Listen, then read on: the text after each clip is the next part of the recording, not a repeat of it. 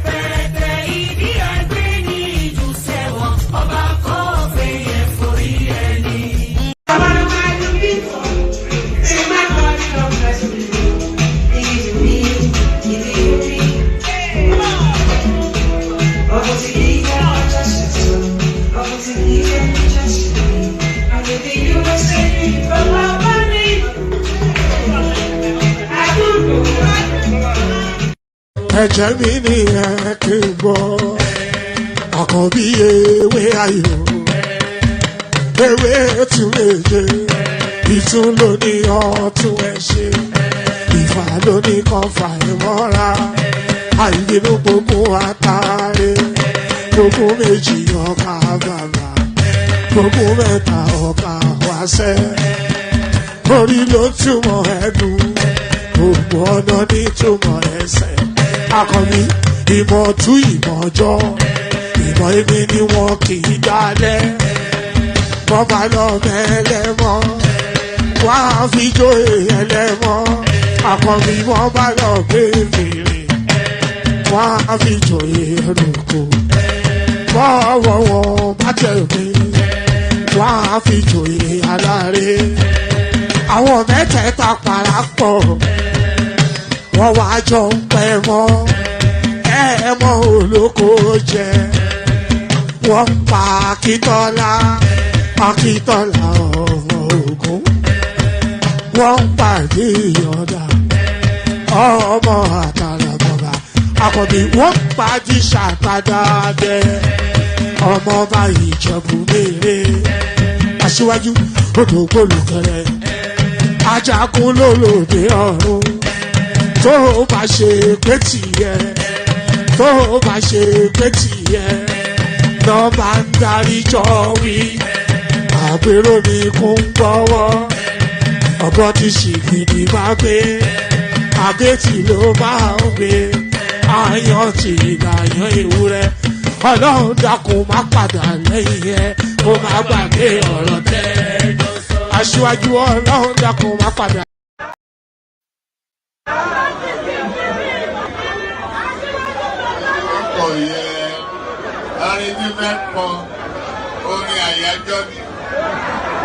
Orin àyájọ́ ni, wọ́n dìde, wọ́n pínlẹ̀ ogun. Oyin tí mo rí ká bá mi wáyé dà, ká ní kó bá mi wá.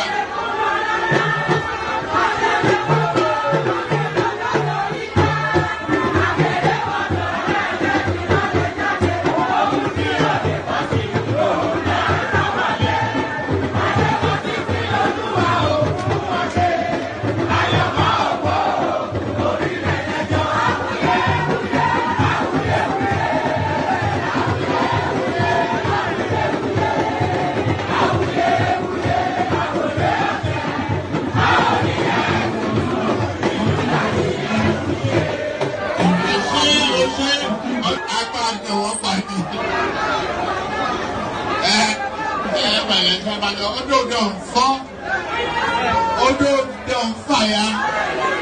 I don't tell you, don't tell. I beg you, no man. Ayandaba, ayandaba, ayandaba, ayandaba. Ayandaba, ayandaba, ayandaba, ayandaba. Ayandaba, ayandaba, ayandaba, ayandaba. Ayandaba, ayandaba, ayandaba, ayandaba. Susu, baby, subramia. Baby, subramia. Suku, sunu, baby, subramia. Suku, sunu, baby, subramia. Suku, sunu, baby, subramia. Ejemo, ejemo, anamana. Ejemeje, ejemo, anamana. Wana mejemo, ejemo, anamu. Karatuba jodiri chukuma, tukutuba jodiri ndemawu. Egu mawego. Karatuba jodiri chukuma, tukutuba jodiri ndemawu. Egu mawego. Obodo jisike nubo seruna. Oyibo. It is a free one. Be free. Ayandaba, ayandaba, ayandaba, ayandaba. Ayandaba, ayandaba, ayandaba, ayandaba. Asuma ayandaba, ayandaba, ayandaba, ayandaba. Wana ayandaba, ayandaba, ayandaba, ayandaba. Susu, baby, subramia. Suku, sunu, baby, subramia. Suku, sunu, baby, subramia. Suku, sunu, baby, subramia. Ladies and gentlemen, sometimes you just have to act like you are drunk, like you are crazy. Confuse your enemies. Confuse them. Oboda say yeah, we mo. Yeah, we mo. Oboda say yeah, we mo. No basa ye ga ponto mo. Iye de gugeme. Okwitara kara mi nguru ma mi ga kuru mu gwo ya baby mo. Abe Maria. Why feeling? Ayandaba, ayandaba, ayandaba, ayandaba. Ayandaba, ayandaba, ayandaba, ayandaba. Asuma ayandaba, ayandaba, ayandaba, ayandaba. Wana ayandaba, ayandaba, ayandaba, ayandaba. Susu, baby, subramia. Suku, sunu, baby, subramia. Suku, sunu, baby, subramia. Suku, sunu, baby, subramia. Since I was born, but now I am getting youth.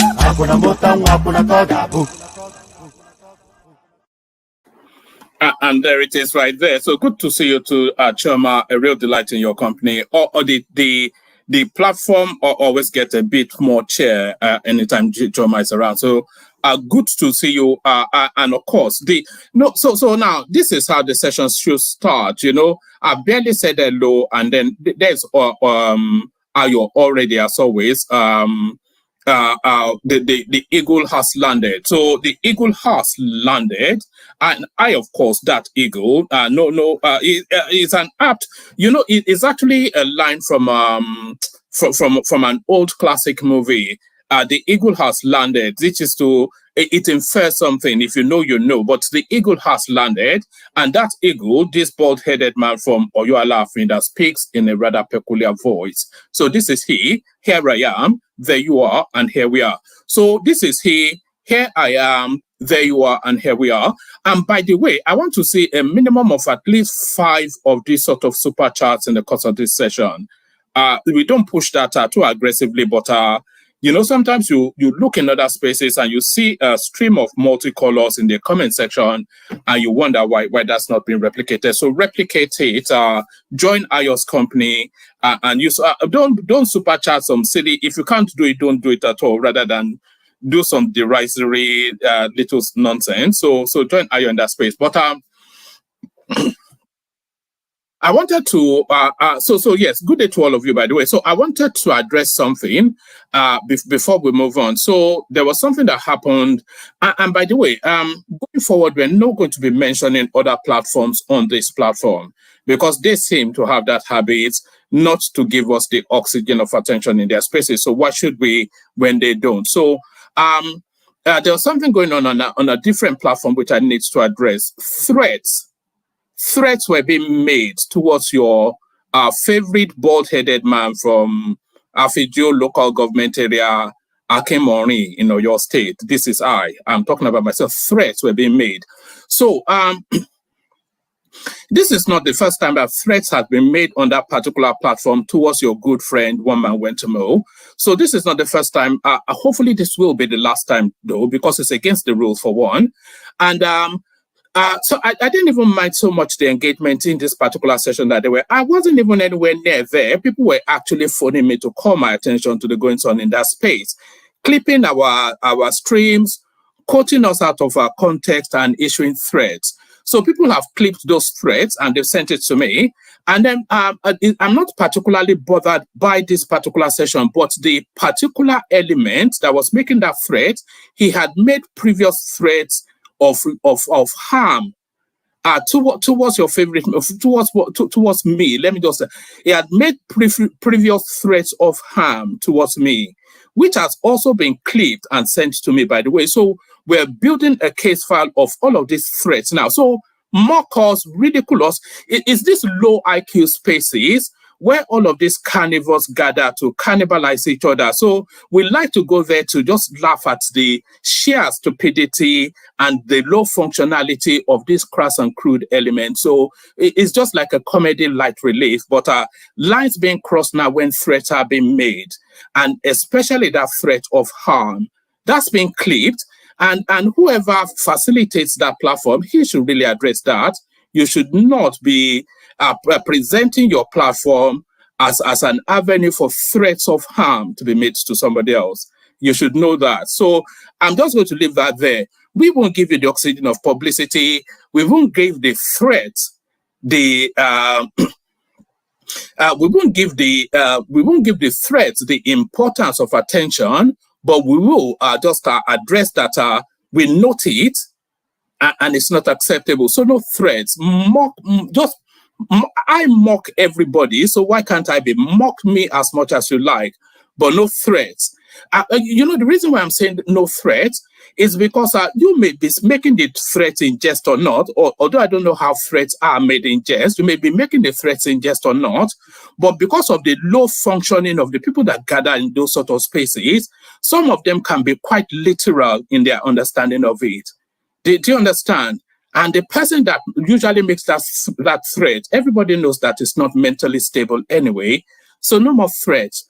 Mock me, ridicule me, call me names. I mock you, I ridicule you, I call you names, but no more threats. They don't do it. That's it. So that settles that.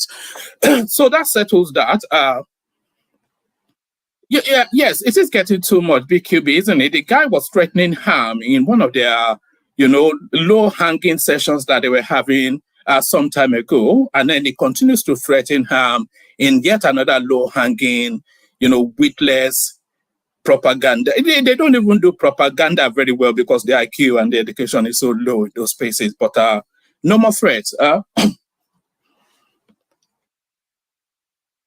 the way, all the threats have been clipped, they are documented, and I've locked them with a third party.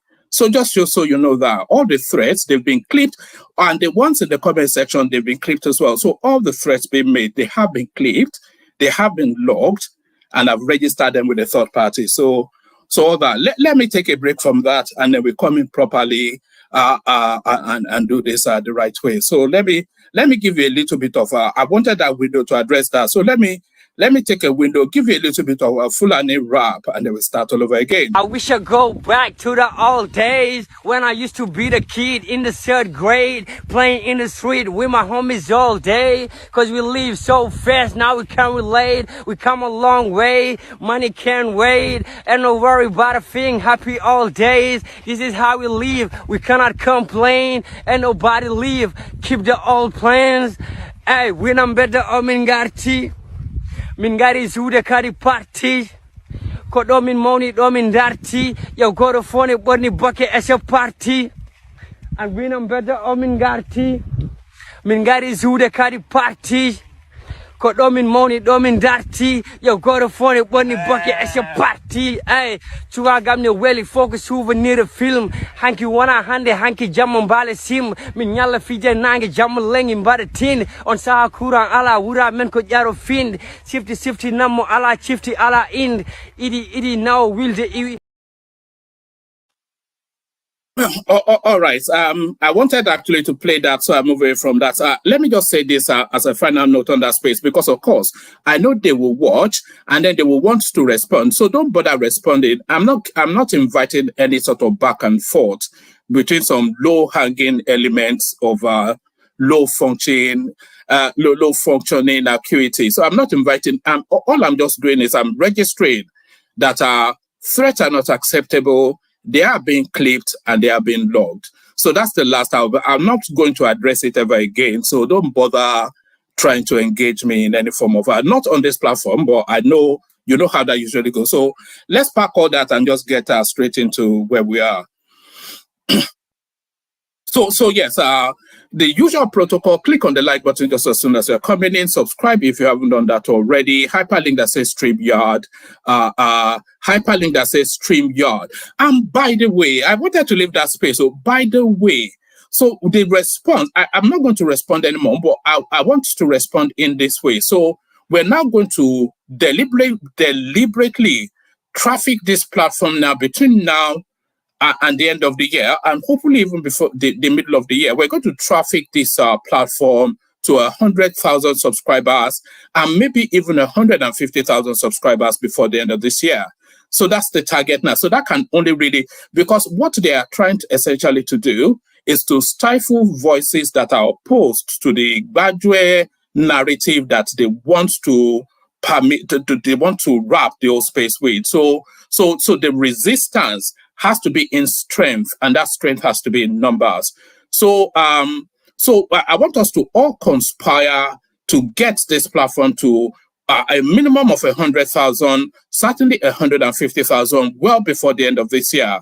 And it's a task that we can all take on. So if you copy the links to the sessions and you put them in your WhatsApp spaces, your Facebook, those groups that you are in. So copy the links, put them, do that as a matter of routine. Just routinely copy the links and put them in your in all of these social media spaces that you go to. Then that way it helps the growth and expands the size of the platform, and it helps us then put up, because there has to be a counter narrative to a lot of the nonsense going on within the social media space.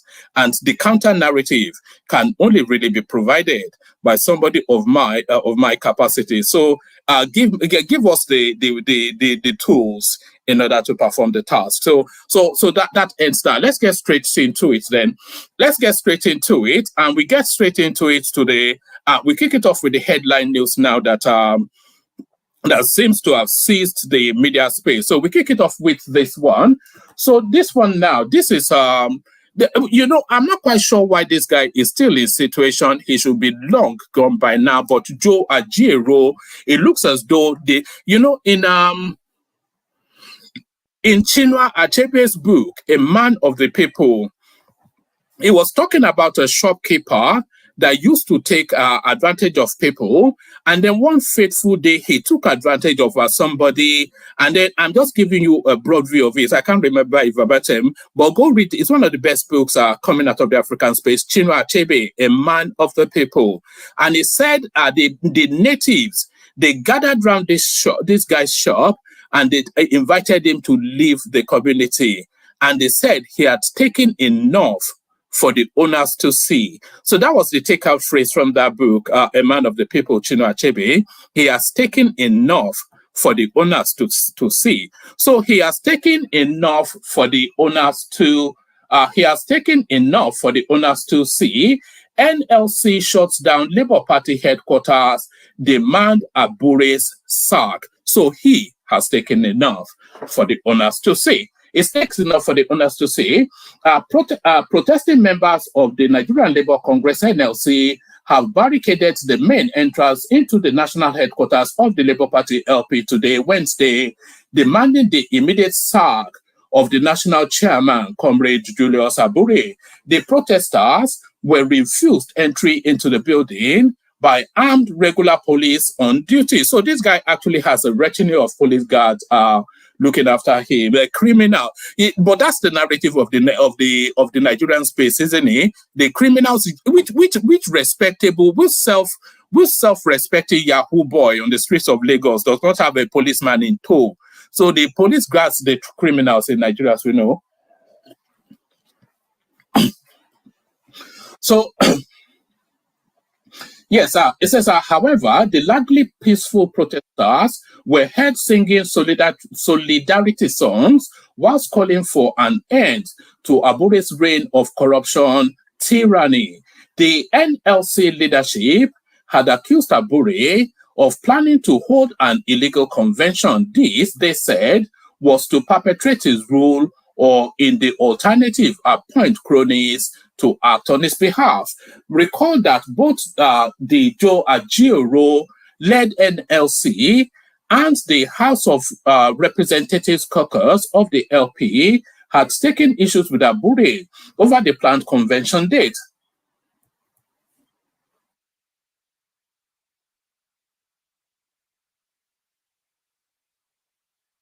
However, organized labor, which constitutes a major power bloc within the party, has demanded that Abure step down. They said it would allow an election independent. They said it would allow an election independent audit into the party's finances. This was sequel to allegations of financial impropriety leveled against him by the erstwhile national treasurer. And by the way, we will try very hard to bring Oluchi Okpara to this platform maybe sometime this week, maybe by Friday. I'll push aside. I'm making no promises, but we have the reach to reach her, but we'll still have the willingness to join us. But we'll certainly try and get her to come on. This was sequel to allegations of financial impropriety leveled against him by erstwhile national chairman. Meanwhile, the Abure-led National Working Committee, NWC, of the Labour Party LP had on Saturday accused Ajiero of being desperate to replace Abure as national chairman. So a lot of these names actually overlap, Ajiero, Abure, and all of this sort of, all of these sort of elements.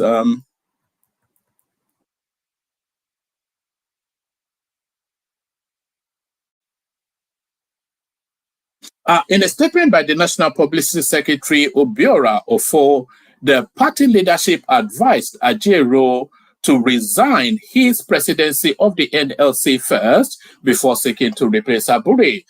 So that's the back and forth there. But essentially, a lot of these things, as much as it should be the case that,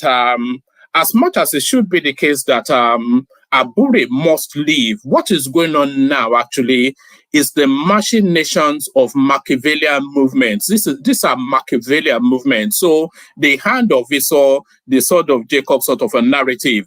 So this is Joe Ajiero smelling blood, wanting to shift Abure out of that position so he can seize hold of it, because, of course, a lot of money are washed that space. So this essentially is political moves, is stabbing in the back. There's no altruism there. There's no greater good being chased by anyone. These are just just a bunch of criminals trying to outdo each other. That's essentially what is going on there. But the time is up though for Julius Abure in that space. His time is up. I cannot see him surviving this. But how does he orchestrate his exit is the main thing. And he will leave, by the way. I think he knows his time is up. But as this article rightly said, he wants to ease himself out, put his cronies in so that he doesn't get probed in the same way that all of the politicians do within the Nigerian space. So they leave State House, put their cronies in so that they don't get probed. So we go on from that to the next one.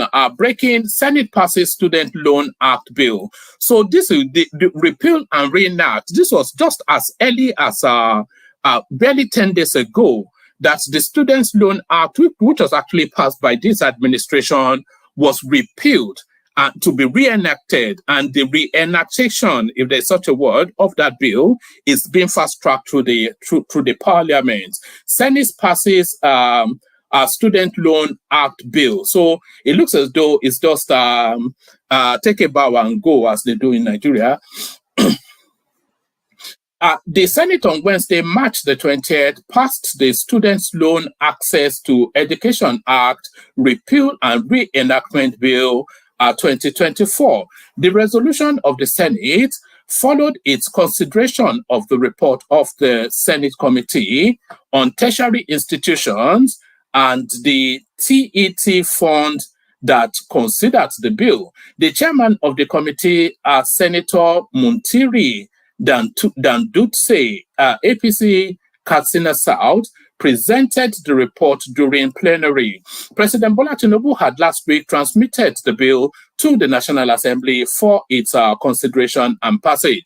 So if they can pass a bill within a week, then you see then that there is function within that space if they really want to function. The Senate had given the bill accelerated hearing by suspending relevant sections of its standing rules and referred the bill to the Committee of the Whole for consideration. So a Committee of the Whole is essentially a full sitting of the Senate, which then just makes a decision, and that decision stands because, of course, everybody then agrees on whatever has been decided. After the debate on the bill, Senate President Godswill Akpabio referred the bill to the Senate Committee on Tertiary Institutions and TET Fund for further legislative work and to report back in 1 week. The bill seeks to provide easy access to higher education for indigent Nigerians through interest-free loans from the Nigerian Education Loan Fund, established in the Act to provide education for all Nigerians. So this is an epic, this is a quantum leap within the Nigerian. This is a paradigm shift. This is essentially Nigeria leapfrogging into the 21st century in terms of how, because if this works in the way that it should work, then it funds education in perpetuity, and with the government not having to do the heavy lifting of our heavy spend.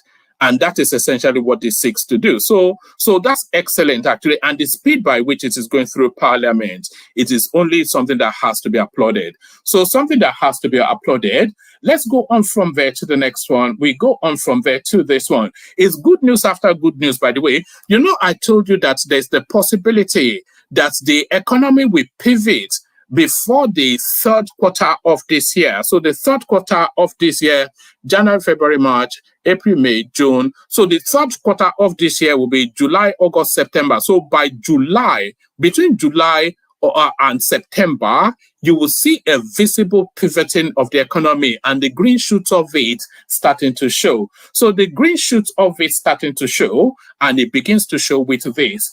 CBN settles all FX backlog as external reserve rises to 34.11 billion. So coming out of the woods within record time, but it's unbelievable just the capacity of the people in government. The Central Bank of Nigeria, CBN, has cleared the $7 billion foreign exchange backlog inherited by Governor Yemi Cardoso. This move fulfills a key pledge on his appointment and signifies I don't actually like, they call this tautology in language, signifies a significance. That doesn't quite, that's not quite grammar. This move fulfills a key pledge on his appointment and signifies a significant step towards restoring confidence in the economy. In a statement on Wednesday, CBN's acting director of corporate communications, Mrs. Hakama Sidi Ali, confirmed settlement of all valid FX backlog claims. The CBN, she said, employed Deloitte Consulting, an independent auditing firm, to meticulously assess the transactions, ensuring that only legitimate claims were honored. Any invalid transactions were referred to the relevant authorities for further investigation. So Emefiele will die in prison. He has to, with the way things are going. The Senate committee have asked him to come and just explain what exactly, the ways and means that Emefiele was signing, he did not recourse to, before you could sign that ways and meals, you have to present it to the board of the bank. It has to be signed off by X amount of deputy governors and approved by the board and then assented by the presidency. But Emefiele was just signing this ways and means as if he was signing a check out of his personal bank account. So that guy is going to rot in jail. I cannot see the way out for him. Let's carry on. Right, let's carry on. Let's pick it up from here. She said, the CBN, she said, employed Deloitte Consulting, an independent auditing firm, to meticulously assess the transactions, ensuring that only legitimate claims are honored. Any invalid transactions were referred to relevant authorities for further investigation, she stated. So it's not even the claims that are being presented, but the claims that were paid under Emefiele. They should also still be audited because, oh God, I'm not sure that we can even recover 10% of what Emefiele. This guy has been stealing for 10 years from the top 30 economies in the world. So how much of it can you even recover? The CBN's commitment to tackling the FX backlog appears to be paying off. External reserves have seen a significant rise, reaching 34.11. This external reserve rising is quite a crucial and an important thing because, of course, when your external reserve is solid, it puts you in a different bracket of borrowing. So you're able to borrow at a more preferential rate, with more blue chip spaces at the top tier of financing. So you don't have to be going around the backwaters, the back alleys of China, panning for yen or whatever it is they spend there. So that's just how that works. So the foreign reserve rising is actually an indicator of health and well-being of the economy. External reserves have seen a significant rise, reaching $34.11 billion as of March the 7th, 2024, the highest level in 8 months. So Buhari stole everything, Tinubu now replenishing. This month-on-month increase is attributable to a noticeable rise in remittance payments from Nigerians abroad and increased foreign investments in local assets, including government debt security. The CBN's action is part of a broader strategy outlined during the last monetary policy meeting. So the last MPC meeting. So there it is, essentially the green shoots of recovery. So the green shoots of recovery. It continues to blossom, and it blossoms then under this next headline. NNPC's public listing is within sight. This is Mele Kyari. A lot of you will recall that this is one of the recommendations that our very own Kulata made to the Nigerian space, and you say they don't listen to us. Here he is. NNPC public listing is within sight. This is Mele Kyari. Mele Kyari, Group Chief Executive Officer of the Nigerian National Petroleum Company Limited, says the public listing of the company is in sight. He spoke on Tuesday during CARA Week conference in Houston, United States, speaking on whether the NNPC will have public shareholders and if the government will give up its shares in the company. Kerry said it is spelled out in the law establishing the company. What happened was that there was a reform process backed by law. It is called the Petroleum Industry Act. And what that did is to provide a pathway to getting this company quoted so that others can buy shares. So I don't have any aspirations that you can, with your $10, whatever it is that you have hanging around the back of your pocket, you can go and buy shares in NNPC.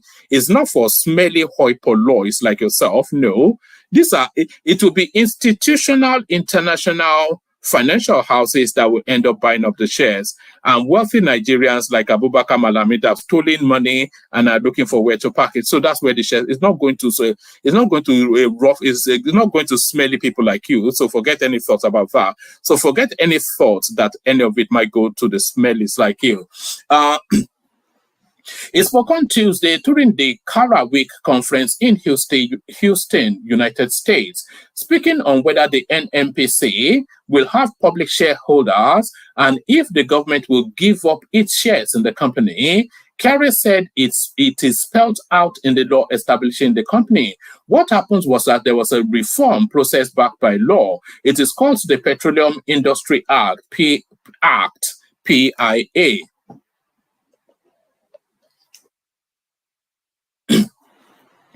And what that did is to provide a pathway to getting this company quoted so that others can buy shares. So it does create the opportunity.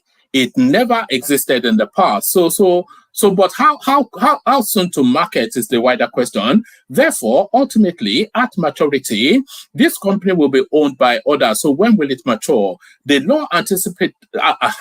So, therefore, ultimately, at maturity, this company will be owned by others. The law anticipates within 3 years of incorporation of the company, you can start the process, but it is within sight. So this is the most crucial bit. So, because whoever ends up owning NNPC, ends up owning NNPC, and by the way, whoever owns NNPC, whoever ends up owning NNPC is largely dependent on whoever happens to be in government when NNPC is about to be owned. So if the ownership of NNPC is within the Tinubu administration, then that tells you who ultimately, and whoever owns NNPC, just forget it. So it's going to be a battle royale to see how those shares are sold. Therefore, ultimately, at maturity, this company, let me. Right. Therefore, ultimately, at maturity, this company will be owned by others. The law anticipates within 3 years of incorporation of the company, you can start the process, but it is within sight. NNPC crucial to Nigeria's reserve management. Speaking further during the conference, Kerry said NNPC is pivotal to Nigeria's resource management and resource funding. Everything that we do in our country has a lot of connection with what happens in the NNPC. And therefore, in the past, this company was a corporation clearly owned by the government, but it was not a commercial company, Kerry said. It does many things typical of past national oil companies, and we needed to move from that situation through a reform process that took us to where we are today, converting to a fully limited liability company. That means it is answerable to its shareholders. I understand today that the shareholders are largely the overall population of the country. It is very understandable. Also, Kerry said through the PIA, NNPC has transitioned into a company that pays taxes and has become profitable. What it did was to create a company that must pay taxes, royalties, and also at the end is able to provide dividends to its shareholders. It is clearly not a money losing business. How can an oil company be a money losing? So it is clearly not a money losing company. He said the NNPC, he said, is not just able to provide dividends to shareholders and create value for its shareholders and partners in a manner that benefits all, but ultimately is a fully accountable company that can migrate to a corporate company. So the totality of all of that is to tell you that NNPC is about to go is going to go public almost certainly within this administration. So going to go public almost certainly within this administration. Workers break into NLC Secretariat in Abuja, demand sack of national chairman. So I think we've gone through that. Let's go into this one. I hope he's not suffering. I hope he's not suffering from narcissistic personality disorder. Fayemi attacks Afe Babalola. So I never even knew that there was anything going on between Fayemi and Afe Babalola, but there it is. This one was just sent in. So we'll read this one. I'm coming into this one blind, by the way. I have no backdrop to this because I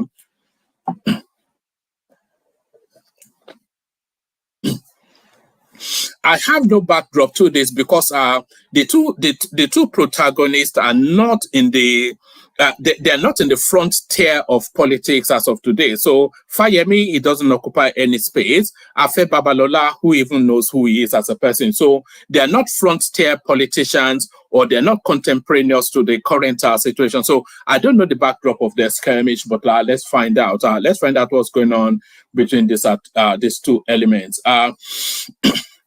I hope he's not suffering from narcissistic personality disorder. Fayemi attacks Afe Babalola. Former Ekiti State Governor Kayode Fayemi has launched a sharp critique against Afe Babalola, a distinguished senior advocate of Nigeria, over his remark on the developmental strides of the previous administrations in Ekiti State. So then that takes us to where we need to be. So there is an internal Ekiti thing because, of course, some of you may recall that Fayemi actually governed Ekiti State at some point. Former Ekiti State Governor Kayode Fayemi has launched a sharp critique against Afe Babalola, a distinguished senior advocate of Nigeria, SAN, over his remarks on the developmental strides of the previous administrations in Ekiti State. At the heart of the dispute, Babalola alleged on Monday that former governors of Ekiti State had strayed from the foundational visions of the state's creators, failing to establish a robust structure for its advancement. And that is a fair comment by Afe Babalola, by the way. And it wasn't especially targeted at Fayemi, of course, but he's the most immediate predecessor in that space, isn't he? So I think it feels somewhat that it was pointed towards him. At the heart of the dispute, Babalola alleged on Monday that former governors of Ekiti State has strayed from the foundational visions of the state's creator, failing to establish a robust structure for its advancement.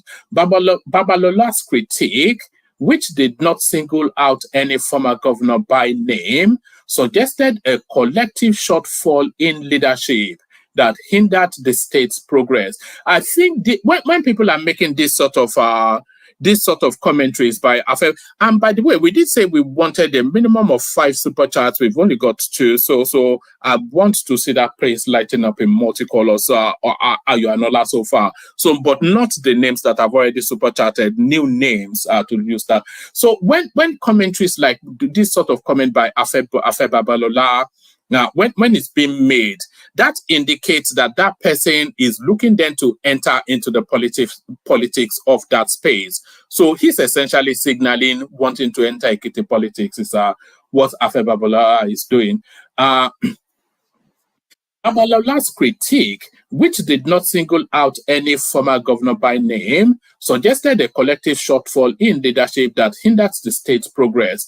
Responding to these allegations, Fayemi, in an interview with correspondents, accused Babalola of having a narcissistic personality disorder, a pointed diagnosis implying that the legal luminary is unable to acknowledge the positive contributions of others. Fayemi defended his tenure arguing that Babalola's assessment was biased and overlooked the achievement of his administration. So what achievement exactly did Fayemi record? And by the way, there's plenty of space in the studio. Anybody wants to come on. You know, of course, how it goes. We do the readouts, and then if nobody is there, then we just bounce. Fayemi defended his tenure, arguing that Babalola's assessment was biased and overlooked the achievement of his administration. He further emphasized that so Babalola, I have to take that back. I felt Babalola may well just be making a concerned citizen's commentary, because he's a 94-year-old man, so I don't think there's any political ambition left there. He further emphasized that the 94-year-old lawyer has consistently been unsupportive of his political endeavors, hinting at a long-standing partisan rift between them. Fayemi said, it is important for people to know this is malicious and not dispassionate or objective assessment. The only thing I brought to public service is my name, and I won't let anyone silence me, and I won't let anyone take my silence as consent. As far as Chief Babalola's opinion is concerned, he never supported me. He supported Segun Oni in 2007 election, but that's fine. He has the right to support anyone. He did not I don't begrudge him for that. Even when I challenged the stolen mandate in 2007, he was Segun Oni's lawyer in court. So, as far as he's concerned, this little David defeated the giant Goliath of Ekiti. Despite that, I embraced him as governor and asked him to chair the airport viability committee, which he was keen on during my first term in office. So anyway, that's the back and forth. I think I tire of that. Let me just move on. Let me send the link in again for it's somewhat always off-putting when the room is not as populated as it should be. So let me send the link in for anybody that wants to hop on. So anybody that wants to hop on. So I think we've already done this. Student loan passes, the Senate passes students loan act. So we've already done that. So we leave that there. So somebody sent this one now for Adanle Koko. So you know what a debutante is? You know what a debutante is? I think they have that culture in America. When somebody, well, yes, I suspect they have that culture in America. When somebody turns the age of 18, they have this grand ball where they dress up in this flowery gown, and then they have a debutante ball. So have that in mind as you watch this next clip. This is the debutante ball of the son of Mini of the midget from Kaduna State. So Mini Miss son announces his entree into the political space. So this is Bello El-Rufai making noise and speaking English. And as usual with you, an educative session. I want to echo what the leader said earlier, Mr. Speaker, and what you added. Perhaps an engagement between the leadership and some state governors, be it at a geopolitical level, sir. Because as you said, our job is to earmark funding, and we do that. But we all know the reality of state assemblies. Only a few state assemblies in this current dispensation and the ones before will actually have these honest conversations with state governors. So despite the fact that there's separation of powers, perhaps not as a house as a whole, but you, the speaker, and the leadership could engage the state governors, because Nigerians out there, Mr. Speaker, look at us and blame us for an educational crisis at the primary level. That is not really our jurisdiction. Constitutionally, every member does his best, be it NECO fees, WAEC fees. Mr. Speaker, in Kaduna State, my father, when he was governor, as you recall, tried to test primary 4 teachers that failed exams. And it was a scandal, and he was, as usual, attacked by many, commended by many, like you. My current leader, the governor of the state, as my elder brother from Anambra said, the state, Kaduna State currently has what you call educational marshals. Mr. Speaker, their job is to go out, find out of school children loitering, and actually drag them to school. There's also the cultural dynamic, and I'm ashamed to say it's more prevalent in maybe the Northwest in particular, by every indices, where children are out of school. Some parents would rather encourage the children to go and trade. And I agree with Leader, it is a crime against the state, because a child, when it comes to education, is actually the product of the state, not the family. So, Mr. Speaker, please, the governors are key in this. So after we pass the budget, I'm thinking strategically here as a leadership, I think it will be wise, to engage the Northern Governors Forum, and you speak to them and tell them the honest truth of what happens after we pass the budget. It is pointless. Honorable Clement made a point, even if we dedicate our constituency or zonal intervention by 50%, which I have an issue with, because the problems of education in my state might not be as bad as in Lagos State. So it's not a one-cap-fits-all here. But finally, Mr. Speaker, I stand with Honorable Akala.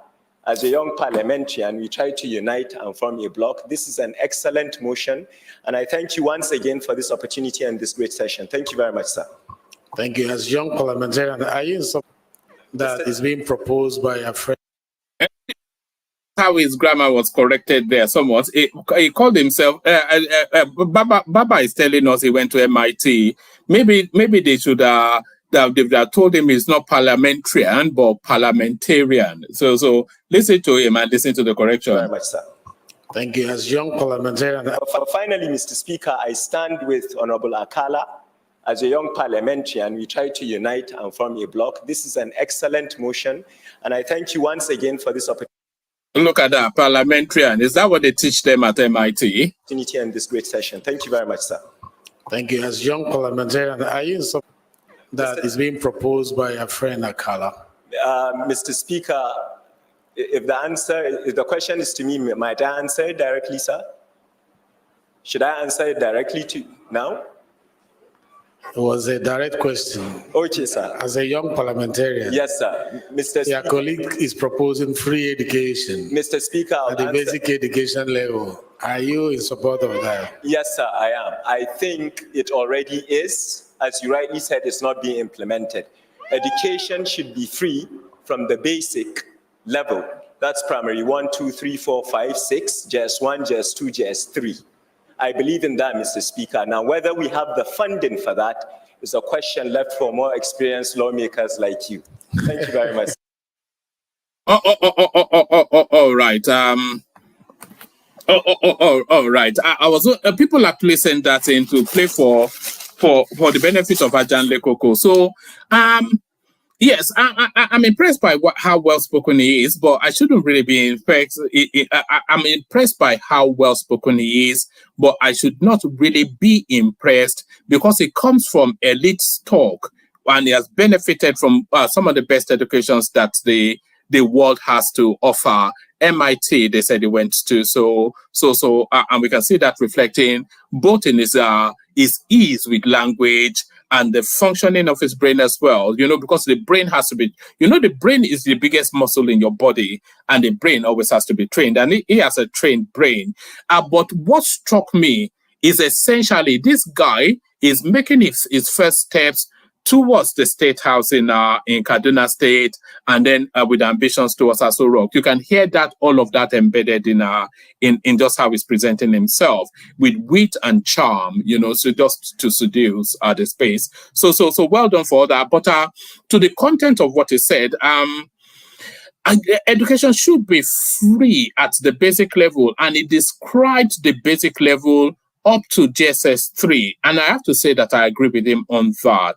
So education should be free. It's an investment that necessarily has to be made if we are pretending to want to be anything called a nation. It's an investment that necessarily has to be made because if you are educated to JSS 3 level, then you have all of the functions of education. You are able to read, you are able to write, and you are able to do sums, and maybe you are even taught a bit of logical lateral thinking as well. So those 4 spaces really equips you for life. So they equip you for life at a very at a level of not being taken full advantage of. Because then you are no longer an ignorant person. If you are able to read, if you are able to write, if you are able to do sums, and if you understand how to have lateral thoughts and logical thoughts, if you are trained in those 4 areas, then you are capacitated and equipped for life. So that constitutes, he defines that as a basic education, and I have to say that I concur. So that is Omodadi showing us what Nigeria's money did at MIT. So that's Omodadi showing us what Nigeria's money did at MIT. Let's go on from there to the next one. So now it says the federal government has reportedly listed Kaduna-based publisher to call Mamu and 14 others as terrorism financiers. So this is a narrative of let's see, does this take me to anywhere that I can read? Oh, okay, yeah. Yes. So this is the narrative of now, because we've always wondered who is behind this thing. It's not so much, it's not all these dirty looking elements that carry AK-47 that are the terrorists. It's the people that facilitate them with those AK-47s that are the real terrorists. So let's see what this has to offer us. Just maybe a couple more readouts and then we're done, and then we'll bring on the panelists and then the show commences. The session commences. I don't like the word show. I'm not a showman. I'm not Liberace. And I'm not Wesley Snipes. I'm just a bald-headed man from Oyo Alaafin. Federal government reportedly lists 15 persons, BDCs, as terrorism financiers. The federal government has reportedly listed Kaduna-based publisher to call Mamu and 14 others as terrorism financiers. The Nigerian Financial Intelligence Unit reportedly listed the identity of the 15 entities, including 9 individuals, 6 bureau de change operators, and firms, according to correspondents. The correspondent said NFIU documents shows that the Nigeria Sanction Committee met on March the 18th, 2024, and specific individuals and entities were recommended for sanctions following their involvement in terrorism financing. So I don't actually understand what sanction means. Somebody is are you finding them to go and pay money, or are you launching AK-47 and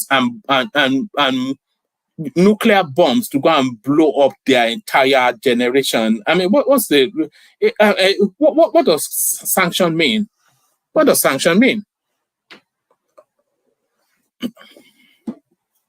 Oh, okay. Right. Correspondent said NFIU document shows that the Nigeria Sanction Committee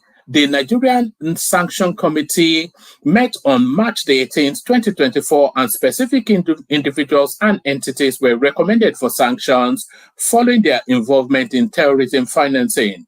The Honorable Attorney General of the Federation, with the approval of the President, has thereupon designated the following individuals and entities to be listed on the Nigeria sanction list. So is it a sanction list that these people should be listed on, or a want? If they've done the investigation to identify that these people are sponsors of terrorism, what does sanction even mean?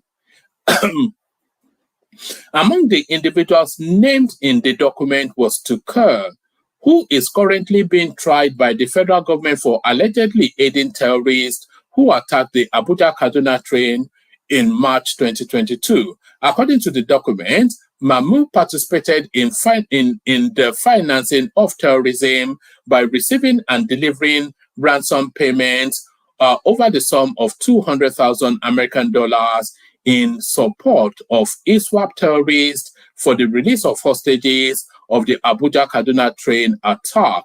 The document said one of the individuals is the suspected attacker of the St. Francis Catholic Church or Ondo State. Right. The document said one of the individuals is the suspected attacker of the St. Francis Catholic Church or Ondo State on June the 5th, 2022, and the Kuje Correctional Center, Abuja, on July the 5th, 2022. Another was described as a member of the terrorist group Ansar Muslimina, something or the other. The group is associated with Al-Qaeda in the Islamic Maghreb. Another was identified as a senior commander. So essentially 15 characters. So why are they not being arrested? So that's that. So two more, and then we start to CBN clears remaining valid FX backlog as external reserve rises by $993 million. So we've done that. So let's land it on this one. Naira strengthens to 1,400 to the dollar, much to the chagrin of the obedience, by the way, because they want the naira to collapse, of course. But like I said, the green shoots of a bounce back is what we're saying now. The green shoots of a bounce back. Naira strengthens to 1,400 to the dollar on the parallel market, and the parallel market is probably the best gauge of the strength of the naira. Willing buyer, willing seller. So let's just see what this offers. Parallel market operators are quoting a buy price of 1,400 naira to the dollar for holders of dollars looking to sell, marking a significant strengthening on the naira. Checks by Nairametrics indicate the exchange rate has been gaining lately. As you know that the exchange rate. So Chioma, why are you blocking AB for 24 hours? Anyway, Chioma is in charge of the comment section, by the way. So you just have to align yourself to whatever she's telling you to do, because she's in charge of that place. Right, let me just speed through this.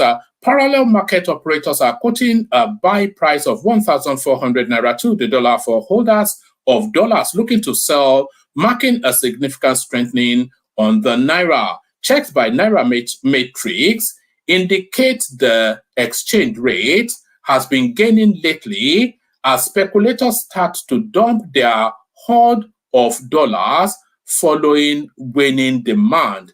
Multiple sources who operate in the parallel market revealed that the naira has risen from 1,600, which it closed yesterday, to 1,500 if they are to sell to you. However, they buy at 1,000, so they're selling for 1,500 and buying at 1,400, allowing them a margin of 100 naira. A trader by the name Musa. So why do the Northerners dominate that dollar space is the thing? A trader by the name Musa, who spoke with Nairametrics, expressed happiness with the development, stating that a stronger naira was also good for their business. So how is that? I wonder how they actually measure their business. Meanwhile, the exchange rate on the official market fell to 1,560. So this is what people have been looking to see for a good while now. So that convergence then between the parallel market, which we call the black market, and the official market, which we call the CBN rate. So as you can see there, the only chasm there is about 40 naira. So it's 1,000. Is 1,000? Is it cheaper on the parallel market? Anyway, the chasm is 40 naira. So there's no real room for arbitrage. You have to do a lot of spending in order to be able to make money from the margins. The exchange rate on the official market fell to 1,560 on Tuesday, the strongest the naira has traded since the 4th of March, when it closed at 1,534. Right. The CBN yesterday announced the date for its next monetary policy meeting, which it would deliberate whether to hold MPR or continue the hike. At its last meeting, the Apex Bank went bullish on interest rates, raising MPR, whatever that means, by 400 basis to 22.75, the highest single increase on record. So that's essentially what that tells us. So that's essentially what. So I think we've got sufficient enough of our readouts. We've got sufficient enough of our spaces to hold conversations round. So we play the Kegite music, bring on the people assembled, and we kick off the conversation.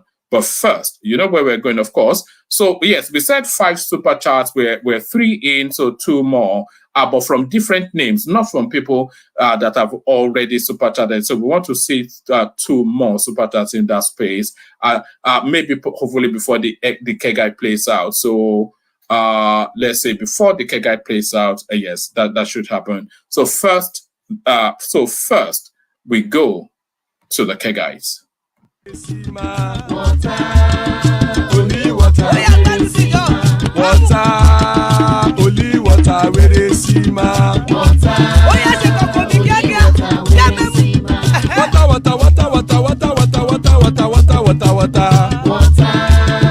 only water, where they see ma. Hapa o naido.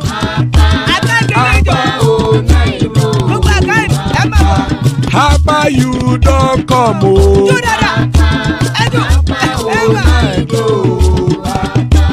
Hapa o naido.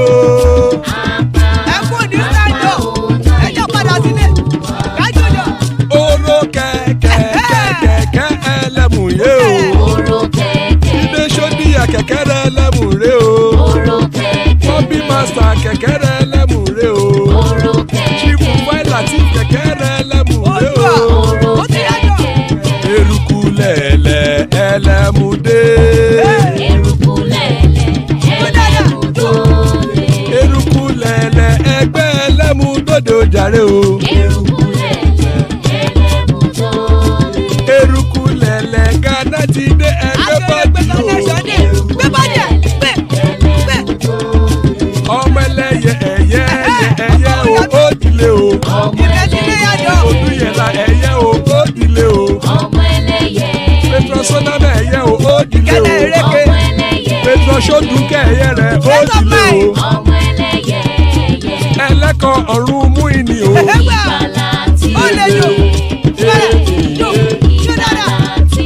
Àkùkọ ọ̀run mẹ́kọ̀.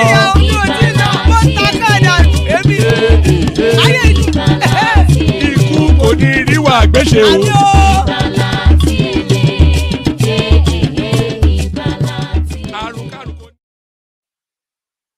And there it is right there. Akoko Onumeiko, the cockroach of the heavens don't crow yet. Iku Koniriwa Gweshe, may death have nothing to do with us. So amen to that on behalf of myself and you, my friends. So amen to that on behalf of myself and you, my friends. So joining us, Charles are next. So always a delight when Charles is around. Hopefully not falling asleep yet. That's so progressive right there. A real delight. Father of the bride, Ajanle Koko, or your favorite voice and mine, Patoski, almost certain to be in a car somewhere, a very busy Bishop in the house. So that's the assembled panel so far. If you want to join us, hop like a bunny and join. So that's Olatumbosun right there, hearkening to the call that we want a minimum of 5 super charts. So we're 1 away from that target. So well done, Bosun. So well done, Bosun. So good to have you, gentlemen. Let's kick off the conversation. Let's start it off with Patoski. If it's not driving, we start it off with Patoski. If it's driving, we start it off with Adani Koko. Patoski. Yeah, I'm here, but maybe Adaliko should go first. My goodness, man. Dinner. It's 6 now here. Kilonje. I'm taking Gary now. Gary Atepa. Something like that. Do you what are you using, water or milk? Are you a milkman or a what? Gary. Gary. Milk and turkey. Milk and turkey, yes. Check power Gary. No, Because no, no. no, kò tí pé díẹ̀. Àtẹ̀jásáwá ló fi ń jẹ́ ni. Look at that. Olówó ló máa kú re. George Asawa would have been the best, so maybe Ajani could go first.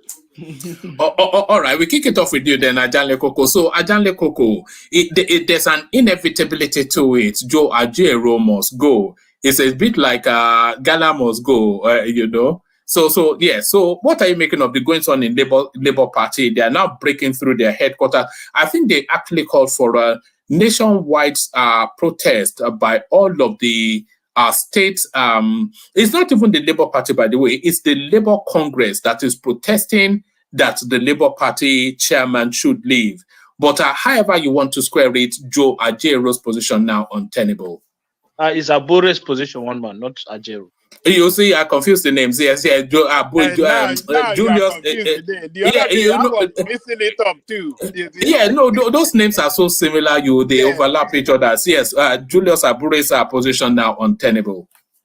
Yeah, thank you, one man. Greetings to our listeners around the world. Click on the like button, share and subscribe if you haven't done so.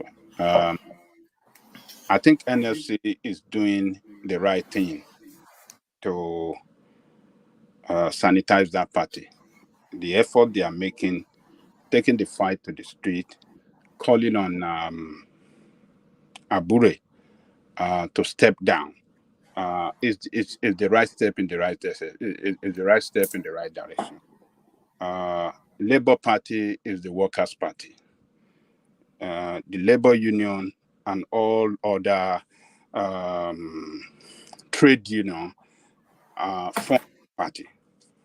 So, and that party to be ravaged with corrupt practices by Abure and his team is not showing a good image of workers' party. So, and for the workers to now say enough is enough, Abure must come down, I think is the right step in the right direction. So it is I think this is the last chance for him. The workers own that party. It looked to me that Abure has reached the end of the road. It has reached how do we call that road in America here? A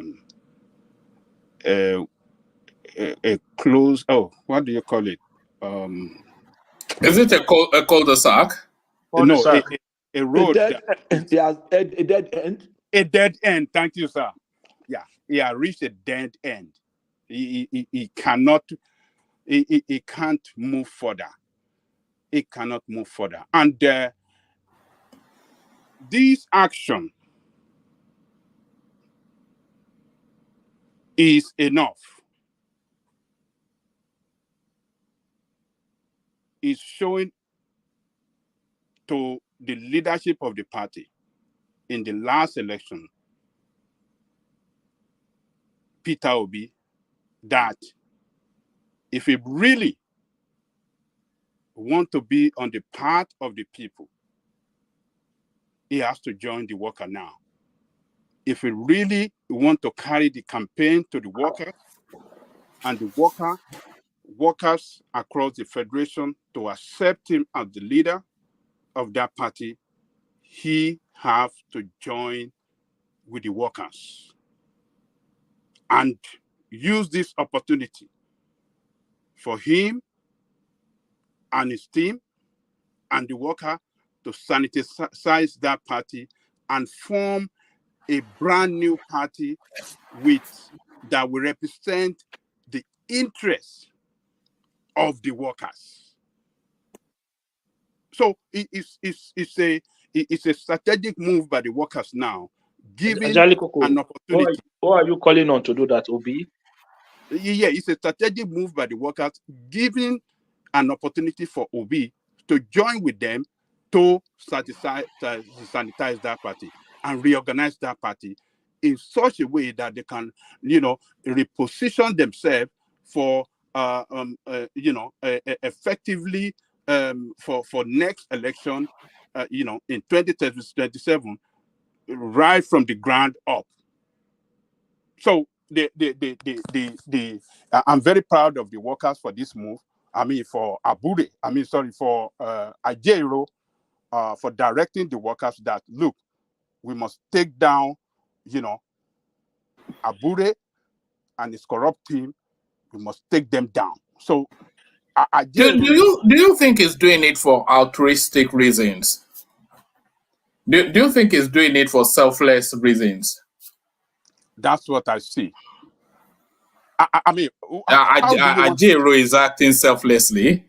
This is the guy that went to Imo State to go and promote himself. He wanted to shut the state down on the eve of an election. It's not anybody that you should commend or recommend. It's a hooligan.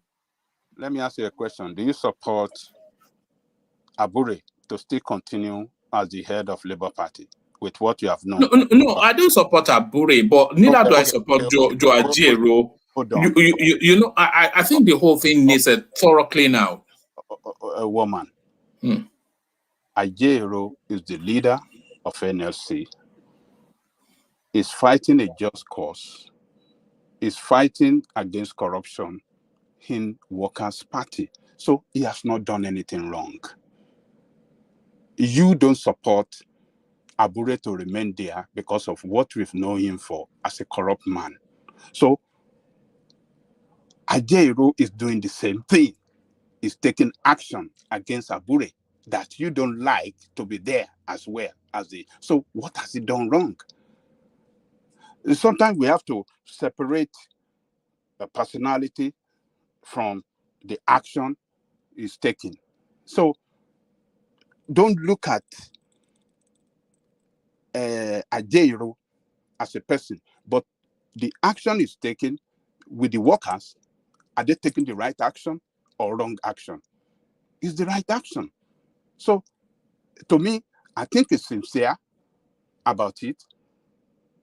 And people that believe in Labour Party must support him on the way forward to bring down Abure. They must support him to bring down Abure. Abure cannot continue to, be in charge of that party. And Obi now haven't seen the worker standing up against corruption in that party. If Obi is really a man that is not corrupt, he must join the workers because the workers represent Nigerian people. He must join them. Yeah, but has he not been supporting Abure all this? Why do you think why do you think Obi is better than Abure in any form or in any way? He's been supporting Abure. I'm just calling on him to show to me. You know that capacity. Jande Koko, this is yet another opportunity for a leadership window for Peter Obi. He's missed during the course of that election, along with Atiku, they missed opportunities to demonstrate leadership. Yet another opportunity. Hope he doesn't muck it up this time around. One man, I hope he doesn't muck it up, as you just said. Obi should be able to get it right when it is time to stand up as a leader. It must demonstrate that leadership. It is when you demonstrate your leadership quality at the right time. The leadership quality in you is when you demonstrate it at the right time that people will accept you as a leader, and people can believe in you, and people can back you, or in achieving whatever you are trying to pursue, your political ambition. But when you don't stand up, when you don't act at the appropriate time, when people are looking forward to you to act, then you will send, a signal. You will how do I describe it? You will demoralize people. Your action will send a kind of a signal that will demoralize people. You will signal to people that you are not a reliable leader. So it is a window of opportunity for him to stand up, join the workers, get Abure down, get that party reorganized, get it well prepared for the next election. Let us have the right people in the right position and show to the workers that look. Ajale Koko, if Peter Obi had won that election, then Julius Abure, the Abdullahi Ganduje of Nigeria now, imagine that. It will just move into the same. Well, I don't think maybe he won the presidency of the Rotary Club in Oka, but not the Nigerian presidency. But Abure will be, it will be taking a convoy of trailers to Central Bank now, just saying, just pack everything. It will make Emefiele look like a saint. That guy is a complete. It's completely corrupt. It's unbelievable. It's unbelievable. I mean, I don't know that nobody should stand up to defend this guy Abure, because from every angle, accusation of corruption is pointed against him. But now that the workers are standing up, I think that is the end of the road for him. And that is enough to say, look, if he's an honorable man, he should step down. It is a time for him to step down, to say, look, workers own this party. Workers doesn't want me anymore. There's nothing. Because what are you going to be directing? You are called yourself Labour Party, chairman of Labour Party. Why workers are saying they don't want you? Why do you want to remain there? Who do you want to represent? The backbone of the party are kicking against you.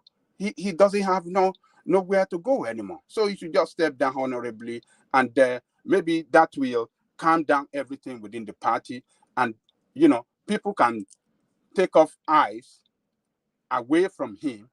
But I know one person that will not take off his eyes away from him. Our brother, what is his name? From the Egba land. The man that was brought here that we interviewed. Arabambi is ready with a lot of documents, It is already slaughtering him on Arise, according to the people in the comment section. So it is. If you want to act honorably, I think you should step down, and Obi as well should just work in fighting this, bringing Abure down. And it's quite curious, Ajale Koko, for all of his love of tweeting, that Peter Obi has not taken a firm position on what is going on. He has a firm opinion on everything else, but he's not taking a firm position on what's going on in his own party. He's more worried about somebody that has to buy bread for 5 naira instead of 3 kobo. Look, yes, I think Abure played an important role for him to secure that ticket. I think that is what is responsible for his silence. He doesn't want to,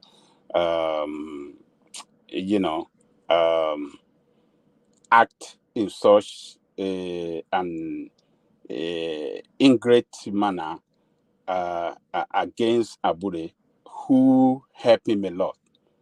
Who, if Abure did not give him that ticket, Obi would have been what he is today politically. So Abure, use the back door, and did a lot of things, among which might be maybe falsification of document to guarantee that ticket which Obi run. So that might be what is responsible. So Obi doesn't be show that it's an ingrate, and that's why it just came in a low. But at this point, it cannot continue to remain silent or lay back since the workers that own the party are saying they don't want Abure anymore. It should be able to intervene. They should know from him where he stands. Is he standing on the side of a corrupt man, a thief, a corrupt, a man that has, ridiculed the image of Labour Party, or does he want to stand with the people, the workers that own the party? So Obi should decide where he stands. He should decide where he want to be on the way forward. So that's where I see it. All right, brilliant. Ajale Koko, I'll take you to one more space and then I'll move the conversation around quickly. I want everybody to come in just as quickly as I can get to them.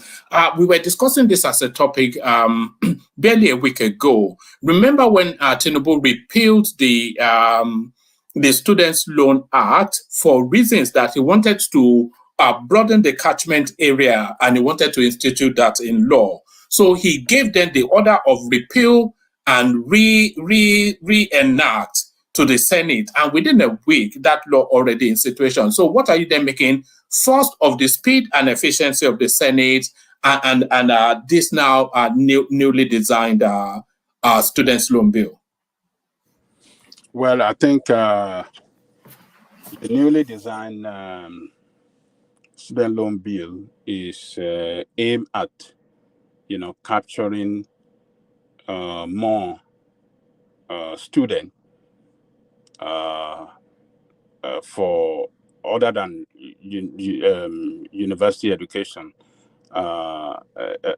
It's aimed at, expanding the student loan to the benefit of those that want to go to technical colleges and other colleges different from tertiary institution, maybe technical school and other,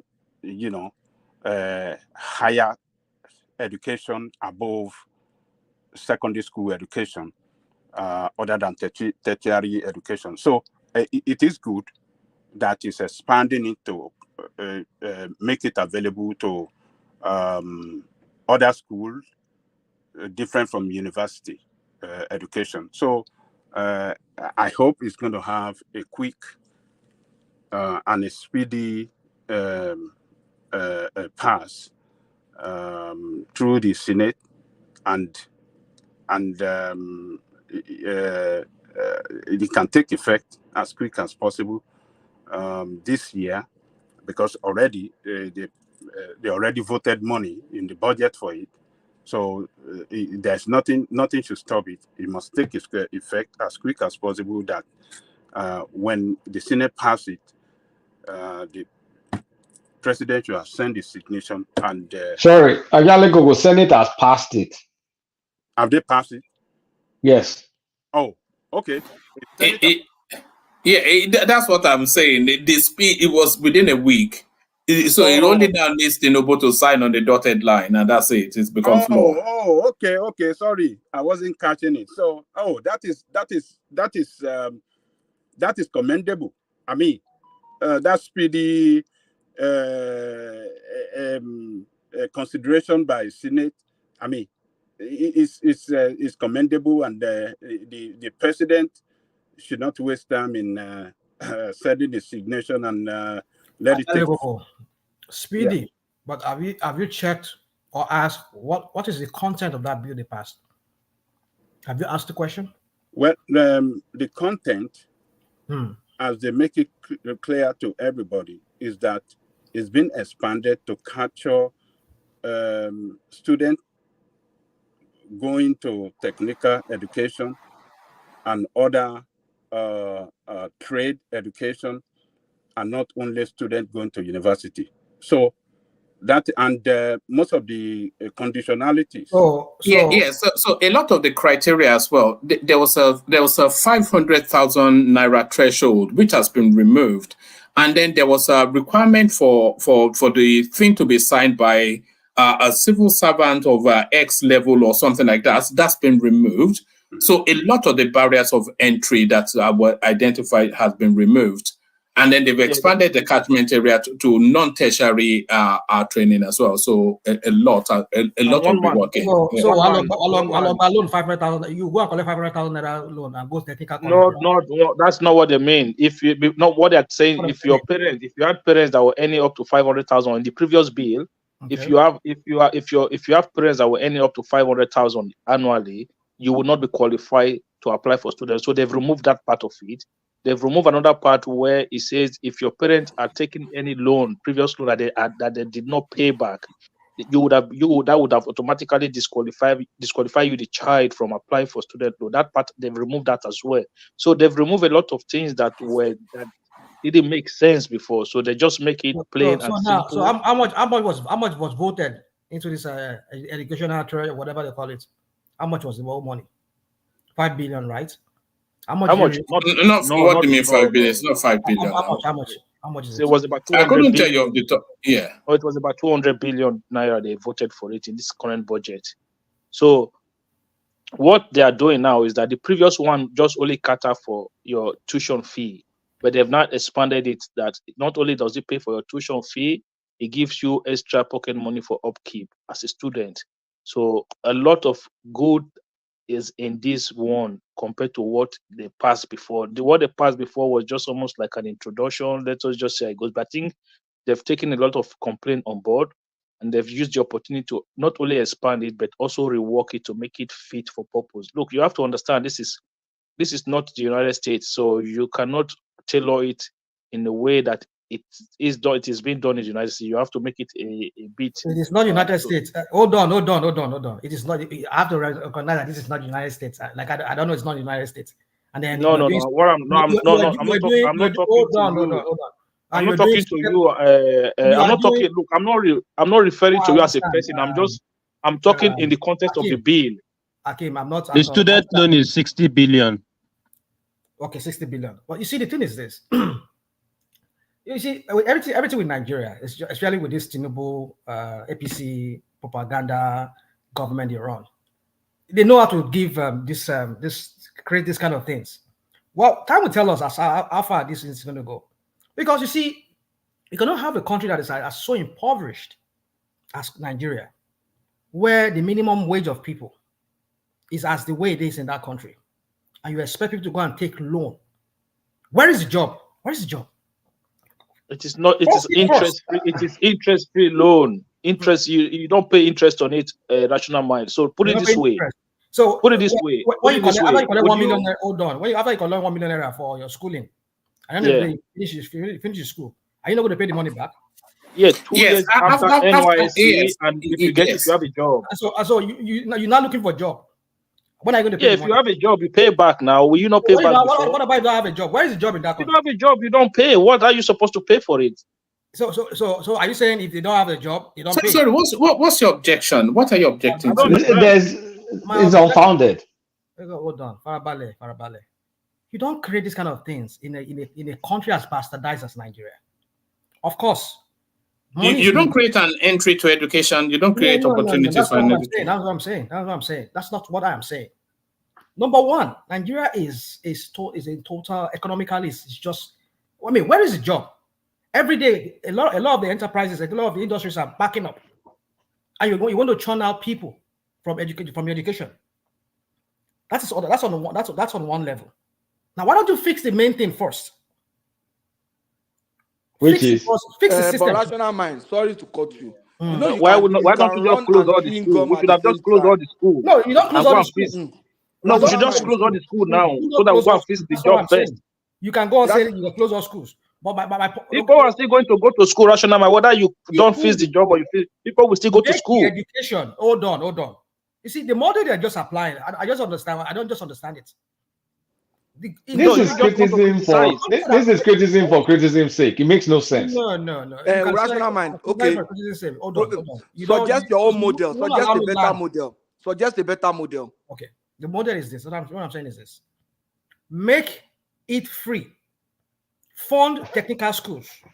Create more. If you have to create them, equip them with good instructors, and then fund those schools up to technical colleges where people can learn. They can learn like things like we call handwork in Nigeria, where you can learn, say, electrical, plumbing, carpentry. Train them, make it free for everybody. And they themselves can be employers of labor by that trade. You said what? You said what? They can be employers of labor by learning those kind of artistic I'm trades. saying, make it free. If you want to go to higher institution, then you can go and borrow money. It's up to you. But at least set the people to the point whereby they will be useful in the society. They'll be able to jumpstart the economy. That's what you should do. All these approach that they're just applying just to create the facade that, oh, we are trying to help. You see, woman, I don't know. Wait, I wish you so guys. how are you going to fund it? Because make history is just an empty statement. Well, you can say it's empty statement. No. Let's assume we can hold on. I have cousins who went to technical schools while I was growing up, way back in the 70s. Yeah, and they got this education free. So are we in the 70s? Hold on, Farabale. A lot of them were. That's 50 years ago. Rational mind. If you were born mid 70s, you are 50 years old. Colata, rational mind don't know what he wants to say. A lot of them. Hold on. A lot of them were working for Volkswagen when we have Volkswagen in. Where's the Volkswagen now? Oh, Farabale. I mean, make relevant examples now. This is not about Farabale. You're talking about the 70s. We are born in the 70s. We know how old we are. And you're now saying... But then, it was useful for them back then. It led to the economy we had back then. Let me play you. Dude. We're not in the 70s. That's not even... Would you people allow me to speak, Ali, without even interrupting me? Yeah, go on. Tell us everything. No, I'm not going to tell you everything. What I'm saying to you is this: is that any serious country that really wants to see the economy to really flourish, to really start at least, moving forward, you need to invest in your people. But when you set a kind of standard whereby people have to go and borrow money to go to school, I don't know what that kind of I don't know how you're going to encourage people to start the economy that way. Set people on that path first. What they need, the minimum they need first, which is some kind of skill that they will need. They can start small pops and mom businesses like carpentry, plumbing. There are other fields. I can't just name all of them here. Let them go to those schools. Equip those schools. Use the money to equip those schools. And if you need to start new schools from there, start new technical schools. Let them go in there and go and learn mechanics and all of those kind of electrical. Okay, let me answer that question. The Minister of IT, hold on. The Minister of IT is providing some free... The Minister of IT. Wait, isn't it the same government? They are providing some free training for people. Free training. How about that? What free training? I mean, training to use it where? To use the training where? How many people are you use it to get a job now. Use it to code. Hold on. Rational mind, can I speak with you now? You guys, enemies of progress. Rational mind, can I speak with you? Okay, please go on, please. Okay, thank you very much. Technical school. Okay, so in most cases, in many of these cases, technical school are almost at secondary school level. So when we were growing up, I had friends who were going to technical schools. It was not even a federal government school. It was almost at secondary school level. So when these guys finished, they were doing electrical work, they were doing carpentry. It doesn't have most of this technical education that you're talking about. They already exist at state level, and they've to large extent they are free education. So are you saying that if you are referring to polytechnics, right, or Federal University of Technology, which is also a university, I don't understand when you say technical school, at what level are you talking about technical educations or vocational education? At what level? Okay, let me say this to you. Recently, U.S. Department of Labor voted $160 million for technical education within here in the United States. And how did they do it? There are some they call them union, they call them local whatever, they could local 31, they could go whatever. And these different unions, they have apprenticeship programs They are getting funding from the United States Department of Labor. Well, that's different. You see, you people don't allow me. You just want to talk. Let me talk. All right. So sorry. Let him talk and make that point, and then I want to be a bit rigid with the order. So make that point, and then we'll carry on. Yeah. You see, just my point is this: you will go and ask for that funding from the U.S. Department of Labor. You say, okay, we look at chapter 33. We are into plumbing. We have a union here whereby we want to train. Because in this city, we found out that we need a shortage of plumbers. They'll give them the money. They have classrooms. You will go there if you just fresh out of high school. You want to go into trade. These guys make money. Plumbers and electricians, they make money. It is free. You just go there and enroll yourself because they need them to kick them to make the economy flourish. Because the more homes people are building, the more people are working. People get money to spend. That's how you kickstart the economy. You don't need to go and borrow more money to go to that technical colleges or those apprenticeship program. You don't need it. That's what they should be doing. You will now carry money and just create an illusion. How much taxes have you paid into Nigeria? One man, move us on, Joe. You people just like to you people just like to solve problem in a backward way. Yes. When you do not want to accept that you're wrong. Ajanle, back to you. Let's get back to Ajanle. Ajanle, back to you. Yes, I think you see, we should try listening to each other. What rational mind is saying, we should not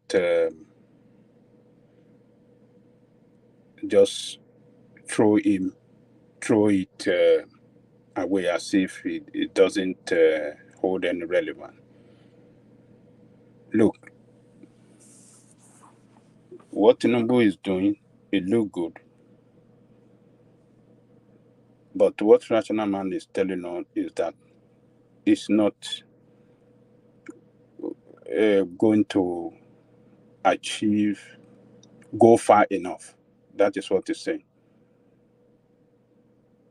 It's a good step, but it's not going to go far enough to get us to where we should be.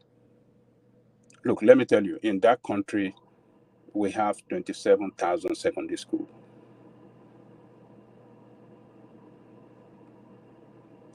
With 13 million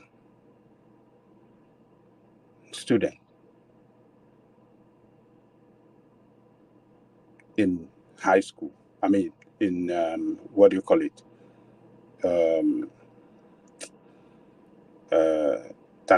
30 million at graduating secondary school. Yeah, 30 million. How many students apply for university through JAM? Maybe 1.8. How many were given admission? 600,000 out of 30 million. So where are the rest out of 30 million that graduated? Yeah. Sorry, but your arithmetic is very false. It's not all that how many of those 30 million are actually in their final year, last year, that is graduating year. When you are getting 30 million, 30 million is passing out of secondary school and looking for placement in the university. I don't know how that arithmetic does not add up. Well, my point is that. Sorry, Ajani Oku. I just give my bishop information that will help. You see, if Ajani Oku say 30 million are in school, so we are expecting that we have about 5 million in SS3. So out of 5 million, only 1.8 million are writing JAMB. I think that's the point he's trying to make. You know, if you have 6 classes in secondary school, you have 30 million. That's average of 5 million per class. So we should expect that about 5 million students will be writing JAMB. Now 1.8 million are writing JAMB. So it doesn't really make sense. That's what Ajaliko is saying. Is it too low? Is it too low or too high? It's too low. It's too low. Then 5 million are finishing. That's what we assume. So that's what I'm saying is he was saying 30 million. As if the No. addition to He didn't say 30 million at graduate. He said we have 30 million in secondary. He did not. That's what I'm saying now. But you are just reading the meaning to it. That's not what he implied. I was also listening to him, and that's the implication to me. That he said, 30 million in secondary school. I did the maths in my head, and I said, okay, 5 million. I don't know what you're talking about. I had Ajay propose using 30 million as the record. Out of 30 million, only 1.8 million starts for JAM. And I just put the record that 30 million are not be passing out here. So if we are connected with our move on, so you telling me that was not what he implied. That was what he said. And that was what I had.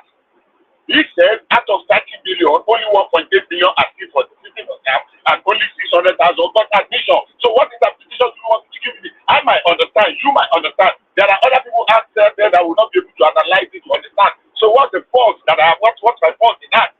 They try to bring out that look, it is not 30 million that are looking for admission. So what's the fault in that? All right. All right. Ajay, let's go back to you. I did not say 30 million in the first place. I said 13. All right. Just move it on from there. Otherwise, we can go round and round. Yeah. Woman, let me express myself well. People that want to listen will listen. People that don't want to listen, let them not listen. 13 million in secondary school. Out of that, those that graduated, 1.8 apply for JAM. 600,000 were offered admission. Sorry, did you say 13 or 30? Is it 13 or 30? I take 13, 13. Okay. We'll take it up. So 600,000 got offered into. So it will take a critical. Ajay Lekoko, sorry, I apologize. Yeah. But if you say 13 million in secondary schools, is it really that bad that 1.8 million, right? I mean, what did you say? You said 1. What did you say about 1.8 million? I can't remember now. My memory just froze. 1.8 million road to jam, but that's okay now. Okay, but that's okay now because 13 million divided by 6 on the average. So the graduating class is like 2 million and 1.5 million wrote exam. 1.8 million wrote it. Kolata, I think Ajay Lekoko is not explaining it properly. Is it 13 million in SS3 or 13 million in the whole of secondary school in secondary school, high school? I'm not talking about middle school. No, I mean I'm right then. SSS. Ajay Lekoko, if we have 13 million and 1.8 is writing, as a matter of fact, we should be scared. In other developing country, your basic education ends after secondary school. That's what I'm saying. That is just the truth. That is what I'm saying. In most European countries, we are just chasing certificates, which is not taking us anywhere. You are saying, Ajay Lekoko, he's saying the opposite of what you want to say. No. Hold on. It's not. It's not opposite. Let me. That's what I'm saying, Ajay Lekoko. Yeah. Hold on. Okay. You know how important we take education in the country that we all come from. In Nigeria, you know how important we take education. So you cannot tell me that when you have in GSS 13 million students across the country and only 1.8. Now, Ajay Lekoko, you say GSS again. Ajay Lekoko, you're confusing us, so maybe you're not realizing. Secondary school, high secondary school. Hold on. Junior. Is it SS3? Can you guys just listen for God's sake? Just hold on. Anytime somebody is trying to say something that is contrary to the policy of the government, you want to go after somebody. No, sincerely, you're confusing us. It's not that. You're really confusing us. Hold on. All right. Let Ajale Koko state it clearly, and then we just move on. Because we're getting a bit tangential, like walking in some cul-de-sac. We need to clarify something to Ajali Koko because maybe it's out of his time, so we need to explain to him first so that he can understand. So there's SS1, there's SS2, there's SS senior secondary school 1, senior secondary school 2, senior secondary school 3. So you have to be in SS3 after you pass your WAEC before you can write JAM. Do you understand now, Ajali Koko? So where is the 13 million? Is it SS1, SS2, SS3 combined that are 13 million, or just SS3 that is 13 million? From SS1 to SS3, they combine. Okay. Yeah, but that's okay. Hold on, man. If you can have 13 million in SSS, and you out of that 13 million, only 1.6 apply to go to secondary school, that should tell you have problem. You are not familiar with the SS system, Ajani Koko. That's the problem. Because that's not a problem. Because there's 3 classes in SS. And that's what they're trying to explain to you. That's not a problem. Because 3 divided by 13 and 1.8 out of 3 divided by 13. That's not bad statistics. It is not bad. That is bad. It's not bad. Let's almost half of them are not writing the exam. What is Bishop? Why are you timing? He said he wants to take it back, and they almost 1 hour. Problem timing me. Why? The problem? I'm just reminding him of what he said. The anchor, why are you watching time for me? I don't need to be the anchor. I can watch time for you. What's your friend in that? Anchor. Don't watch time for me, okay? Reminding you. Never watch time for me. No, I don't care what you think. What you don't want for one is immaterial. I only reminded him that he said he wants to take it back. And you are busy interjecting him now. Allow him to speak now. What are you saying? Allow him to speak. You have been busy interjecting his talk all the time. Who is busy interjecting him? What are you talking about? Allow him to speak now. If you want him to finish on time. If you want him to finish on time, allow him to speak. So that you have, it's not when you have interjected all his talk, you are telling him that he has spoke for an hour. No, it's not actually, hold on. It's not actually Bishop's interjection. It's this tangential thing. I don't think the audience are especially, they want the wider point, not essentially, not the minutiae. No, the audience agree with us. So read the comments. I know. They agree with us. All right, back to Ajale Koko. What I'm saying is that if you have let us look it from SSS1. Combined, you have 13 million students. How many do you expect from that 13 to graduate your secondary school? By every standard, someone should tell me out of that 13, how many that should be expected to graduate? About 4 million. I can answer that if you want me to answer you.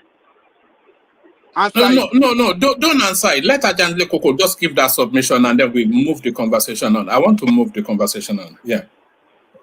At least out of that 13 million, we should not have less than 10 million graduation. If you have 13 million starting from SS1, we should not have less than 10 million to graduate. And when by the figure of JAM, only 1.5, 1.6 apply to go to this thing, to college.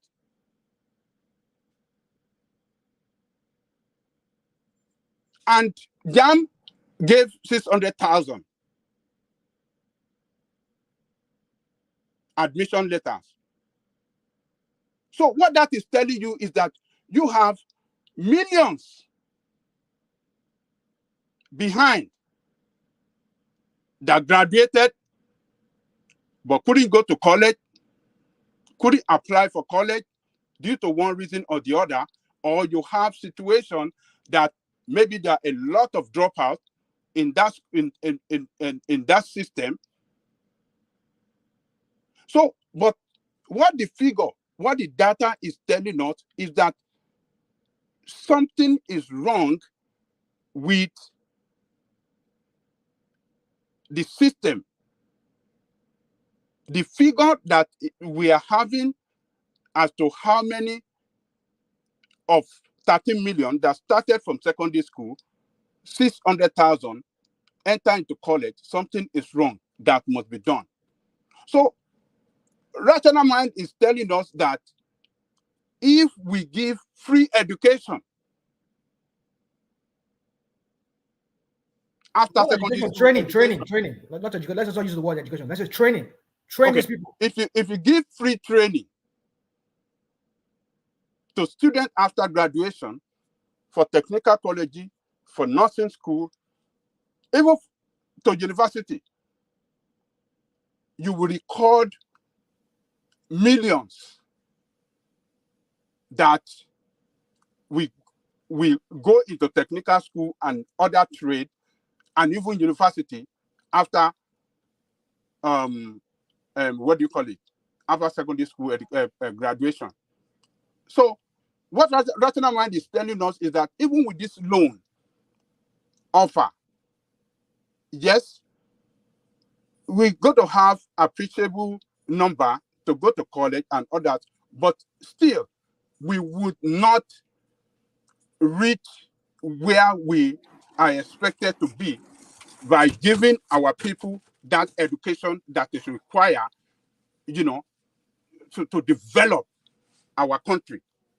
We won't have it. That is what he was saying, but nobody is trying to listen to him. And that is why I'm saying, look, when other people are speaking against a policy of government, particularly Tinubu in this case, listen to that person. Don't always try to stifle the voice of God. Don't always come at him as if you are trying to kill his voices. We shouldn't do that. Let us listen to each other. It's a good policy, but can you reach far enough in lifting our children, give them that wider opportunity? Can you really give them that wider opportunity that we should give them in terms of giving them education in that system? It's not going to go far enough, because some will say, okay, what is the guarantee of getting job when I'm going to pay them? But it's still good, whether we like it or not. It's good, but I would prefer free education, and I believe we have the resources to do it. We have the resources to do it. Woman. Well, let me all right, brilliant, excellent. So that was excellent by Janle Koko, impassioned and factual, sort of. So let's go on from Janle Koko to Bishop. As I said, I wanted to steam through so that everybody gets to document. But Bishop, you're up next. Where do you want to come into the conversation, Bishop? Do you want to come into it with the conversation you were having with Janle Koko, or do you want me to move you to a totally new space? I want to say something on that very quickly. Okay. You just summarized. Good evening, everyone that's listening. Good evening for those that will not always want to hear some other people's voices. When I say something, you always take the top on it. Now, back to the issue. You just said something. Janle Koko's presentation is not factual. And I can't challenge the thing. No, I said sort of. About carry on. Okay, sort of. Because in your language, now let me borrow your language, your grammar. It does not cohere with logic. He was one that came up with 30 million. I thought it was 30 million. But he said 30 million in secondary school. 30 million cannot be in the graduating class. So 30 million are not looking for admission. So if we have 30 million in secondary school and we divide it by 6, maybe at the most we have 2.2 million in each class. If out of 2.2 million,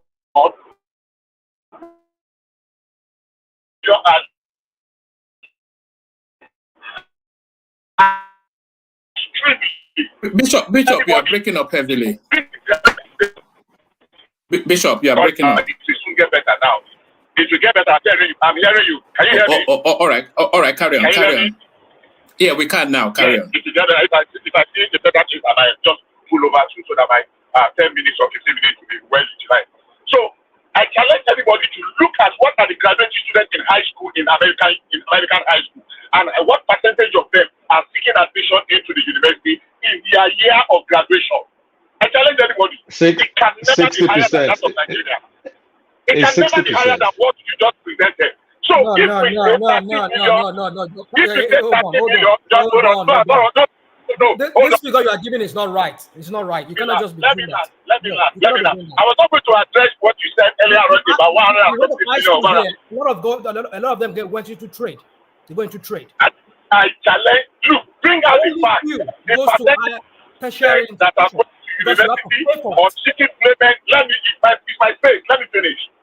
I give you space, you can. I challenge you, bring out the fact, the number of students that are leaving high school and the number that are seeking placement in the university. If it is higher than what the Adale Kobo just presented to us. So the figure that he just presented is a very, very fast man. I don't have the figure. He is what he presented. But if we are to go by what he presented, I don't see where you are criticizing, how you are criticizing that it's so poor. That out of 2.2 million or 2.1 million, 1.6 admission and 600 million came and 1.86 admission. It is not everybody that gets out of high school that wants to further their education. That is one fact. Some people just want to get to that threshold so that they can be able to fix. I mean, they have gotten enough. Whether they want to go and learn some trade or learn some skills, or that's where they just want to go because they know they don't have the capability or the capacity to further. It's not an offense. It's not an offense. I have said here before, and I still maintain, university education is not a human right. It is not. People started from, students don't need the propaganda. It's a right. It's a right. University education is not a human right. It's not a right. It's a privilege. Every human is educated. Because that's a privilege. That's how you build a society. You don't build a society that Let me finish now. Let me finish. That's my view. That's my thought. And I stand by it. It is a privilege for those that can afford it. It is a privilege. House ownership is not a right. You see, you always come here and just champion when it comes to that country. You want a different. When I want to interject you, will tell me no. So let me finish. Interject you, Bishop, because when you say things that are not, we need to interject you. Let me finish my presentation. Let me finish. Human right, university education is a privilege. Whether you want to skip, you spin it. We have people here that say, that told us then, right here on this platform, you know yourself, that this education loan is a propaganda. It's a what do they call it? That is not going to work. That cannot do it. That is something, they call it all manner of names. At the point they say, it cannot work. Now, not that it cannot work. It's no longer a propaganda. It is just that, it is useless because it's not going to give everybody people who are they going to pay back. If you cannot pay back, then it's not a must that you go to university. Go and learn mechanics. Go and learn bricklaying. Go and learn whatever. It is beyond sentiment and emotion. It is a fact. So let's deal with fact as fact. University education is good for those that can afford it. And out of those numbers that we were talking about, some of them will go to other vocations, some other institutions of learning. There are several others. It's not only university. So if the one that is being captured is university, we have colleges of education, we have polytechnics, we have technical schools, we have other vocations, some that are not even jammed. I can mention more than 50 institutions in Nigeria that are not recognized by that, and people are feeling it every day. I can mention to you colleges of agriculture in Nigeria. We have more than 30 of them, of colleges of agriculture, both federal and state. We have colleges of forestry. We have colleges of fisheries. We have colleges of animal whatever. There are hundreds of them. So and you have to pass out from secondary school to go to those places. So if you are just counting the ones that are taking them to go to universities and colleges of education and polytechnics alone, you are only counting maybe about 60%. What happened to those other people? So if you want to apply, you want to use data, let us be factual about our data, not just to be unnecessarily emotional, just to blackmail because you don't know. And it's not every time that people contradict your opinion that is because they are supporting government. No,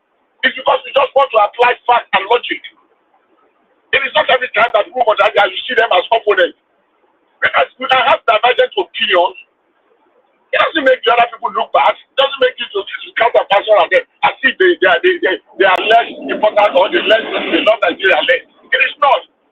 It's just less fact.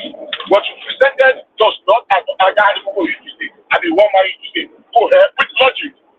So that's that on that. And then one man you can take with you to something else.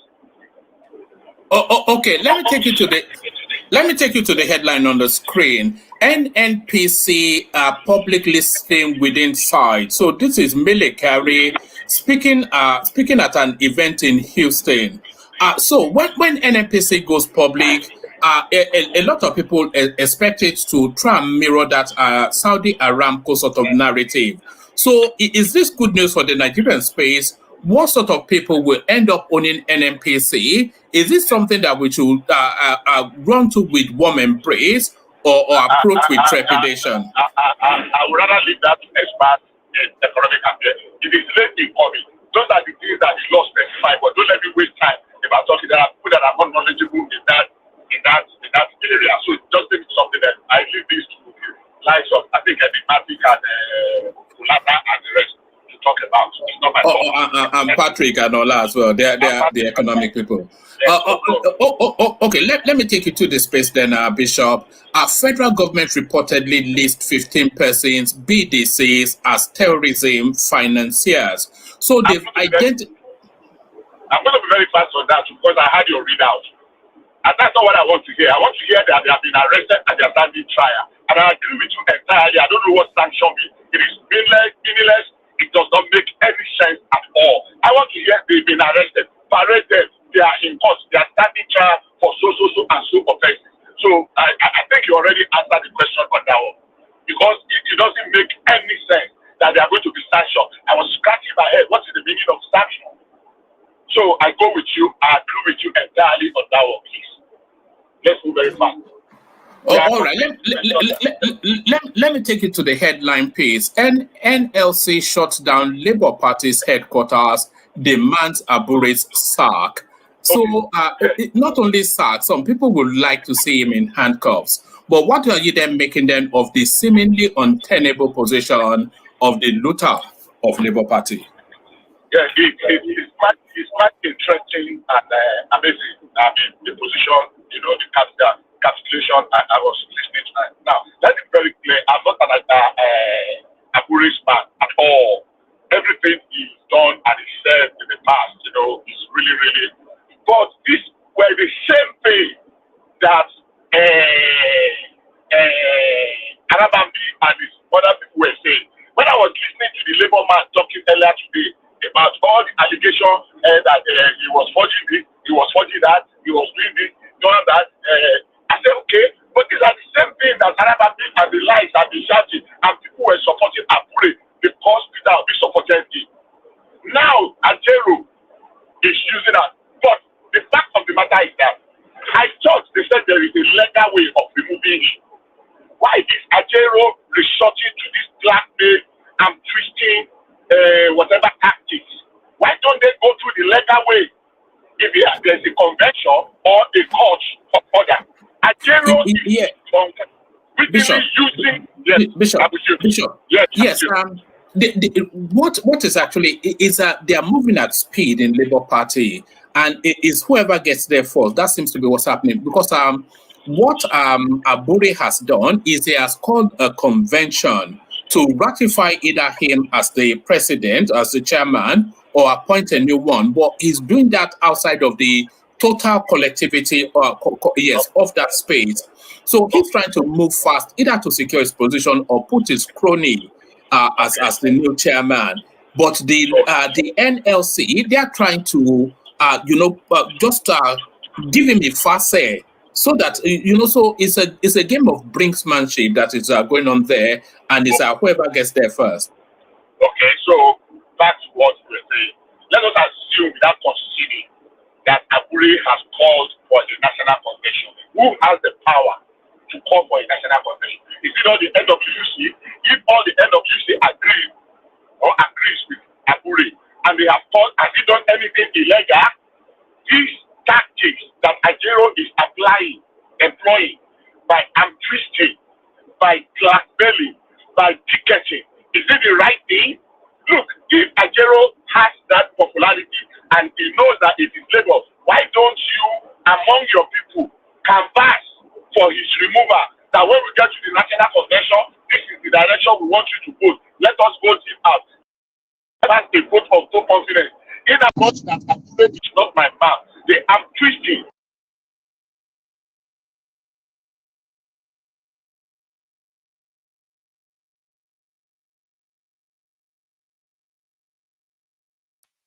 Sorry, did Bishop drop or is it me? Can anyone hear me? He dropped. Yeah, we can hear you, man. He dropped. All right, Bishop. I'm not sure if you can hear us, but we cannot hear you. Bishop is driving for the benefit of the audience. Bishop is driving through the vast terrain. You're back. Yeah, okay, carry on. Yeah, sorry about that. I don't know. So what I'm saying is this: if actually he has grant to unseat Abure, why don't you use the proper channel? Why using illegality to cure illegality? No court in the land has declared Abure guilty. No court. And if you know that it is the man that has the power to summon or to call for the national conference, and he has done that, why are you using illegality, coercion, blackmail, threat, ticketing? And why are people now supporting that against an Arabami that actually went to court, and his people, and Ababa, that actually went to court? Now they think it is okay to use the instrumentality of coercion and blackmail. We cannot be reprobating and appropriating at the same time. I find it a little bit distasteful and disturbing too, that when illegality tends to support our view, we embrace it with both hands. I don't like Abure, but supporting the tactics of Ajero is more criminal than whatever Abure has done. Why don't you let the court, when the court said it was the right to owner, yes, people can still take it further, but that is the pronouncement of the court. That is the purported suspension was illegal. Now you want to use backdoor because you are Ajero and you have your own personal ambition. We cannot use one illegality to cure another illegality. So on that, honestly speaking, in as much as Abure is not, I'm very disturbed by some of his activities, but you cannot use illegality, and that's exactly what your friend, what's his name now? It's Adale Koko's friend, Ajero is doing, and it's not right. Now interject 1 minute. Let the law take its course. Yes, you can interject. There is no illegality in what Ajero is. Protest is not illegal.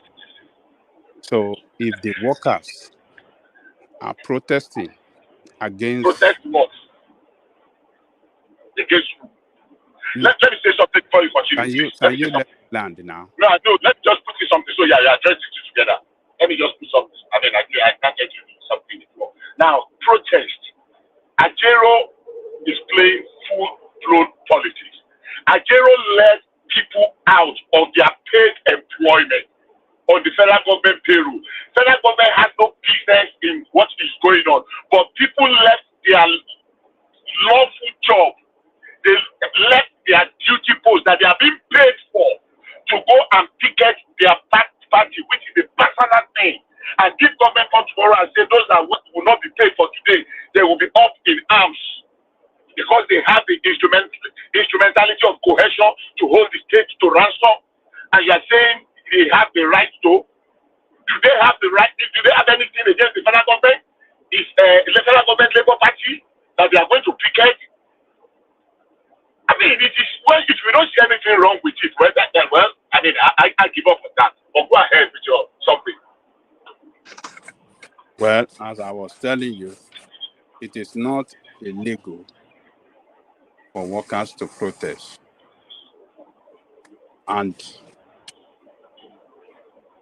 what Ajero is doing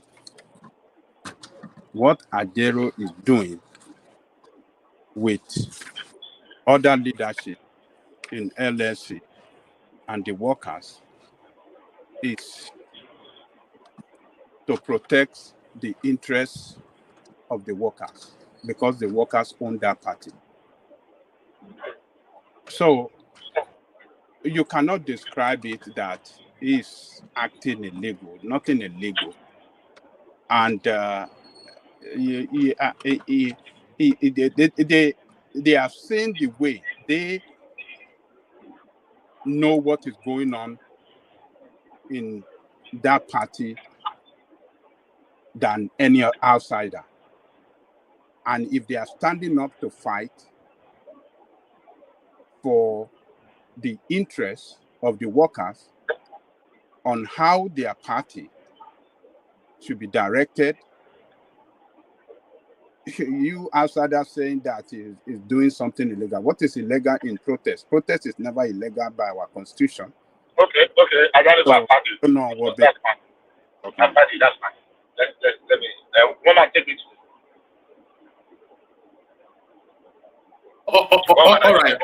I'm here. Let me take you to the headline on the screen. Naira strengthens to 1,400 to the dollar on the parallel market as speculators sell.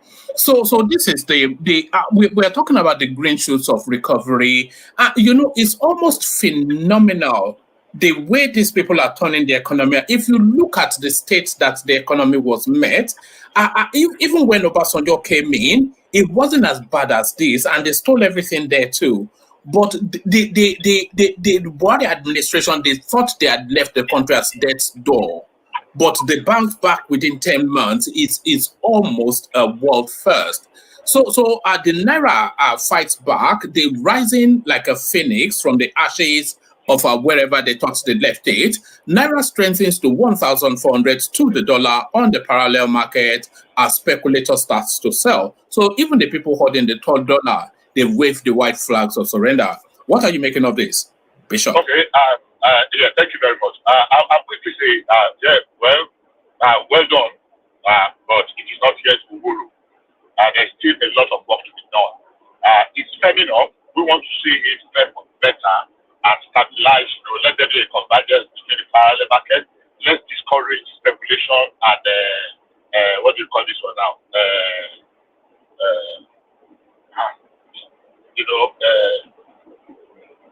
This round tripping, whatever the name you call it. Arbitrage.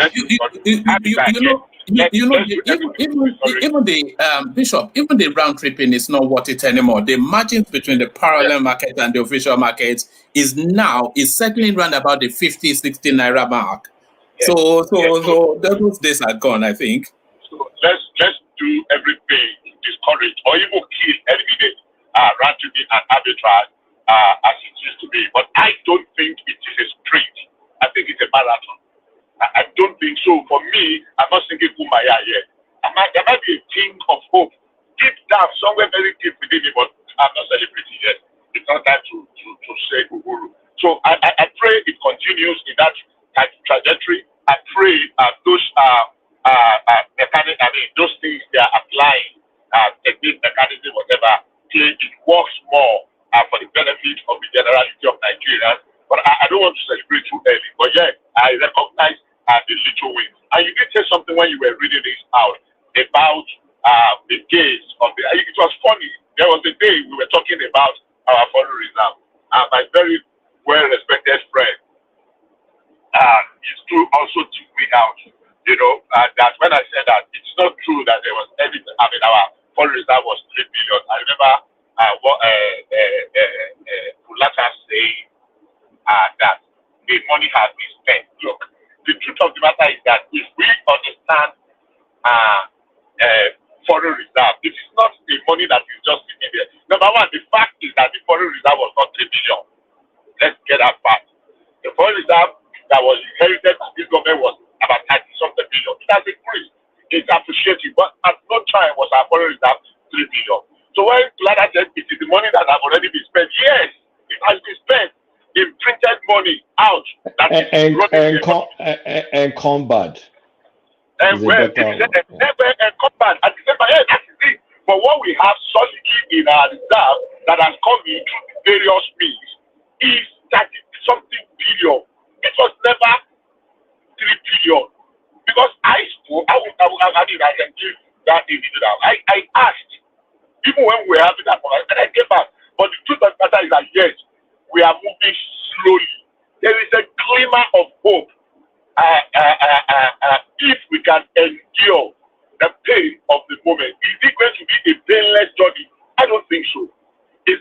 the government sometimes to implement their next tweet because of the way people are reacting to it. And some people are not just reacting to it from the holistic point of view, but it is just because entire news is put to Oya. That. Look, somebody you hate so much, you will never want to attribute any form of success, even when that success is staring you clearly in the face like this, almost spooky. You still always want to navigate and find a way to excuse the success away. That is one of those things. It would have happened by me. It would have happened anywhere. We were in a dead strait, and that's a fact. And do I support everything that the government has done? Absolutely not. And the ones that I don't understand fully well, I said, well, even though I don't agree with it, but I still want to give the government the benefit of the doubt. I give, it is prerogative. And you can actually try something, and if it doesn't work, you try something else. But some people, the attitude is like it's a magic wand. There was no magic wand to turn Nigeria around. Not anywhere. None of the people that contested the election had any magic wand anywhere. And the worst thing would have been people that are afraid of taking decisions that's going to bring some temporary pain.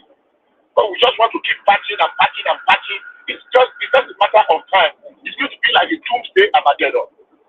So for me, yes, it is step.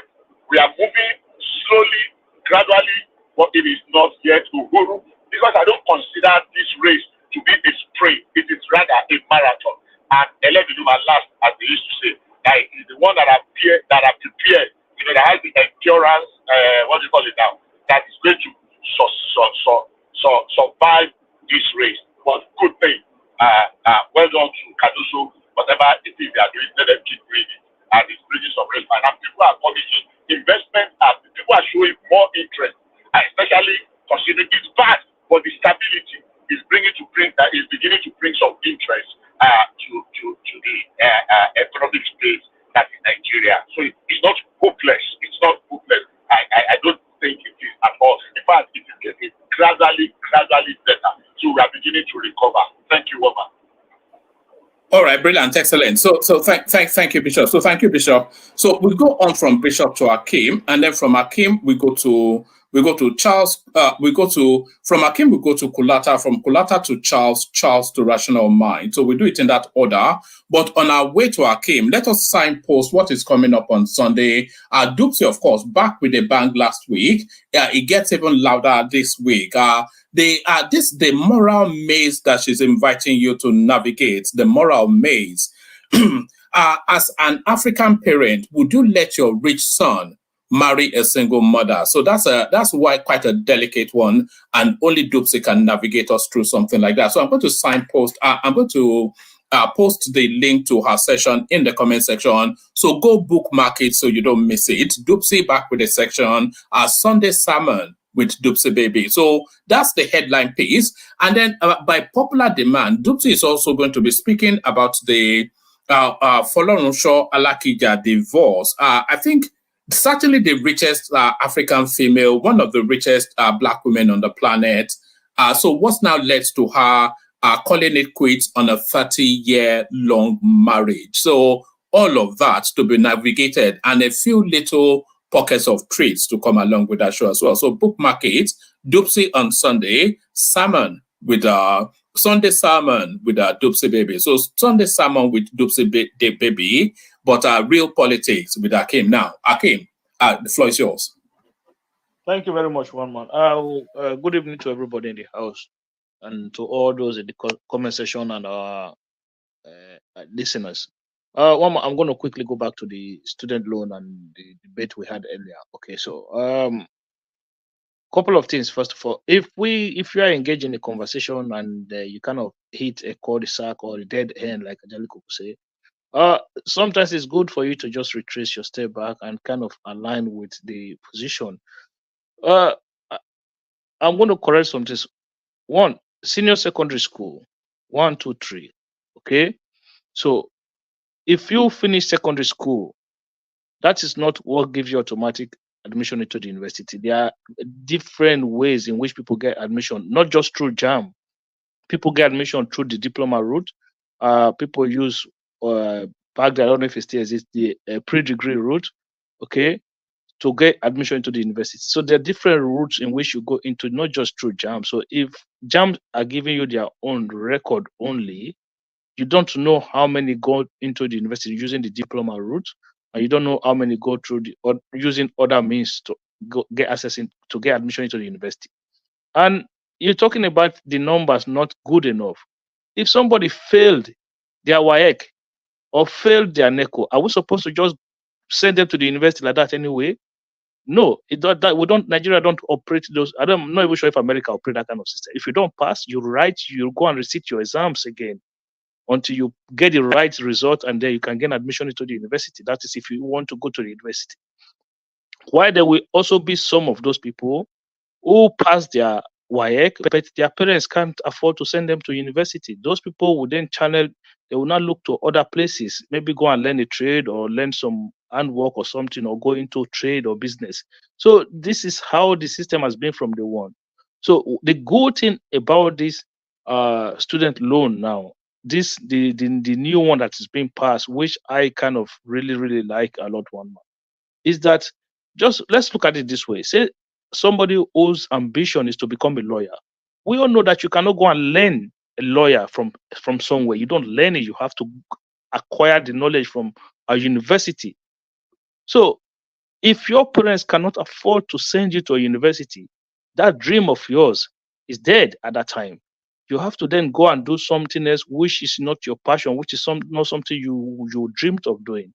So what this student loan does now is give access to people like that, people who dream of becoming something in life. Maybe you want to become a medical doctor. You're not going to go learn how to be a medical doctor from a workshop or a garage. You have to go to the university. Now, if your parents cannot afford it, as long as you are good enough, you have the brain, you have the capacity within yourself, you can decide to say, okay, I'm going to take access to this loan to equip myself in what I am passionate about, be it either in the medical field or in the law field. Okay, that is the advantage of having a scheme like this loan for people who their parents cannot afford to send them to school, who naturally wanted to pursue their dream. So let's not just say propaganda government, this, that, just because you just want to criticize for criticizing sake. You can say, okay, look, I would prefer them to have free technical college. You can say that, but don't just say this one is not good, this one is propaganda, this is this. No, for me, that's just criticism for criticism's sake. It just didn't hold water. The bill has been worked on. They've worked on, and this version of it, for me, one man, this is a very, very good bill. This is a wonderful bill. The thing is, we now have to monitor it and make sure it is fully implemented. How long was it worked on? You're saying it has been worked on like as if it was painstakingly, they went through it, and how long did it take them? One week? Is that what it was not the Senate, it was not the House of Assembly that worked on the bill. It was the presidency. The bill was the bill from the presidency. So they reworked the bill and sent it to the Senate, to the House to pass. So they're the one that did the work on it. So they've looked at area where they know that we're going to be problem. Okay, imagine a situation whereby you're asking someone to go and look for a level 15 or whatever level civil servant to sign for you, or a lawyer to sign for you before you can have access to the loan. Imagine a situation whereby they said if your parents are defaulted on loan before, then you will not have access to that same loan. Imagine a situation whereby there was a threshold of 500,000. If your both parents are any combined 500,000, that you didn't have. So all of those things were taken out of it. And then on top of that, it was just for university and polytechnic, but now they've not extended it to places like colleges of education, colleges of nursing, and some other technical vocational education. So this is a good bill. Let us don't just turn around and just criticize it. I'm telling you, what a rational mind. There are a lot of young Nigerians today who had dreams to become something in life, because their parents could not afford it. Hakeem, Yeah. It's easy for us to say all these things and want to just gloss over it. You see, it's the way they run a government. the way they run society in Nigeria is not how society is run. I mean, I've gone through training here. I mean, I've seen how government is run. That's not how you run government. If you want to build a society where you see some kind of economic prosperity and some kind of a tweaking in the social order, that's not how the way they are going about it is not how to go about it. America did not just start. Hold on. America today that you people are copying that you like to make reference to. Some people always like to make when it's convenient for them. They want to draw some parallel between them. America never had student loan for a long time. It's something that just began, I mean, like how many years ago? Was it 20 or 30, 50 years ago? I mean, 20, 30 years ago. And now we're copying it. They've done the groundwork. They've done the groundwork for that. You want economic prosperity, and you're asking people to pay money to go to college. My point is that why don't you do what we're supposed to do first? In the sense that your children, the kids that you're churning out, your students that you're churning out of high school, why don't you get them more useful to the society? Because like that has shown that not everybody goes to university. If you have like even the 1.6 million that write JAM, how many of them get a placement in university? How many of them? I guess you see maybe 600,000. So what happened to the remaining 600,000 or 800,000? Yeah, but rational mind, the bill has been expanded to sweep those spaces. Non-tertiary, you can access the fundings to fund training in non-tertiary. You don't have to go to university to access the loans. I get it. I Yes. understand. So hold on, Akim. What is your gripe? But condense it. Don't give us the you see. Just condense it so we're clear on what you're saying. What I'm saying here is that yes, it's either we revisit this our secondary education, we incorporate some kind of training for these kids. Is there no vocational training as part of the? No, hold on. Is there no vocational training as part of the curriculum? Where is that? Where's the vocational study? Where? I suspect that there is, unless you know the curriculum. It's been years you left school. You left Nigeria. No, I'm asking you. Is there not? I suspect there would be. It's just go. Man, why you saying there's no? They do not. They do not. You don't know. You don't know. Some schools does catering. Some school does catering. 2015 I was. Oh, come on. I see. Let me start talking about something I don't want to talk about yet. Now, my point is this: is that they do not. The government schools in Nigeria, the way they run them, even private schools, they prepare you for WAEC. That's what they do. They prepare you for you have to write WAEC, and that's it. And you finish, you write WAEC. If you pass, you pass. If you don't pass, well, you go and do GC. And then you go and learn tailoring, and you get left freedom. I mean, what's the big deal? Farabale. You don't learn tailoring. There is Introtech. There is home economics. There is technical. There is Introtech. There is technical drawing. There is technical studies in the university and the secondary school. How many of the government school has those teachers? Look, why do you keep moving the goalposts, man? They keep asking me questions. I mean, they keep saying things that are not really. Look, rational mind. You can concede in some instances that the policy might. It doesn't take away your distrust of Tinubu now. I'll wait for my own turn. Let me just let him. All right, I came back to you. I was trying to understand what you were saying, but you kept on moving the. Everybody keep interjecting here and there. No. Firstly, you were objecting to the students' loan system, which a lot of people, a lot of independent minds will tell you that is probably the best format for it to work in perpetuity. So you're objecting to that. And you're saying technical stuff, but that loan sweeps up people that are going to non-tertiary institutions, and you are saying they should be training them at the secondary school phase, but that is already embedded in the curriculum. But then you are going to the teachers. You are going to the teachers, so you keep on moving the goalpost and you keep on moving the. You keep throwing topics out there. I mean, you keep saying things that are not factually right. Oh, all right. Nigerian space. When you talk about vocational schools are different, and not everybody goes there. So if okay, well, let Okay, me when so I'll have the time. I don't want to take it silly. When I'm out time, you bring it this topic again. I will be able to talk to you. Maybe that's the only topic I will talk about, and then I'll bounce. So, one man, thank you very much. So, you see, Ajali Koko made this claim just now. National Mind repeated it without any proof. So, JAM is an examination body. Even if 100 million right JAM, if it's only one person that passed JAM, that's the only person that will get admission into the university. So, if university admits 600,000 people, it is not everybody that writes JAMs that will pass JAM. The ones that fail, we will not say because we want to have record number having admission. You will now automatically admit people that did not pass JAM into the university. It doesn't work like that. If you write JAM and you fail, you will not be admitted to the university. That is not the fault of the government. It is not the fault of Nigeria. It is the fault of the student who did not prepare well for this or exam. So you cannot hold government responsible for somebody who failed JAM exam. So we cannot say because 1.6 million, 1.5 million wrote JAM and only 600,000 was admitted. You have to understand JAM is an examination body. You have to study hard and write your exam and pass your exam. And then whatever course you want to go and study in the university, every courses have their own cutoff marks, which you must get before you can get admission into those courses. So there are a lot of factors that you need to understand that plays that goes on before when it comes to getting admission into Nigerian universities.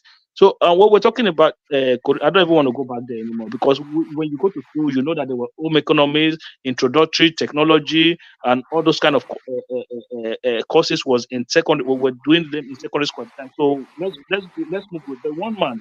Overall, for me, I think this is a very good bill.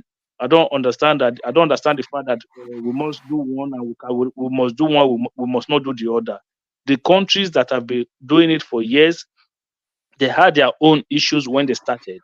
So we have our own issues, but the good thing is that we have a foundation now. You cannot build a house on ordinary soil. You have to lay a foundation.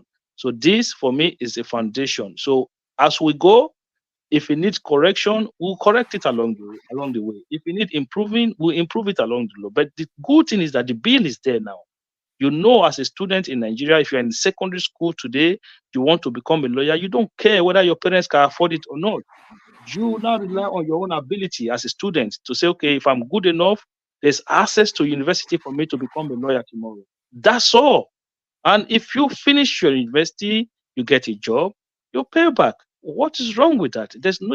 I don't see anything wrong in that. If the state can afford free education, let them do it. But if the state said, look, we cannot afford it now, but this is the thing we can offer the people, let them offer the people what gives them access to higher institution education. So it is still a choice. If you want to do it, you do it. If you don't want to do it, nobody force you to go to the university. That's all. Even if the government make it free education, the one we are talking about, not everybody will still go to the university. There are people who will still not go. So what's the difference? The difference is that people who graduated at the end of the day, they will not have to pay back. That's all. But this is not even an interest loan. You don't pay interest on it. You just pay back whatever you borrow. In most of these cases, the government is still going to lose out because you have to take inflation into consideration when you are paying back this loan. Okay, so all of these things for me, in my own opinion, one man, this is a fantastic way to go. It's a very good bill. Let us start from somewhere. I'm not one of those people who just come and just hammer everything on the government. And when they counter you, say this Agbado people, this Agbado people. Let's push all those things away, man. Thank you very much, man. Let's go to the next one. All right, brilliant. Do you want to speak on the naira on its way back to recovery, and where do you think it will ultimately settle as well? So naira holding steady now, and over the last almost few weeks now, it seems to be holding up some sort of a resistance at a certain benchmark. So it held that resistance, and it's now starting to strengthen its value against international currencies. So what are you making of the naira finding its natural place? And do you think that natural place is still an undervaluing of the currency and it will revert back to a more true reflection? And what do you think that more true reflection would or should be? Yeah, well, thank you. I think the situation is stabilized. So for me, I think I wasn't really worried about if it was 1,005 or 1,006. It was just that it needed to be stabilized. Okay, so we need to get the naira to a point whereby we go through 12-month period where you don't get more than 15 naira differences, differential between when it's falling or when it's rising. So we cannot have a situation whereby it goes from 1,002 to 1,800, 1,900 within the space of days. So that situation for me is not what we cannot afford to be going through every now and then. So we have to have now a stable currency, even if it's 1,005 or 1,004. So as long as it's bouncing between 1,450, so it's easy for businesses to plan. It's easy for people to do things when you know that, look, this is the rate, and if I go to the market and I come back next month, 2 months time, there won't be that much difference. So when it comes to in terms of business environment, in terms of investment, you need the naira to stabilize. So I'm not really one of those people who were saying the currency. Look, we floated in naira, so we are no longer defending it. The country saves money, but the thing is, it has to stabilize. I'm not really worried one man if it goes to 1,002. I know that if it falls down, it helps the situation, but I don't want it to be. Did you buy when it was exchanging for 2? I bought a whole bunch of naira when it was 2,100 to the pound. I just went in and I bought a whole bunch of it. Did you do that? You've made some money. No, I didn't do that. No, I'm still holding it because I feel that the true value of the naira is in the mid hundreds to late hundreds to the dollar. And I think later this year, or certainly no longer than early next year, we'll get there. That's my speculation. I doubt if we will achieve mid hundreds. The max. I think the best we could do is the late hundreds, 7 to 700 upward. I think. I can't see. Yes, when the naira was floated, all of the international finance houses, they that's the bracket they had is between 7 and. None of them even went as high as 9, 7 to 800, 850. Yes, that's where all the international houses have it. Yeah. Yeah, I could see it going I could see it get to that direction over time. But that 500 side, no, I don't. I think that if it gets no, that's never happening. It's 7. The naira is 700-800 to the dollar. That's just it. And about 950 to the pound. Yeah, if it gets to that 500, then you know that the economy is super strong. The economy, that the economy is super, super strong. For the naira to drop that far, because the indices, a lot of the things that control it, for me, you know that we are in a good place. But right now, I don't think we can get back to that place. I think the best we're going to do is between 7 and 800. How long is it going to be to get? I don't know. But for me, what matters most now is stability. It needs to stay stable. So I like what Cardoso is doing. For me, at the moment, he seems to be one of those guys that knows that is focused on his job. So I think he has kind of pinpointed areas where we had issues, and then he's fighting to tackle those issues. And we are seeing a lot of results. So if banks cannot sell their own at whatever rate they want to sell, so what it does is that it's bringing a lot of foreign exchange into the country directly. So the difference between the black market and the official market is basically nothing. Not even 15 naira. You don't get 15 naira difference among them sometimes. So that part of it, and they had record of about a week or so continuously when the black market and the official rate was almost at the same rate. So if they achieve that, that is good. And for me, it's a good story, and I like the man to succeed, because I know there are people who in their mind they just want to see this government fail, not knowing that government does not fail. If government fail, is the nation that fails. So if a government fail, all of us will suffer it. Whether you support it, you don't support it, everybody will suffer it. Everybody will chop the same breakfast. So I don't want to see the government fail. Scott, I think everyone has picked up on that a lot of people, they just want them to fail. And somebody was asking a question or making a comment in the comment section a few sessions ago, and it really struck me. And the person was saying it gets to something where your hatred for the president is greater than your love for your country. That just seems to capture, what seems to be going on. They hate this guy so much that they want the country to collapse. Yeah, but that is the problem. You see, I was listening to a platform where a lady was making submission and she was saying, "Oh, my God is alive. My God, if my God is not alive, Tinubu would have been doing well because my God knows that he stole the election. That is why he is failing woefully. My God knows." I was like, "What the hell are you talking about? What do you mean, your God? Why did your God allow him to steal the election in the first place if you're not stupid?" Like it doesn't make sense. One man, look, the election is gone. It doesn't matter whether you like the man, you don't like it. We have a country to protect now. So forget about who is the government. If they do wrong, criticize them. But don't just come and say you want the whole thing broken down, you want the whole thing to come down. No, it doesn't work like that. If you come down, But do you agree? But do you agree that even if they really wanted the whole country to burn down because they're upset about the election results, the state of the country doesn't have to do with whatever they want. The state of the country has to do with the inability of APC as a party to actually put this country together. They could hope anything, they could hope for the best and everything. The box too comes down to what the government does in terms of its policies and its actions. So whether they hope or whether they don't like him or whatever, the state of the country is as a result of the inefficiencies of the government, not of the will or the anger or the negative thoughts of maybe obedience or whatever people against Tinubu. That's the truth. They can hope all they want, but really the state of the country lies with Tinubu's government's inability or APC's inability to actually make this country a functional one.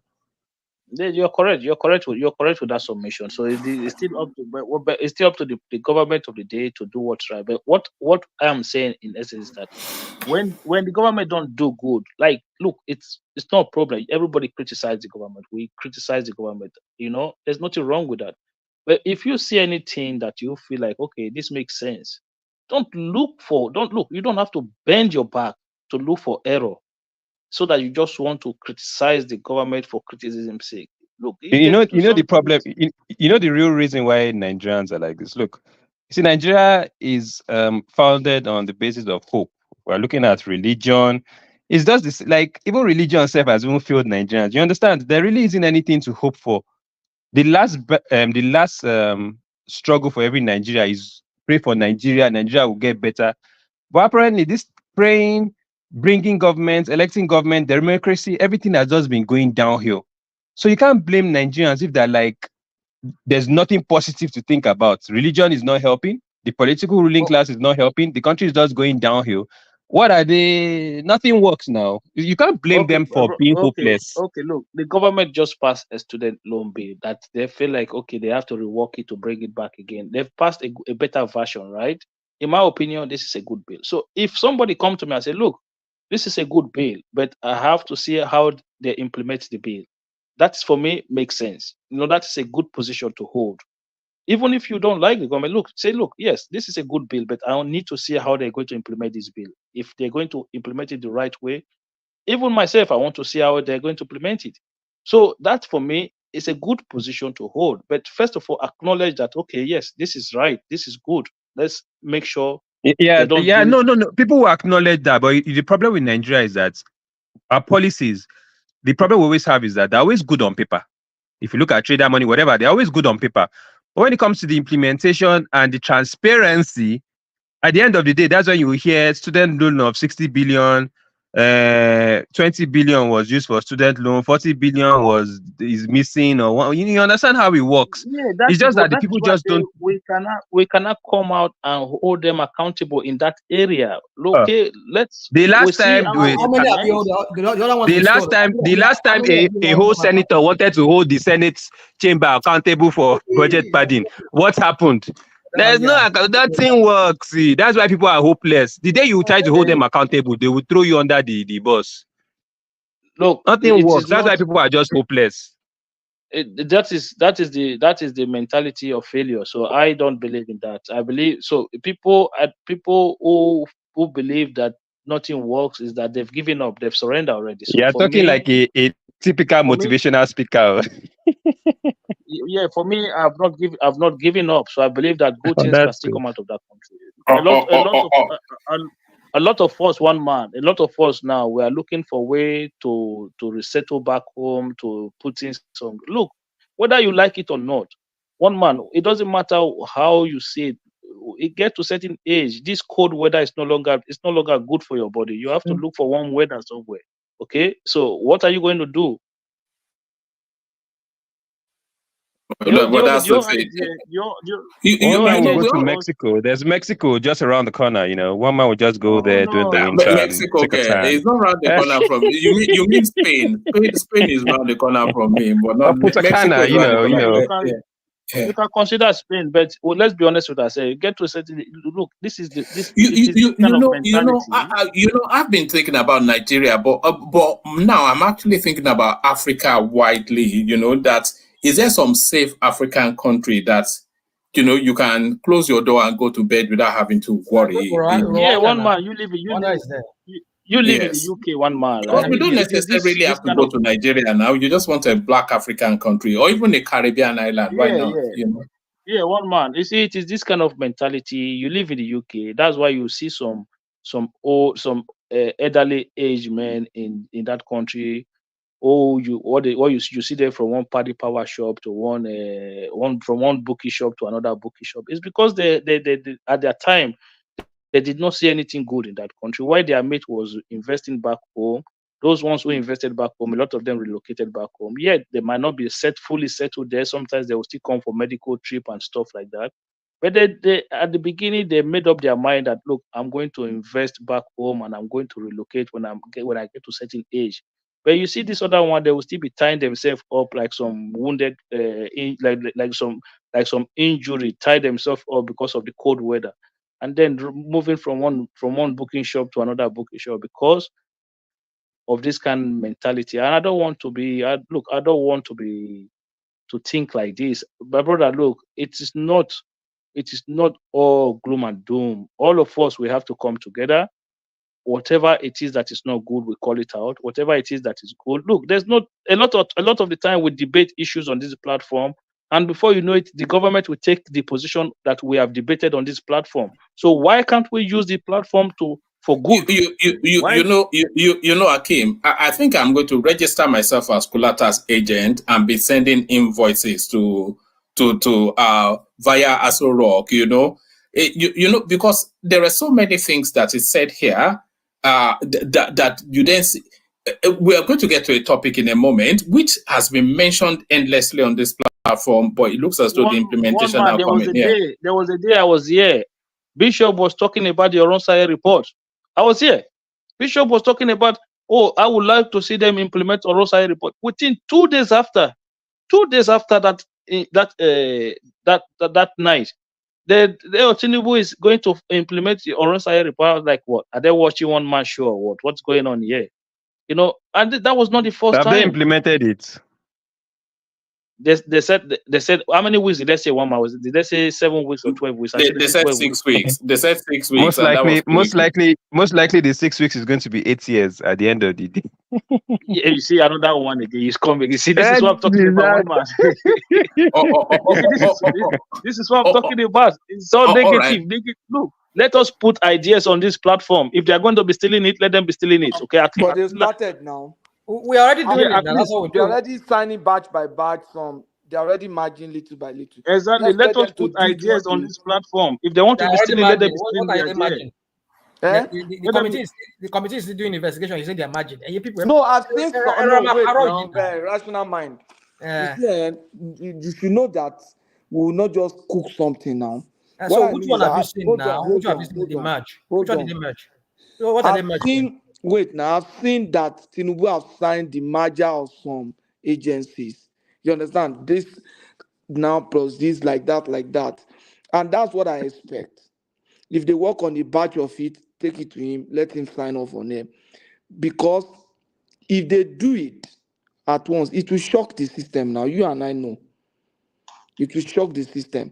So let him be doing it. Okay, NYC, National Heritage Agency, let him sign off. I think he has signed off. I'll look it up now.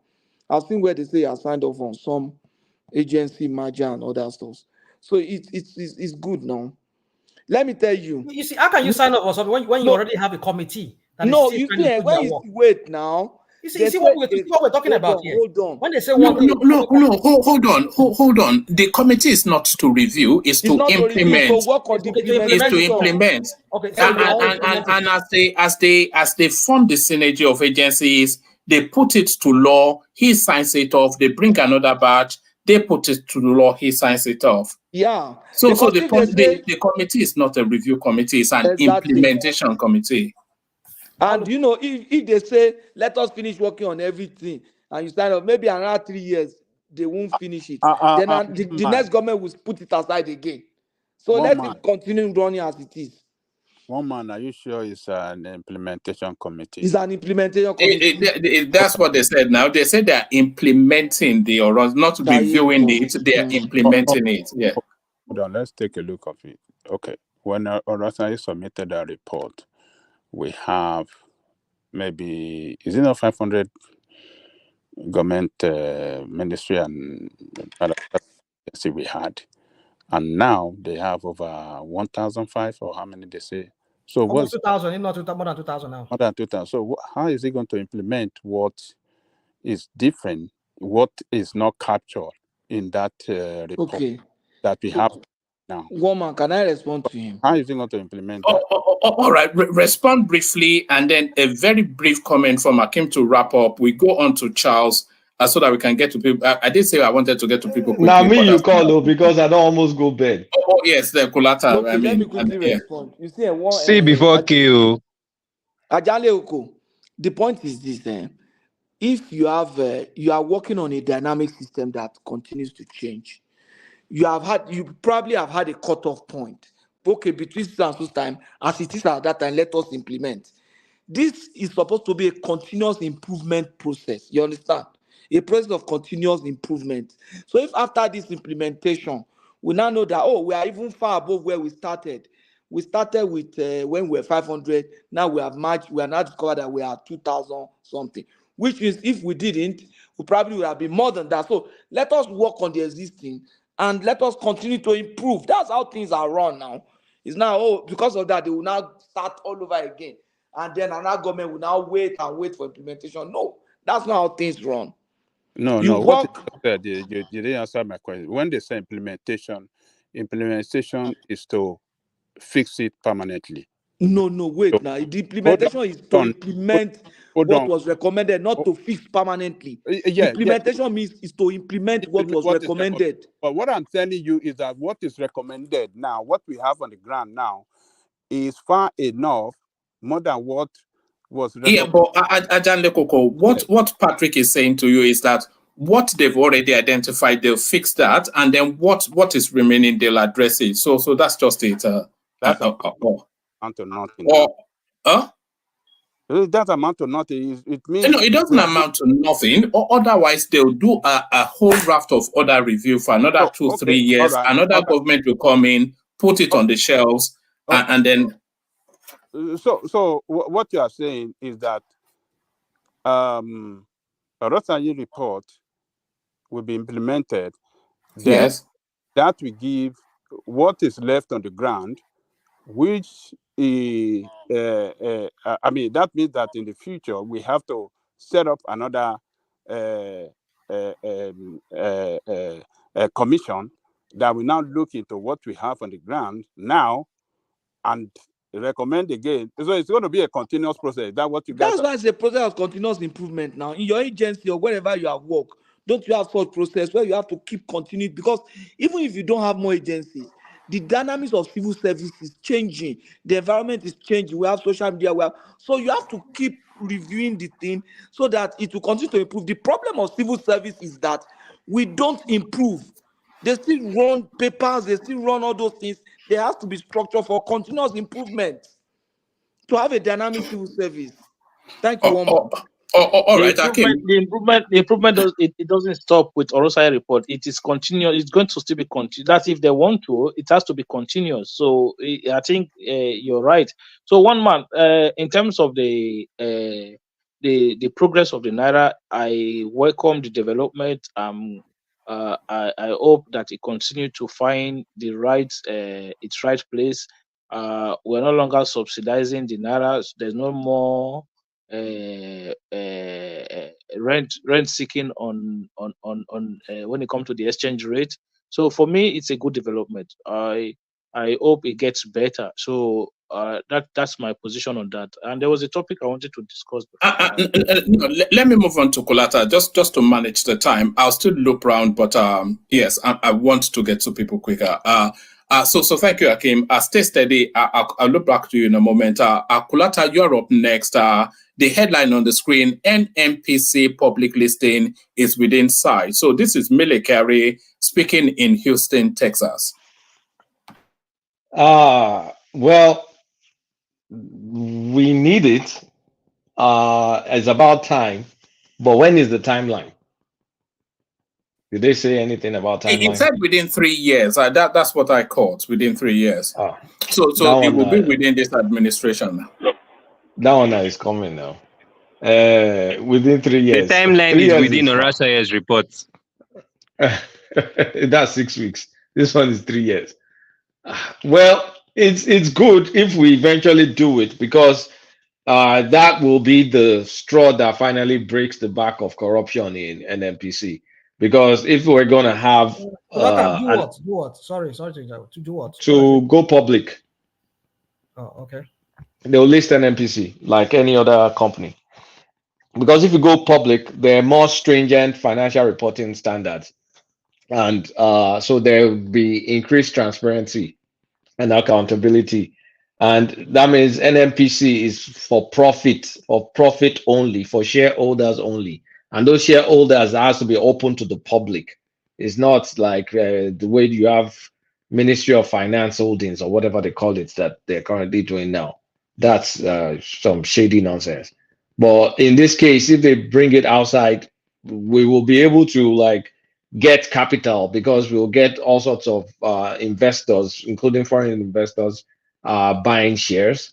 And we'll be able to fund a lot of our investment and not rely too much on some technical partner or someone that wants to invest from China or whatever. NMPC will have the financial muscle to invest, and the investment has to be profitable. So we may not be having situations where Buhari was searching for oil all over the north. Where is that? What even happened to that, by the way? All those oil fields they said they found. Niger, they just need to load money now. Did they not find oil in Vulture and all this? They found oil, but nobody's talking about how they're going to drill it. So it's something we need, because that's one opaque area in the country. That's one of the biggest looting areas in the country. Outside of CBN is NMPC. So, but that 3 years, well, let's be realistic. They need to set a lot of things right. So because they just can't go and list. But I do hope that oil is still maintaining relevance at that time. It does look like it's going to maintain relevance, because I think the electric vehicle heat has died down. I mean, the first mover advantage, people that wanted to buy have bought. It's just for the like of someone like me that are old school, that will just be looking at the thing from a distance. I would never ever. I don't even think I will sit in one to. I don't want anything to do with it. It's just ridiculous. I sat in one. It's like sitting in a laptop. It's like a toy. I sat in a Tesla. I've ridden Teslas before from Uber, but I've never driven one. I don't want to drive one. Not now, at least. But so that has cooled off. Electric vehicles has kind of cooled off. Companies are dialing down their investments. It's not like it's not growing like that, because everybody that wants to buy are bought. So that's why it's not growing like that. What are you talking about? It's not going like that. The most recent news that came out this month. You know how many companies have changed the fleets, their fleets into. And do you know how many? Do you know how many companies are dialing down? They're dialing back on Where is the investment. evidence? The dialing back. Where is that? Okay, I'll send the evidence to one man. Only 13.3 or 13.1% of cars on American soil are electric. Amazon. Do you know how many electric trucks? I'm saying the percentage of vehicles on American roads that are electric. I'm not saying whether in what space of amount of time compared I am not saying state. I'm saying in America. It's not my figure. It is not my figure. That's an improvement. That's an One improvement. man. That's what I'm saying. You can show him. You can show him the link I just sent. Okay, maybe he will understand. So my point is this. Bishop, I'm not countering. Let me look for a better one, sir. So I'm not countering what you're saying. What I'm saying is that compared to how the electric vehicle started to now, there's been a great improvement in the number of people who are buying them, who are using them, compared to, like, say, 10 years ago. That's what we're saying about. That's what we're talking about. So in about 10 years more time from now, you can imagine that number will go up again. So I don't know what this figure people are talking about, that dialing back or whatever you're talking about. Oh, okay. Let me quickly. 15 years ago, like maybe 6%. So if it has increased, you can show him this Forbes article, one man, if he wants to read it. That's his business.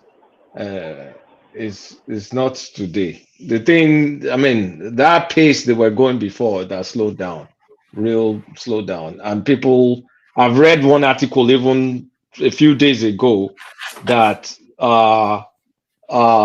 companies are dialing back on their plans to release electric vehicles.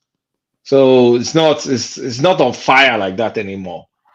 No. So, what is responsible to that? That is what you should tell us. What is responsible? Because it's just like any new product. Some people will rush to buy it. Those are what do they call them? What's the name of this? People, early adopters will first go and buy. So what we've seen is there's a lot of early adopters, and most of the early adopters have bought it, and the new set of people that are going to buy is when the industry matures, and those people are the likes of me that are just observing from a distance, not really that interested. So those are the kind of people. If people like me start buying, then that means it's going to take off. But people that are interested in buying have already bought, so it's slowed down. And the fact that you're limited to a range of 200, 300, 400 miles is still a problem. The fact that sometimes in the bad weather, like heavy snow, it's not that reliable in heavy snow. The newer models can run 500 miles. But sales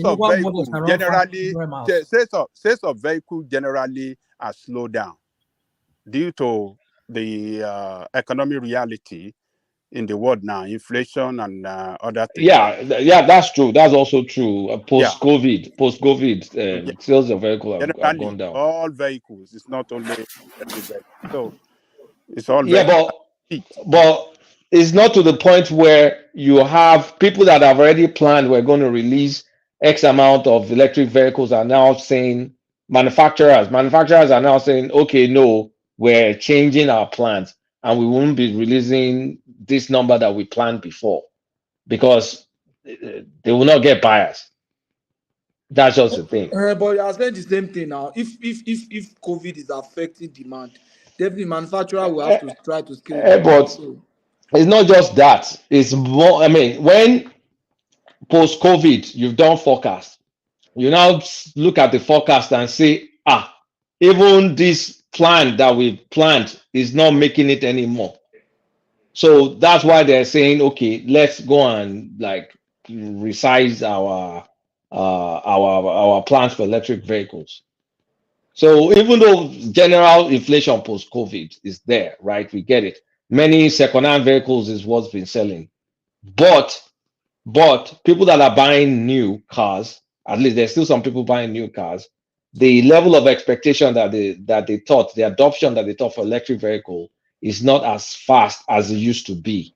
It was fast before, and everybody was trying to put in their model, but now it's slowed down.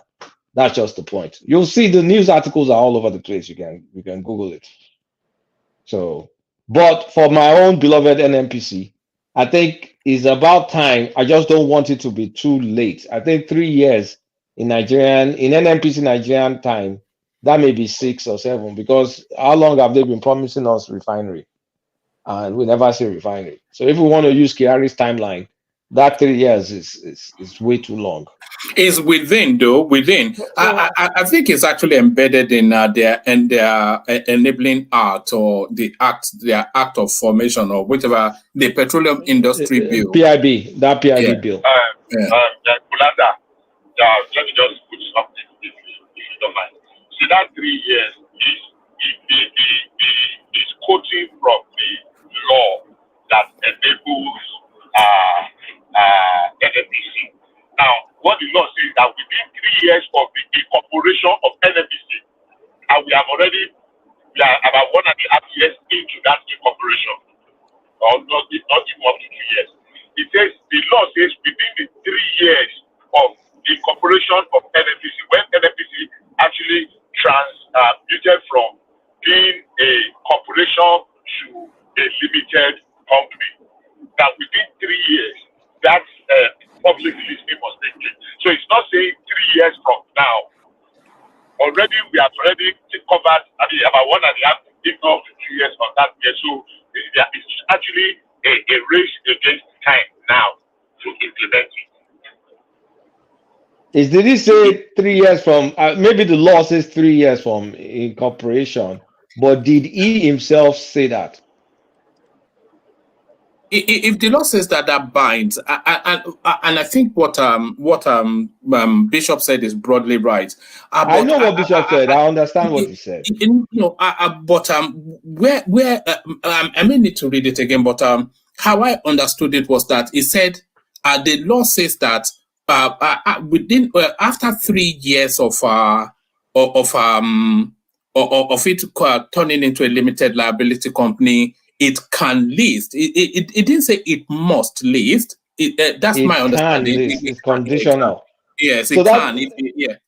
So they're not mandated by that 3 years now. So the law opens that window after 3 years rather than compels it. Yeah. So there's no compulsion. They don't have to do it. That's why I'm saying that 3 years may not. I mean, it may be coming. Anyway, we pray for. I think they will want to do it. You know why? People like Kiari and some political interests now wants to establish their grip on that body. Kiari will want to do it in his tenure so that he can at least have a grip too, personal. All of them want to own an NPC now. So what are we talking about? They will do it. Because would that be better than what they're chopping right now? Yeah, at least it will be more permanent. Then they will own Nigeria now. It will be more permanent. I don't think Kiari will do it within his tenure, within his term, and I don't see Kiari still being the MD after 3 or 4 years. So he will want to do it. You will see. Where is he getting money that's going to use to buy shares? All these people in power now, they want to do it. Yeah, Tinubu may want to do it now because then he can put his family there for. Yeah, now all of them. A rational mind will be crying. Nigeria is in a soup, actually. Look, let's not lie. It's okay. Isn't that how Daewoo company in South Korea? Like there are a bunch of criminals before now. And yeah. You should become Daewoo now. You should become South Korea. I'm sorry, and Samsung, the Samsung company. Come on. You see, this is what we're saying. You will come here and you will use some kind of Is it a wrong example? Is it a wrong one? Sometimes it's just I don't know. Now let me ask you a question. Is it wrong? I wanted to ask you a question. So, are you planning to buy a stake in NNPC? Is that what you're trying to do? You're so excited about it. It won't be. No, I'm happy for my country now. I'm not a Nigerian like that anymore now. I don't even invest in Nigeria anymore. I don't put my money in Nigeria anything anymore. Apart from I want to build something. I want to help I want to show me Pepe now, of course. On show me Pepe. I don't do. So now you are here and you are promoting that same country now, right? It's my country now. Why would I promote? It's the best. But you're telling other people to come and go and invest there, right? Because exactly. It's not necessarily the country that show him pepper. Could be people that show him pepper. So it's people that show me pepper. It's not Nigeria that show me pepper. It's people that I know. It's friends that I know that showed me pepper. I will never say Nigeria. Why would I say, oh, all these people that used to say, Nigeria, what do they even say again? Nigeria showed you, or I forgot the phrase. Why would I be sad about Nigeria that gave me almost free Nigeria education? happened to you. Nigeria happened to me. They'll be saying that nonsense. Nigeria that gave me very good high quality education. Zita has the perfect response to that. She said, if somebody says Nigeria happened to you, she said she will say amen. Because if you look at one of the largest oil producing countries on the world, vast reserve of gold, uranium, platinum, everything. So a land of abundance. Well, if a land of abundance can happen to you, that's a prayer, not a cause. Where only thieves and criminals, they pocket the whole thing. Okay, rational mind. May Afghanistan happen to you? Nigeria can happen to me. Why would Afghanistan happen to me? People just like bad mouthing the country. So rational mind. America happen to you then, Abi? You don't have anything. I'm here. Rational mind from fry pan to fire. Nigeria to Afghanistan. Oh my goodness. You guys will not be proud of your country. Honestly, I'm tired of Nigeria. Don't give me this bull. Don't give me this bull crap of. I'm not proud of Nigeria. I mean, I'm not proud of it in the hands of the criminals that are there. That's what I'm saying. Who is the criminal? The criminals that are there. The one in Asura. Rational mind. It's not the government that make you a Nigerian. Okay. It's not the government that make you to be a Nigerian. Government will be. But rational mind. Would you have preferred the other criminal? You are a Nigerian by birth. Okay, that is your ancestral land. Just because somebody allow the country to be overrun by criminals. You're not rational mind. Rational mind is in pain. Would you have preferred the other criminals? Rational mind is in pain.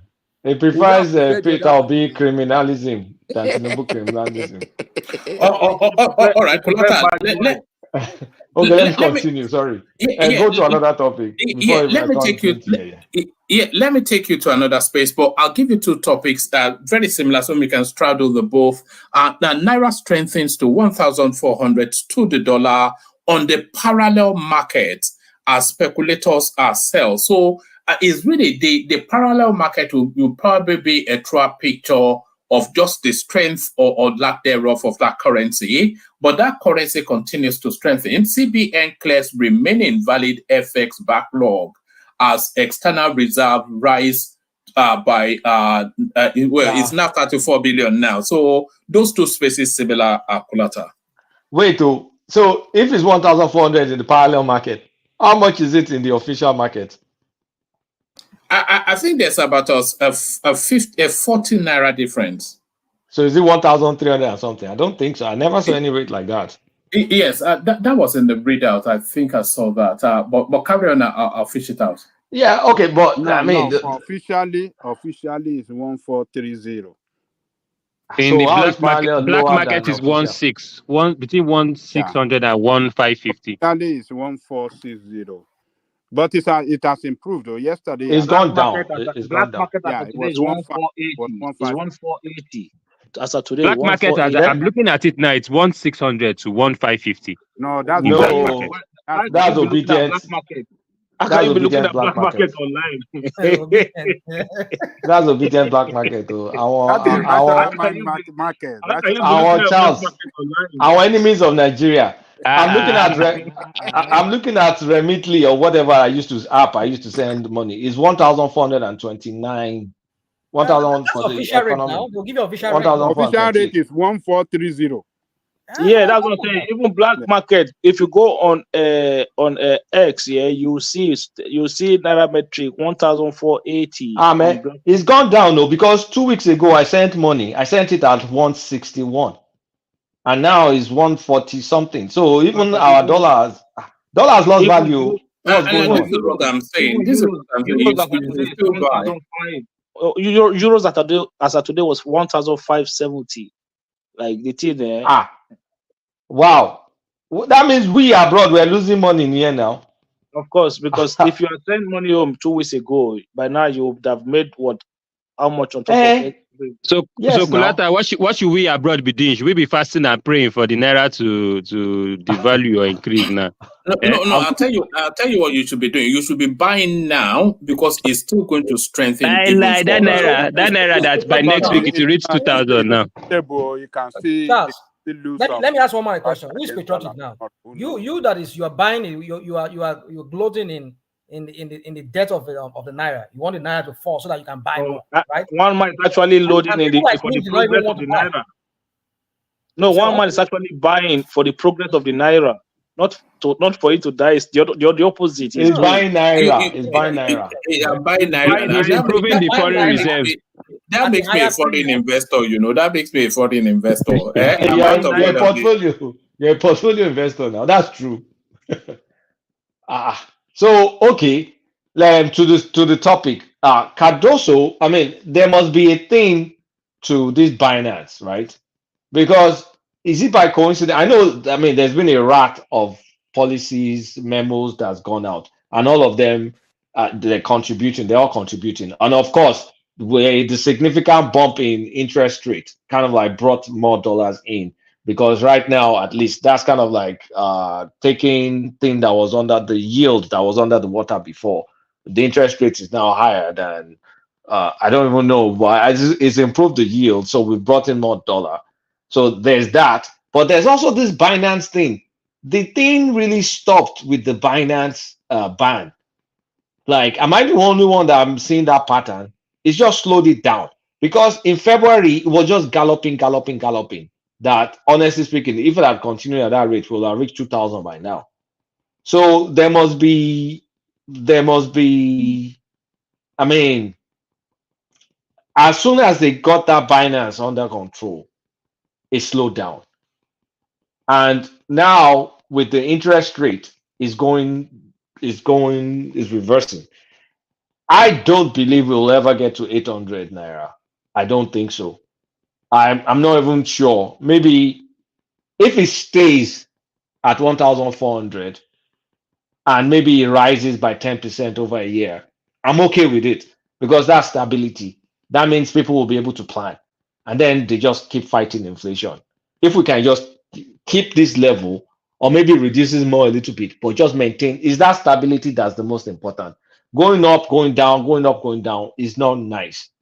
Because right now, what about the people that have look at somebody that maybe Ekene went to import at the 1,600 or 1,700, but now look at the price now. So what is he supposed to do with his goods? They won't be able to lower the price immediately now. It takes some time. That's even if they adjust it. So I just want stability over gaining value or losing too much value. Just keep it stable. So we can predict, we can plan. People, I mean, when you go and get LPO from somewhere, you know that, okay, your calculations will be correct if the goods come in 6 weeks. It's not by the time the goods come, you've already lost money. So I do pray for Cardoso. They're doing another MPC meeting very, very soon. I don't even know why it's back to back. They should just continue to use all the tools possible to control inflation. Our inflation is too high, but I know what we're seeing in terms of inflation reported, that's the February number. February was wild. I think it will start going down now. I think we may see some improvement, even though inflation is a lagging indicator, but we'll start seeing some improvement in this March. And I just pray it keeps going down. So before, I used to feel hopeless. Now I think there's light. You can see that faint of light at the end of the tunnel, but there's still a lot of work to do, and there's a lot of people that needs to get fired. And I think Tinubu is reading our memo, because like 2 days ago or so, they were talking about firing people. I don't know if one man read it. I wasn't here like 2 days ago. No, they fired the whole raft of in the CBN. I No, think no, not CBN though. I'm talking about ministries, ministers, and all that stuff. They're starting to review their performance, and I mean to start, and they want Nigerians to actually provide feedback to. That guy for power, that one first of all, that one need to go because I just said It needs I've to never. go. Because it's an Oyo man, Abi. Is that No, what? it's anonymous. Is that Why are you some recommending latent that? resentment right there? Eh? Why are you That guy is recommending that the anonymous. guy in fire in energy should be fire? Well, what He's is anonymous. No, I that just portfolio the is guy too is big for anonymous. him now. The portfolio is too big for him. It's not too big for him. Look, That guy He's should be in anonymous. somewhere like Ajale communication. Gogo, but the guy is more interested in being governor. He's not really focused on this work. Look, that ministry, that particularly James School. I mean, this energy sector lack, investment. Government is not investing as much as whether they are looting the money. Who knows? What have you heard from him? If you What have, have you heard from him as a minister? hold on. Have you heard anything from him? Hold on. If you have government parastatals even owing over 100 billion to Gemsco, what are you talking about? The military circle is owing. Everybody is owing. Where do you want them to have money to run that sector? When even have you from heard the anything? government, Have you heard anything from the minister, Ajale Kuku? And the generating point is all the equipment are obsolete. We cannot produce more than 4,000. How do you want him? What do you want him to do? So where are his solutions then? Solution? Yeah, well, does he not is it not his job to come up with ideas, solutions? He's just there. He has just spent 7 months. So you want him for 7 months to just have solved all the problems and start? Solve at least. When are the ideas? He has taken several steps too. What steps? Like what? It's anonymous. What do you mean? It's not that guy is non-existent, man. Okay, Trust me. What significant step has Adelabu taken? Nothing. Part of the significant step that he has taken, particularly from the federal government, is the breaking down of electricity generation and this thing into the state. So that's not Adelabu now. That's Buhari now. Yes, he has to. He is overseeing that. Just give it up. The man needs to go. Needs to go for what? He's not doing anything. He's not performing. What do you expect to? This is a sector that covers every part of the generation. Okay, let me ask you one question. I want you to give me Ajaligo, let me ask you one question. I want you to give me an intellectually honest answer. Do you think if El Rufai was the minister of he power, wouldn't have done nothing? What would he have done in 7 months? He wouldn't have done nothing either. Oh God! El Rufai solve the problem once and for all. He wouldn't have done nothing. This man doesn't come up with anything. I'm not even saying doing. Look, let me tell you, that sector, there are laws guiding that sector that they need to even review. There are contracts guiding that sector that they need to review and rewrite so that, investment can come in. The way it is now, it is a lopsided agreement and technical companies that are giving that space to money that are not that. Look, the law. So what's his job? The law that is guiding that sector is not good. It's a corrupt law. Okay, so what is it doing about the it? legislators and the government and the federal government, they have to come in and see what they can do concerning the law guiding that sector. It's the law guiding that sector that is not making that sector to grow. That is not you know. Okay, so what law is he proposing to repeal? Have you heard him propose to repeal any law? You don't know what he's doing with the legislature, what they are doing. Yeah, that's the whole point. Because That's the problem. If we don't know what he's doing, he's not doing anything. If the president knows that he's not accountable to you. Why not? He's accountable to me. Accountable to you. He's our minister now. It's accountable to the president. Oh, it's accountable to me. They have to rewrite that law. Hey, so where's his proposal? Where's his proposal? It's not accountable to me. I pay his salary, you know. You don't pay no shishi. We taxpayers.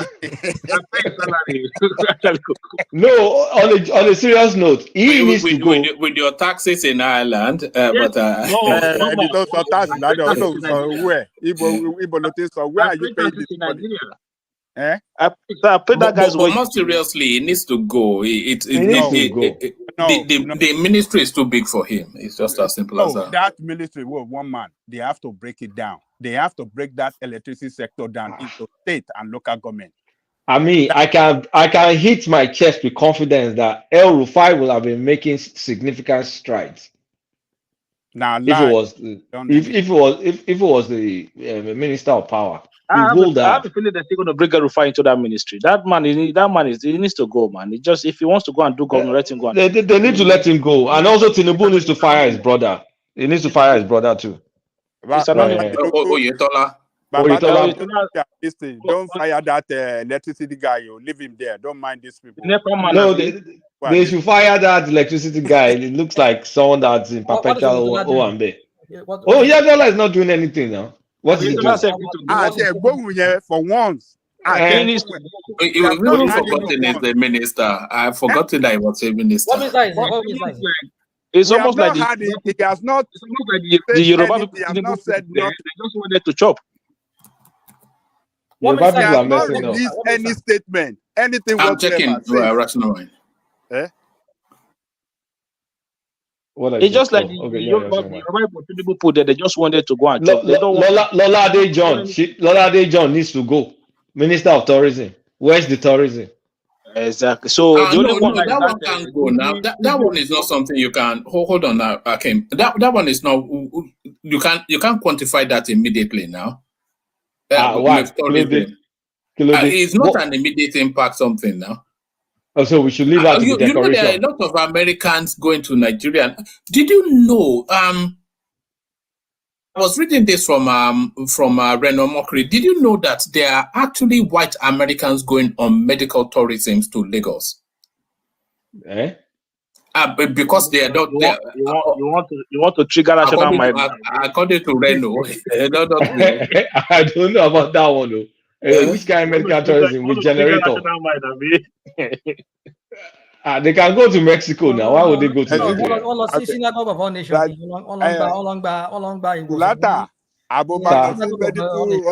Medical check-up in Nigeria. Before I go Nigeria, I go Mexico, I go Turkey, I go India. Colata, forget to don't say that. I know someone. This random guy. I don't know why people just have it. Just take that guy serious. That guy is just it's just an attention seeker. That's what I say. Just say things I don't even know where he even gets. Look, I know somebody who they were struggling for a child, and they went to Nigeria for operation. Like last year, the woman gave birth to triplets. So people still travel home to Nigeria for some medical facility because it's cheaper, and you can actually have. There you go. It's cheaper. That's what you said. It's cheaper. Rational mind. Marine and blue economy. That's the Oyetola. I mean, no wonder when I even had the name Marine and Blue, I know what on the very cold journey. Uncle J. National mind. Don't go J. In your dreams, you see people go J. What kind of a stupid ministry name? What kind of that guy? That IT guy. It's only the IT guy and Tuji that is doing any work. The rest of the what about Mahi and Wike? Are they not working? Mahi is doing fantastically well. Wike. What about Wike? Is Wike not working? Wike is in Abuja. The Abuja matter no concern me. Why are you guys saying that Mahi has done fine? How many roads has he built? At least they started Lagos in 9 to months. Calabar How Road many now. roads has they built in 9 months? Which Calabar Road? Lagos to Calabar Road is at least Tinubu and Shaguri have started building the road. Benita Road is It's look. just They're not only doing propaganda kind of. They will just say it and say they want to do it. I mean, what are Wait, they? rational mind. Rational mind. Benita Road is being done. It's being constructed as we are speaking now with concrete. You see what we're talking about. Rational mind. Let me ask you a question before you lament. Do you believe that? Don't you believe that Shaguri and Tinubu will build that road? Until I see. No. Until Don't you believe it? Until no, I'm not believing. Exactly. Exactly. Until I see it. The combination alone tells you they will build that road. Though. That combination They'll tells build you that road now. they will build that road because So it's both of them that did Lagos Atlantic. They'll build it. Eco Atlantic. Sorry, I said Lagos Atlantic. Especially Shaguri and corruption. They are 5 or 6. They'll build it now, but they'll make money. That's the thing. Yeah, of course. That's what I'm saying. Those people, they will build that road. Though, but the thing is, already they're talking about PPP on that road. And it is PPP now, of course now. So on about toll gate. Yes. Yes. So everybody need just on everybody in that country called Nigeria. Hold on, Akim, just slow it down a bit. Do they not toll where you are, Rational Mind? I don't have toll in my area here. No, in your country. Do they not toll? He lives in the wilderness, literally. But at least I can't because I told America. Let me say this to you. The only one place they toll is an island. If you want to cross into the island, so I don't want to mention, but that's the only place they toll. Is it Bering Strait? Is it Bering Strait? Yeah, California, Oregon, and Washington, and sometimes I go Alaska. So I mean, if I'm going to these three states, the only place is when I have to go to that island. That's only when I have to pay toll.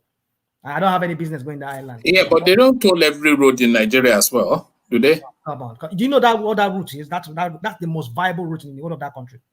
That's or Benin or to Aba to the east. That's the most viable route. How can you say you want to tow it? But that's not what they're building. Rational mind. They're building Lagos to Ondo. Is that PPP they said they were going to do with that road? No, let me describe it. They want to build a separate. They want to build a Atlantic coastal highway. The way you have Pacific, yeah. So it's going to be on the coast. Okay, so Lagos, PPP, and they will abandon that road, right? It's PPP now. So that they will now abandon the main Benin or expressway that goes to east, right? And people, you can have two. Did they not just fix that one with Sukuk money under Fashola? Because I think yes. For fix what? Which one under Fashola? The Benin or something. They fixed it now. Now, I mean, you can look on Lagos State. They did. I drove on that road about. It's not Sukuk. I don't know what you're talking about. Nothing concerns Lagos State with that. It is that is talking about Fashola when he was Minister of Roads, not Lagos State. When he was Minister of Works and Housing. Yeah. Some part of it, but not all of them. You see that's what we're talking about. That's the propaganda we're talking about. About APC. They will give this illusion of we fix. How many kilometers is Fashola? I drove on that road though. To Ibadan. To Ondo. Yeah, to Ondo. What part there? Did you go through already? Yeah, but it's not all. It's not all that. It's not all the section of that road that was. Hold on now.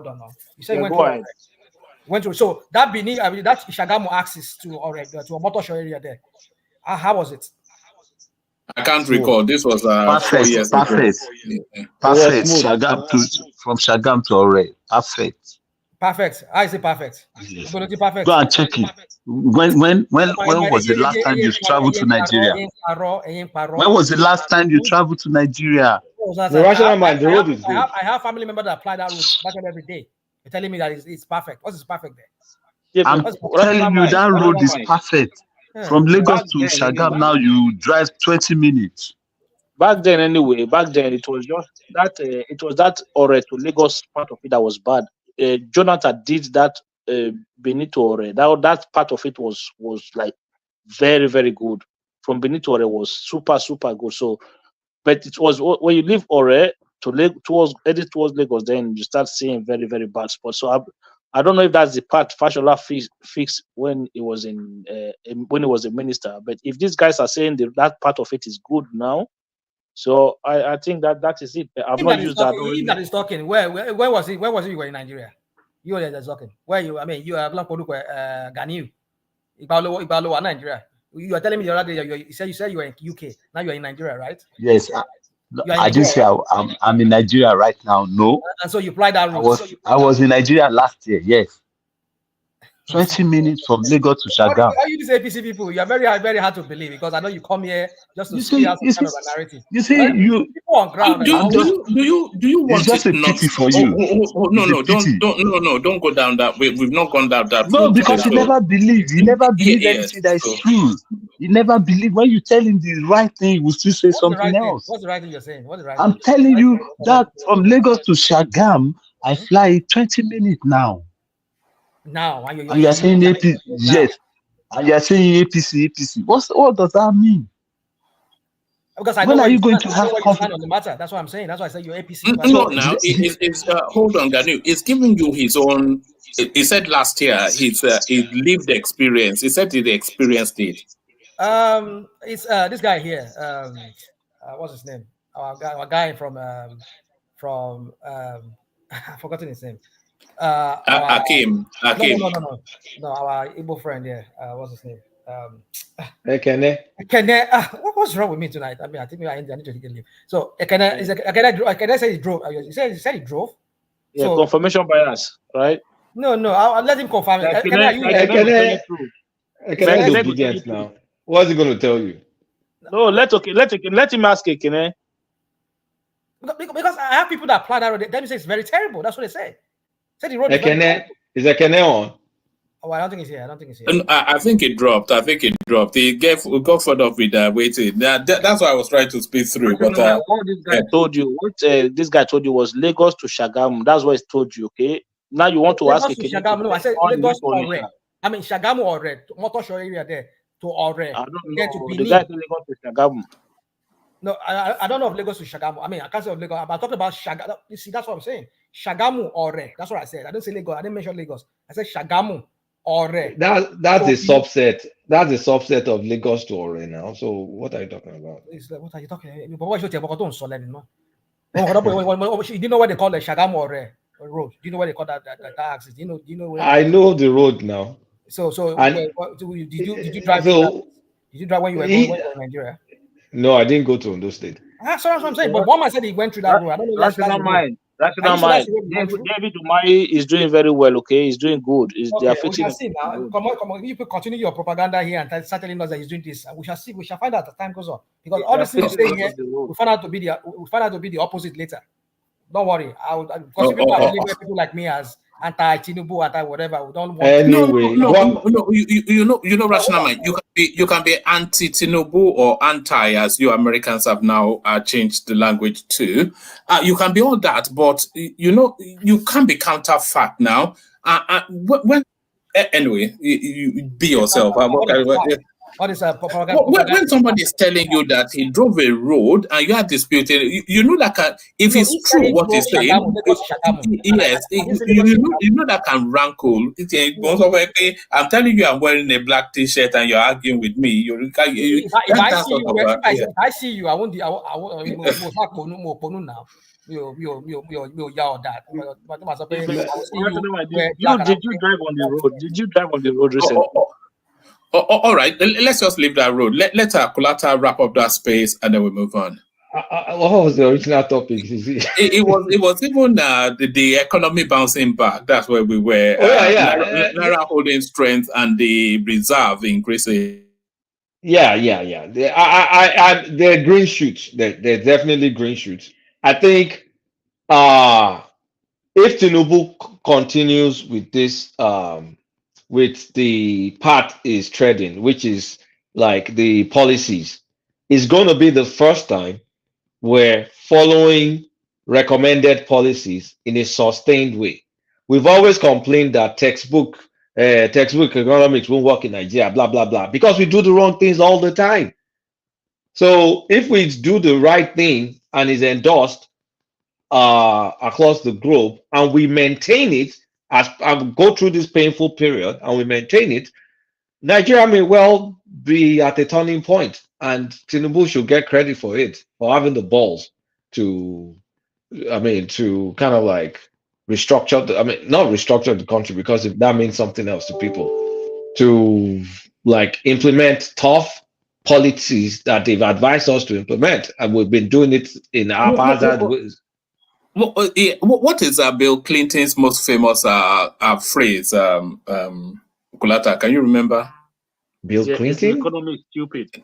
Is the economy stupid? Yeah, Bill Clinton. Is the economy stupid? Yeah. Is the economy stupid? So if things improve, and another thing that can help is, we went so down. So if we even get slight improvement, it will have a lot of impact on people. They'll feel a big relief. No, Akin, don't let him land. I want to move to, Charles has been waiting for a long time. I think Rational Mind just waiting to speak, because we wanted to start with, so a lot of people, so let him bring it home. Yeah, carry on. So if we get even marginal improvement before the elections, everybody was going, things have started improving. Nigeria, we're very hopeful. We'll say, it will continue to trend positive from here on. And that's how Tinubu is going to beat Peter Obi and Atiku again. And Rational Mind, the third class obedience, they'll start crying. So that's my take. All right, brilliant. It's not Obi leaning. That is it's a obedience. House you on get everything. Rational Mind is halfway house on everything. It's not obedient. If you are Southeast obedient, you are premium here. The second grade is Edo State and maybe South obedient. The third and maybe last are the Rational Mind own, the Yoruba obedience. Because those ones, they'll be looking at obedience abusing Yoruba people, and they won't be able to say anything. Anyway, let me keep my mouth shut. It's just an observation. But I think we've all seen that on there, and you are sitting there taking it. They would not sit here and take. If we try that here, they will reach back, and rightly so. But they'll be nodding along. Yes, we are our savages. Yes, of course, you are right. So these silly, funny people. It takes a special case of stupid to be obedient. Anyway, I'll keep my mouth shut from there. You guys continue. All right, brilliant. So that's of course Kulata. Who doesn't know? Can I ask you, please? We've not been saying World Peace. I hope everything is okay with him. I'll check on him tomorrow. Please. Yeah, he has his own show though. Yeah, you told me about this, but I don't know when he what time he hosted, but but I'm just not been seeing. I heard from him like 2 days ago, so it's fine. Oh, okay. That's good. All right, brilliant. You can put the link to his show in the private session. So maybe I can. Okay, I'll send it. Yeah. All right. Thanks. All right, brilliant. So Charles, you're up next. Yeah, what's up? What do you have for me before I go to bed? Yes, so sorry about the long wait. Where do you want to come into the conversation from? Anyone settles FX back. Yes, go with that. It's a good one. Let me not let them not say I'm an obedience. It's good.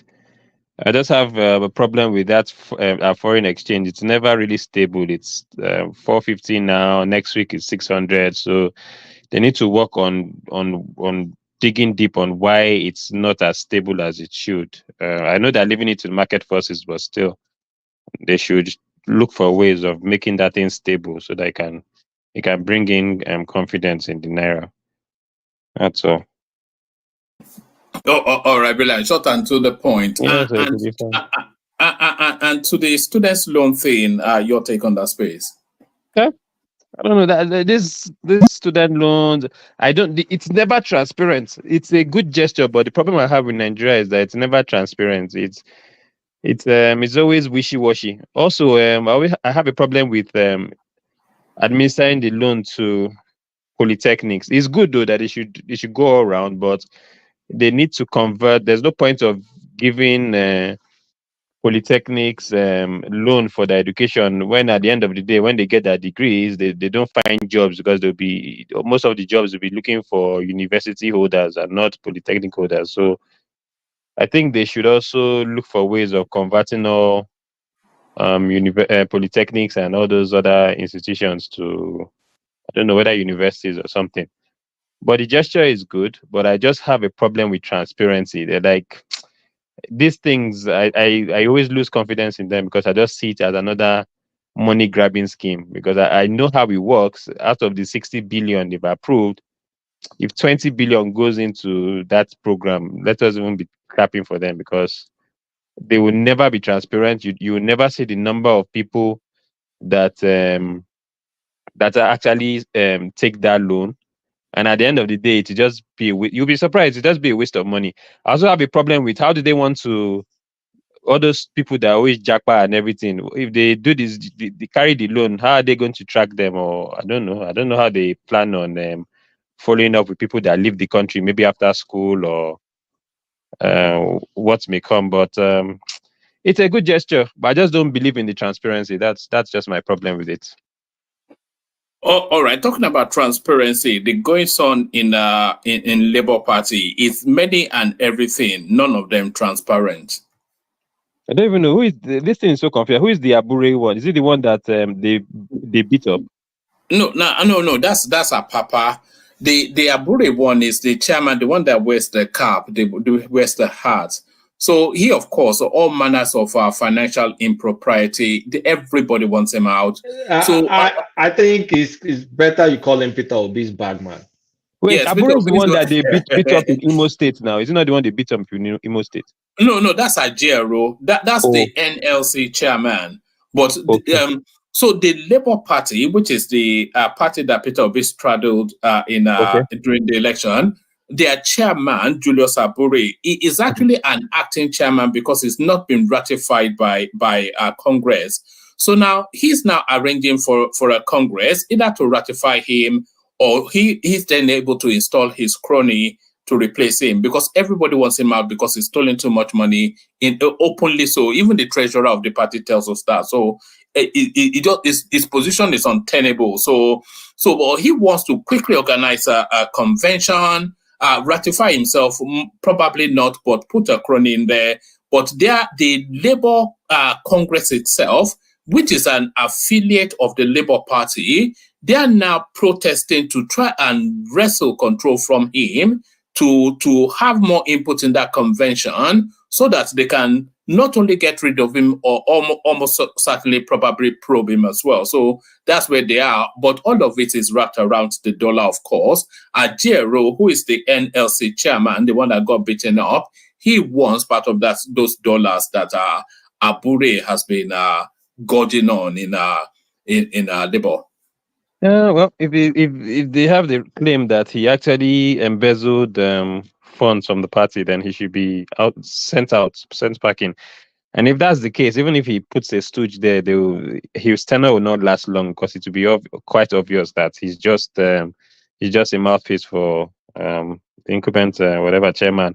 The other part I don't like is NLC, because you guys are the ones that said NLC, Labour Party, there's conflict of interest, and that NLC is a union and should not be in politics, and now you're the one saying that NLC should. You're happy about NLC kicking him out. So where are you? Is NLC meant to be? Is NLC? Are you accepting that NLC is Labour Party, and that that status quo should remain if they decide that they want to shut down Imo State or want this thing because of elections? You don't have a problem with that, do you? Because that's the problem I have now. You're happy, you don't have a concern if NLC is putting mouth in this Labour Party politics to destabilize or oust anybody. But you have a problem if NLC is shutting down Imo State or one thing because of elections. So you have to tell me where you are. We can't let NLC be dabbling into politics if you are rightly saying that they shouldn't be involved in Labour Party and everything. So for me, I think Labour Party should handle that problem themselves, but NLC really needs to hands off from that party, because the truth about it is that the more they they participate in partisan politics, the more that political party loses its credibility, and you're giving APC arsenal to attack that No, party. oh, Charles, no, Yeah. Charles. They have a stake in that party. They are the original founder of that party with some other trade union. So they cannot hands off. That is their party. So, and they have a role to play. They've seen people in charge of that party with what's the name of that chairman? Alero, I mean, what is his name? Perpetrating corruption, embezzling money. So they must take step. They must take action to make sure that that party is sanitized and run with transparency and accountability for the interest of the worker, because that is the party they invested in, so that if they can win election, that party can push aggressively the interest of workers, in government. They can push it and ensure that the interest of workers is taken care of. You understand what I'm saying? So they can't hands off. It's just like Labour Party in England is pro workers party. So how do you want it's just like Democratic Party in the United States is pro workers party.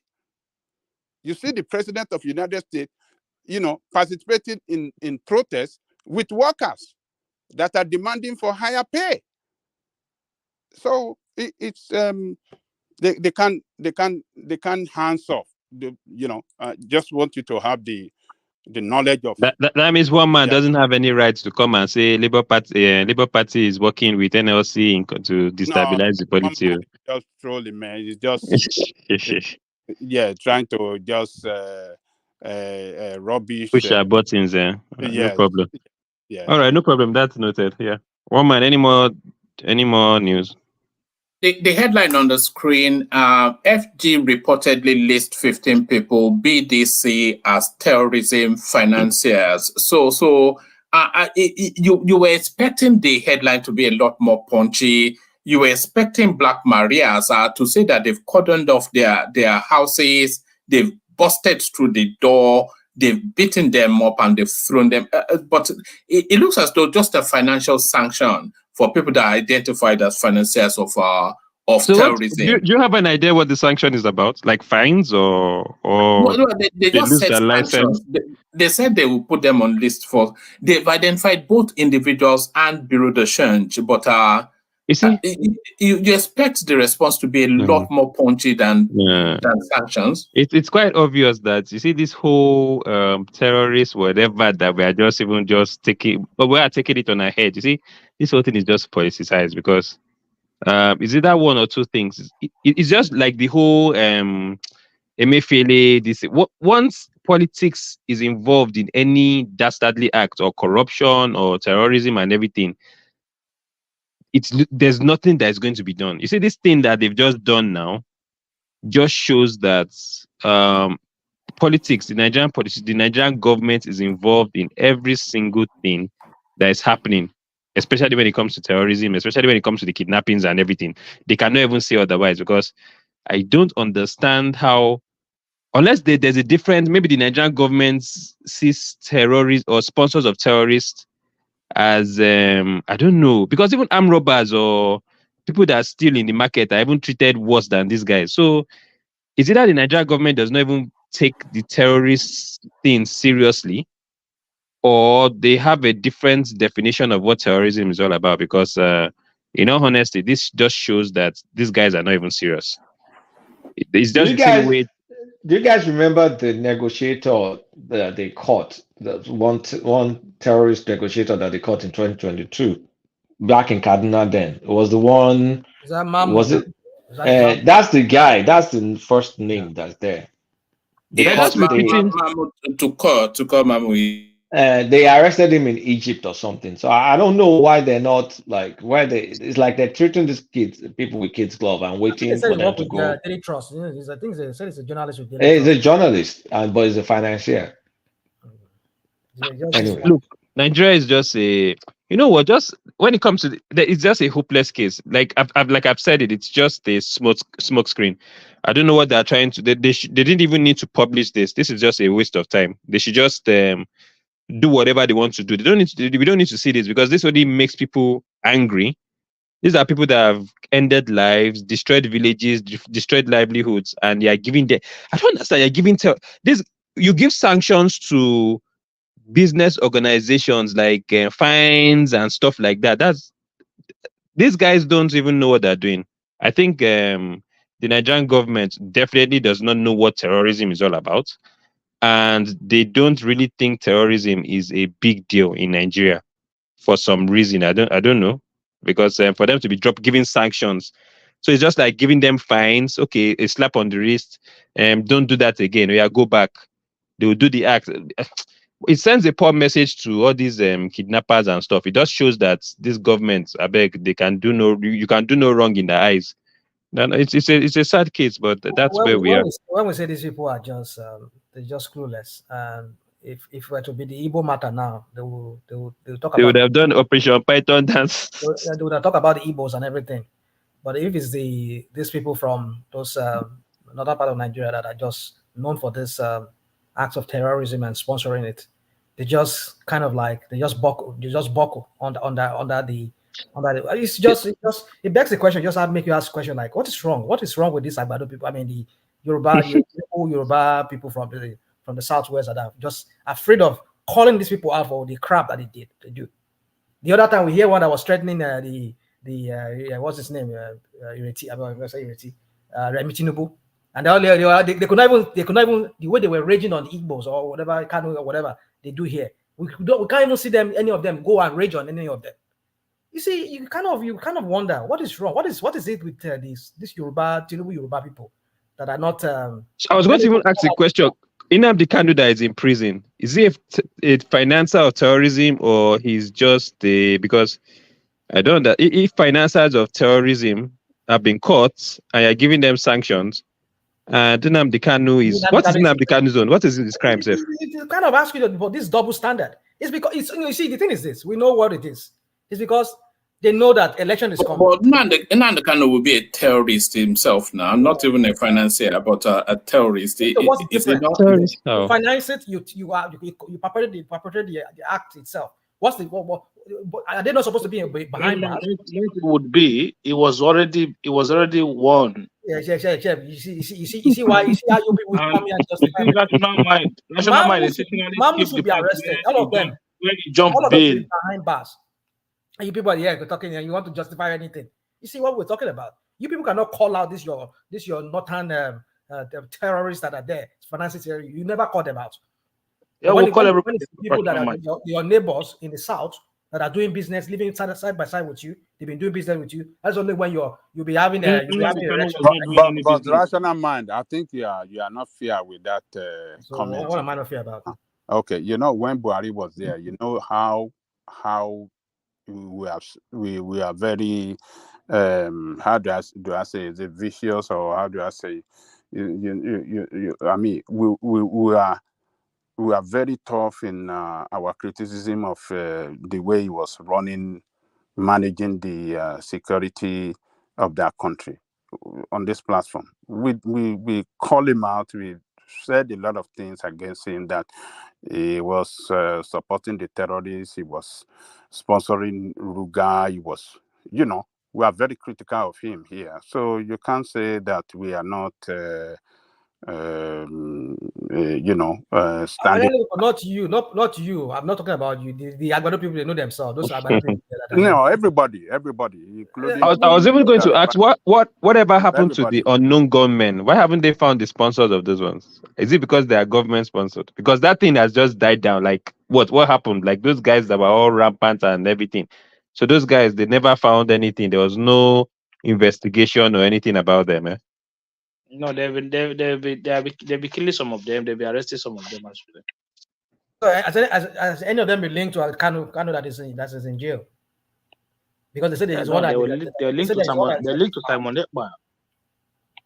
That one, Seth, we are not even hearing that one again, Seth. They're linked to Simon Ekpa. You know, I've been monitoring the news cycle since Nnamdi Kanu had his day in court to see how Simon Ekpa is responding, but we've not heard anything from him yet.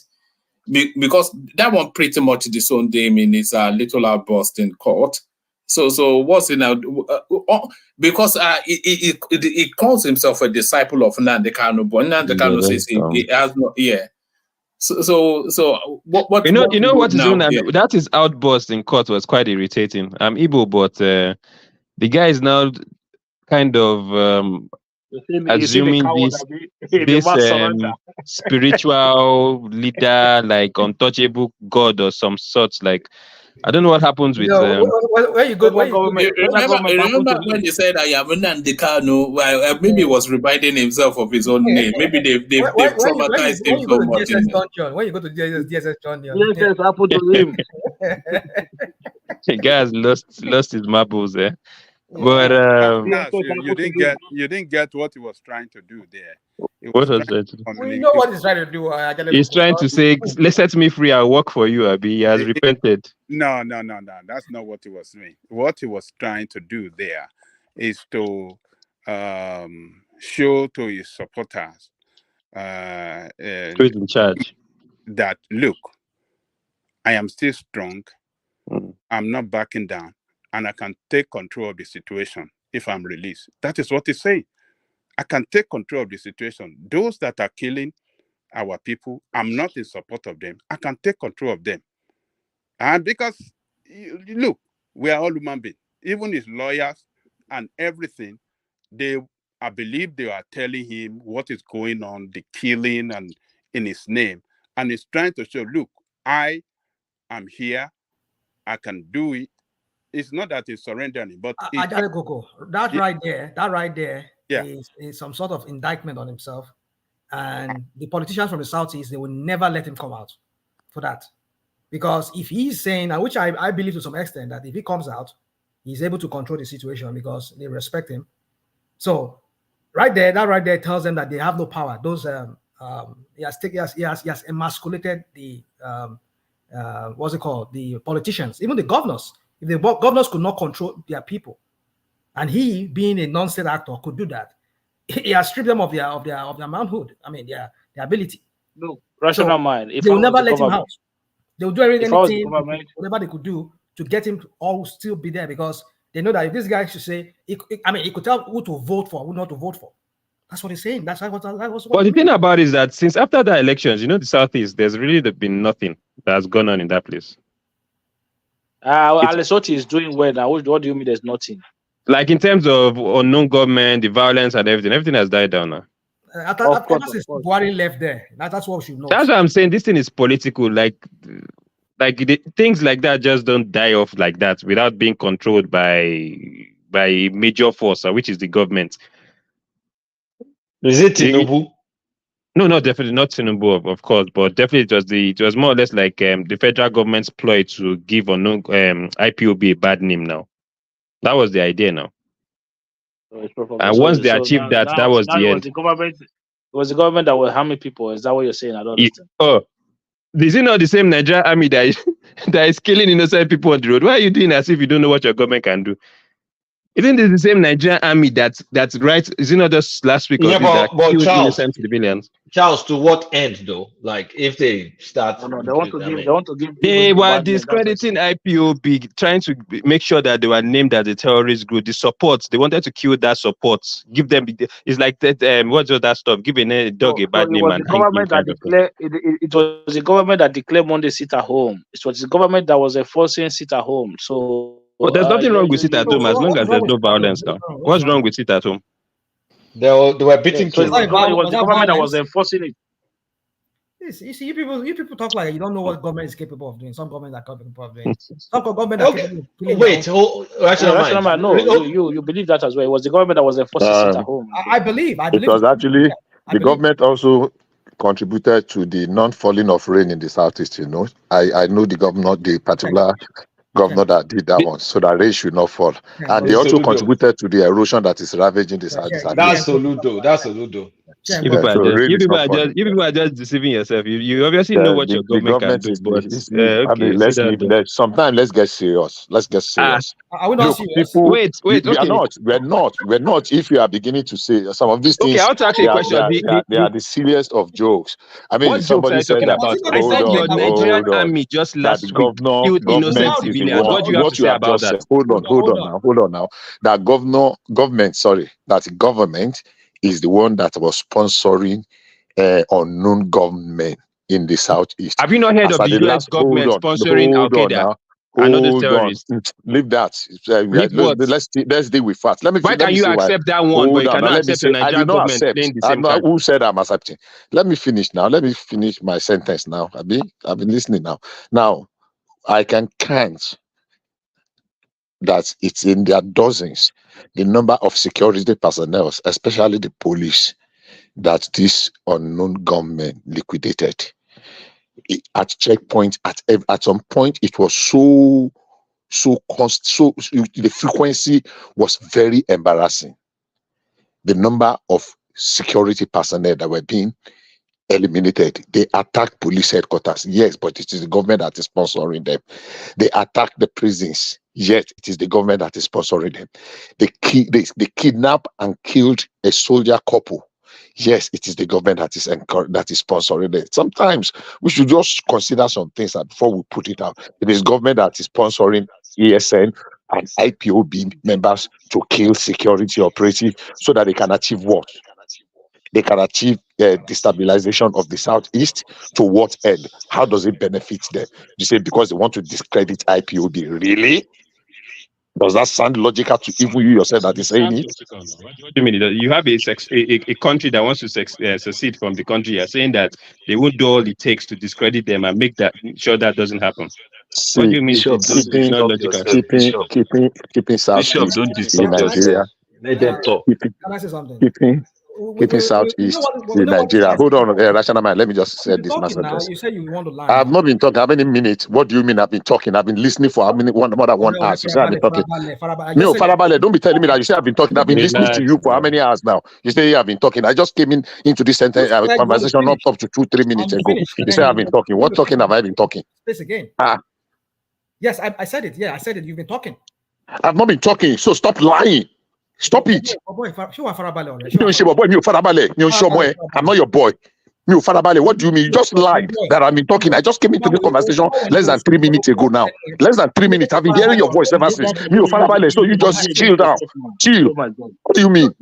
You just talked. I've not been talking. You are the one that I've been talking. You've been talking for longer than I have ever. I just came into this conversation less than 3 minutes now. Come on, this guy. This dude. Will you just all right, gentlemen. No. Everybody hold. Everybody hold. Let Bishop land and then come in after him. Bishop. Oh my God. I'm not even coming to the conversation for 3 minutes. I said you've been talking. You that have been hearing your voice for more than 1 hour, continuously. It's okay. Let's just go back. Please continue. Let's continue. Let's continue. I come back. Anyway, all right. Back to you, Charles. Yeah, so like I said, you have a section of the country, the Southeast, wanting to succeed. The government obviously would not want that to happen because that would lead to a ripple effect of the country, also clamoring for succession one way or the other due to the bad state of governance. And you think the government would not put in control measures to discredit that body trying to succeed by tagging them as terrorists and anti-government and anti-people. Obviously, that's the logical explanation of unknown government now. Because once that happened, and once they were able to draw away support from, because that's exactly what happened. There was a time that Igbos were supporting IPOB and everything in their movement. Then after a while, by the time the government brought unknown government to discredit those people as aggressive, as killers and everything, we saw the number of supports dwindling. And Igbos saying, we can't be doing this sit at home and things like that. That is exactly what happened. But if you want to look at it the other way and say the government has how many individuals can single-handedly disarm a police station or prison, run through a prison just easily like that? Come on, So let's not Charles, kid ourselves, Charles, Joe. do you subscribe to the belief that the government is the one sponsoring that flathead boy, Ekpa? Ekpa, I'm not really, to be honest, too. Probably. It's also possible. Yeah, because if you There's say nothing they're out of. sponsoring if you say they're sponsoring UGM, that Mhm. means they're sponsoring ECPA because I think ECPA is linked to UGM. It's possible. Like I've said, like this guy has been quiet for a while now because I can't really remember the It's last not time he had quiet. So I saw him on Twitter. It's not quiet. He just launched some Bitcoin Bank of Biafra something today. He's still playing prime minister. It's not quiet. Maybe one man entering into Bitcoin. Say you can buy Simon Ekpa's Bitcoin. You know, I'm closing the deal as we speak. You know, that's the next gold mine. Simon Ekpa's Bitcoin. My God, though. I don't know. You know that people gullible enough to fall for this guy. No. There's He's a making problem. so much money. So much. There's something wrong here because this guy, I think in any other same country should have been extradited by now because he's really causing some kind of instability. And the question is it that the Nigerian government can't really take him out or they are Yeah, but benefiting what from his about outwork? what the Finnish If they can government? do it to Nnamdi Kanu, if they can do it to Nnamdi Kanu and who else again have they done that to? Why can't they take him out? Because Umaru Diko, they did it to Umaru Diko. That was what I was trying to say before when I was having the back and forth with Bishop. That you see this guy called Buhari. Under him, we've seen so many crap that he did. In 1984, 84, 85, 84, when he jailed some people and they do some trump up charges against them just to have them jailed, just to pin something on them. That guy is known for, this kind of how do I say? That's why I won't put it past him that this unknown gunmen are just an invention of himself or the government. This is the same guy who went to a country where you leave one man, and he went to kidnap Umar Diko. I was trying to put him into a diplomatic bag to bring him to Nigeria, and the same thing he did again. He repeated in Kanu's case. So this guy is known to always do things that are not that are illegal. Illegally, he does things, illegal things, just to. So I won't put it past him. I'm just talking about because I look at patterns that this guy have had in the past. So I won't put it past him that if he can go to a country like yours where you live and try kidnapping a citizen of Nigeria who lives there, who is seeking refuge there, and you do not do it through the legal way, and we see a repeat of it, the way he did it in Kenya, what can we say this guy is not capable of doing? So for me, that's why I said I believe that these what's it called? This UGM. I don't want to use the word. Maybe not to trigger the YouTube whatever. So I won't put past him that it's part of the scheme just to give a dog a bad name so as to be able to hang it. So that's just my. It's the same reason why, like, you see the government, they capture terrorist sponsors and they're giving them sanctions. Like, everything does not just add up. Like, the government itself is culpable of the insecurity and everything in this country. Like, the Nigerian government, there's something obviously wrong with it because it's meant to serve and protect and everything, but it doesn't. When it comes to people instigating violence or people like Simon Ekpa, just letting them just have a free flow, the inaction of all these things is a bit suspicious. I'll be honest about it. I think that country, there's obviously something wrong about it. Either some other foreign power is actually dictating, because any other country would have sovereign country would take its sovereignty seriously. Nigeria does not take its sovereignty serious at all. When it comes to terrorists, people that are trying to destabilize the country, nope. When it comes to unknown gunmen, they let it slide. When it comes to people like Simon Ekpa and everything, maybe he's under their control. That's why they're just leaving him be. But people that go out of their control, like Nnamdi Kanu, that just went wayward, they now put them in check. That's you are saying what you are telling us now is it's like government is behind Samuel Ekpa. Is that what you're saying? Well, Why haven't they done anything to this guy? There was a time I know there was a time they were in Finland or something. They were trying to get an extradition notice, and all of a sudden that has died down. Is there any reason for that? Like, Finland government rejected that government move for his extradition on the basis of freedom of speech. Do you know that? What is it different? What is different between what EPA is doing from what Nnamdi was doing before he was? So why can't the same rule apply to Nnamdi Kanu? Why can't the British government? Hold on. What I'm saying is that they were all fighting for Biafra homeland. It was because Nnamdi Kanu traveled to, how do I describe it? He traveled to a place. He was in a place at the wrong time where he was captured. Have you seen, what do you call it? What's the name of EPA? Has he ever traveled out of Europe? Has he stepped into any African country since he has been championing this thing? When Nnamdi Kanu was in... You don't know now. You don't know for a fact if he does. Are you trying to tell me that anybody that is like a British or US citizen, once they're out of the US government, and they're arrested or whatever, the US government would not follow suit, or they're not of the interest of US government, so they just let them be, or what? I don't understand. How does that work? What I'm telling you is that this guy, Nnamdi Kanu, was at the wrong place at the wrong time. That was what is responsible for where he is today. This guy remained in Europe, championing the cause. Rational, my friend, who's Dupe called, what's the name? That Yoruba guy in Ireland. What's his name? Mayegun.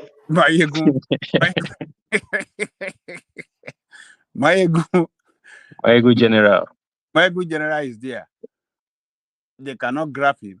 So I don't know where you guys are coming from with this. What are you guys trying to say? Oh, government. You guys saying that government is behind EPA, sponsoring him to destroy them, to destroy the image of Nigeria. Is that rational?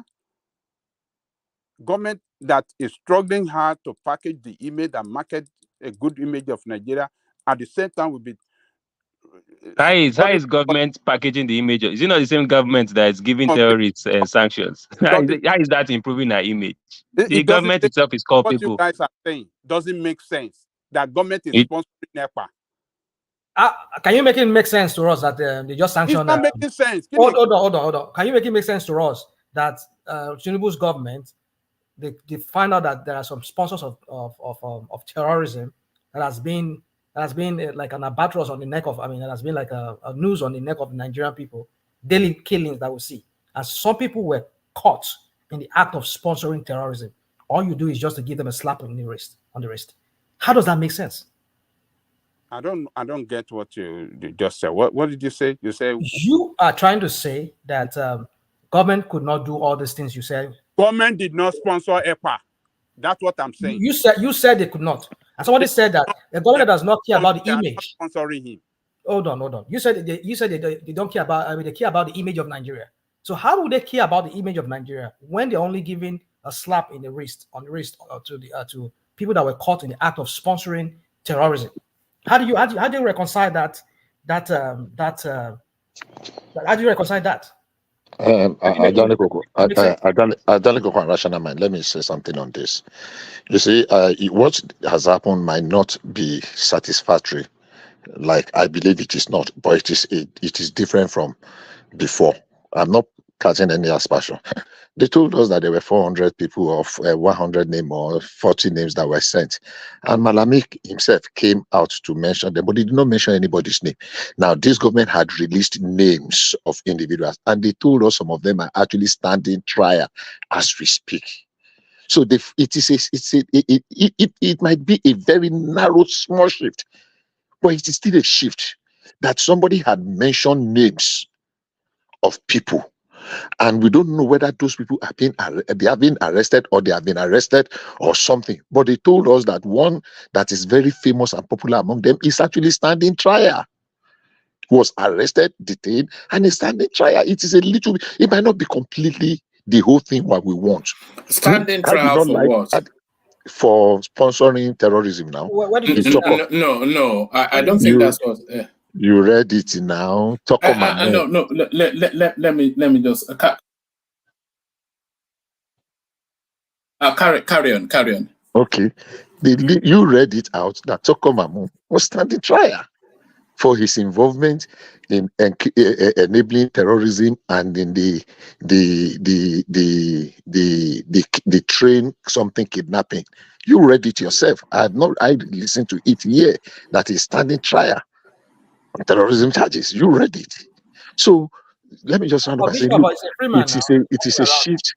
Yes, you're right. It says amongst the individual names in the document was Tukur, who's currently being tried by the federal government for allegedly aiding the terrorists who attacked the Abuja-Kaduna train. But it's walking about. So how do you? No, you did not know that for a fact. You did not know it's walking about for a fact. It was released. It was released as upon. By who? Yeah. By who? Okay, let me go and dig If you go and dig it. The man, the Mieti Allah leader too, is still being held. So it is a little shift where it's not, you will not see the whole step or the staircase before you begin to climb.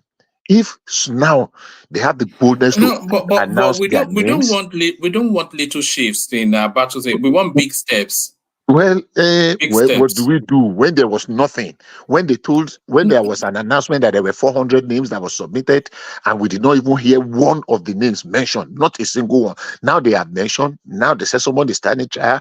Maybe the next one they will arrest. I don't know whether they have arrested those ones or they have not. I would not believe. I would not want a station where they've not arrested them before announcing. But there was. No, they told us they are going to be put on a list and sanctioned.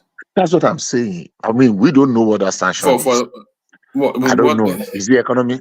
See, I am not saying it is or it is not. I said I don't know, and there is no error. I mean, there is no offense in saying I don't know.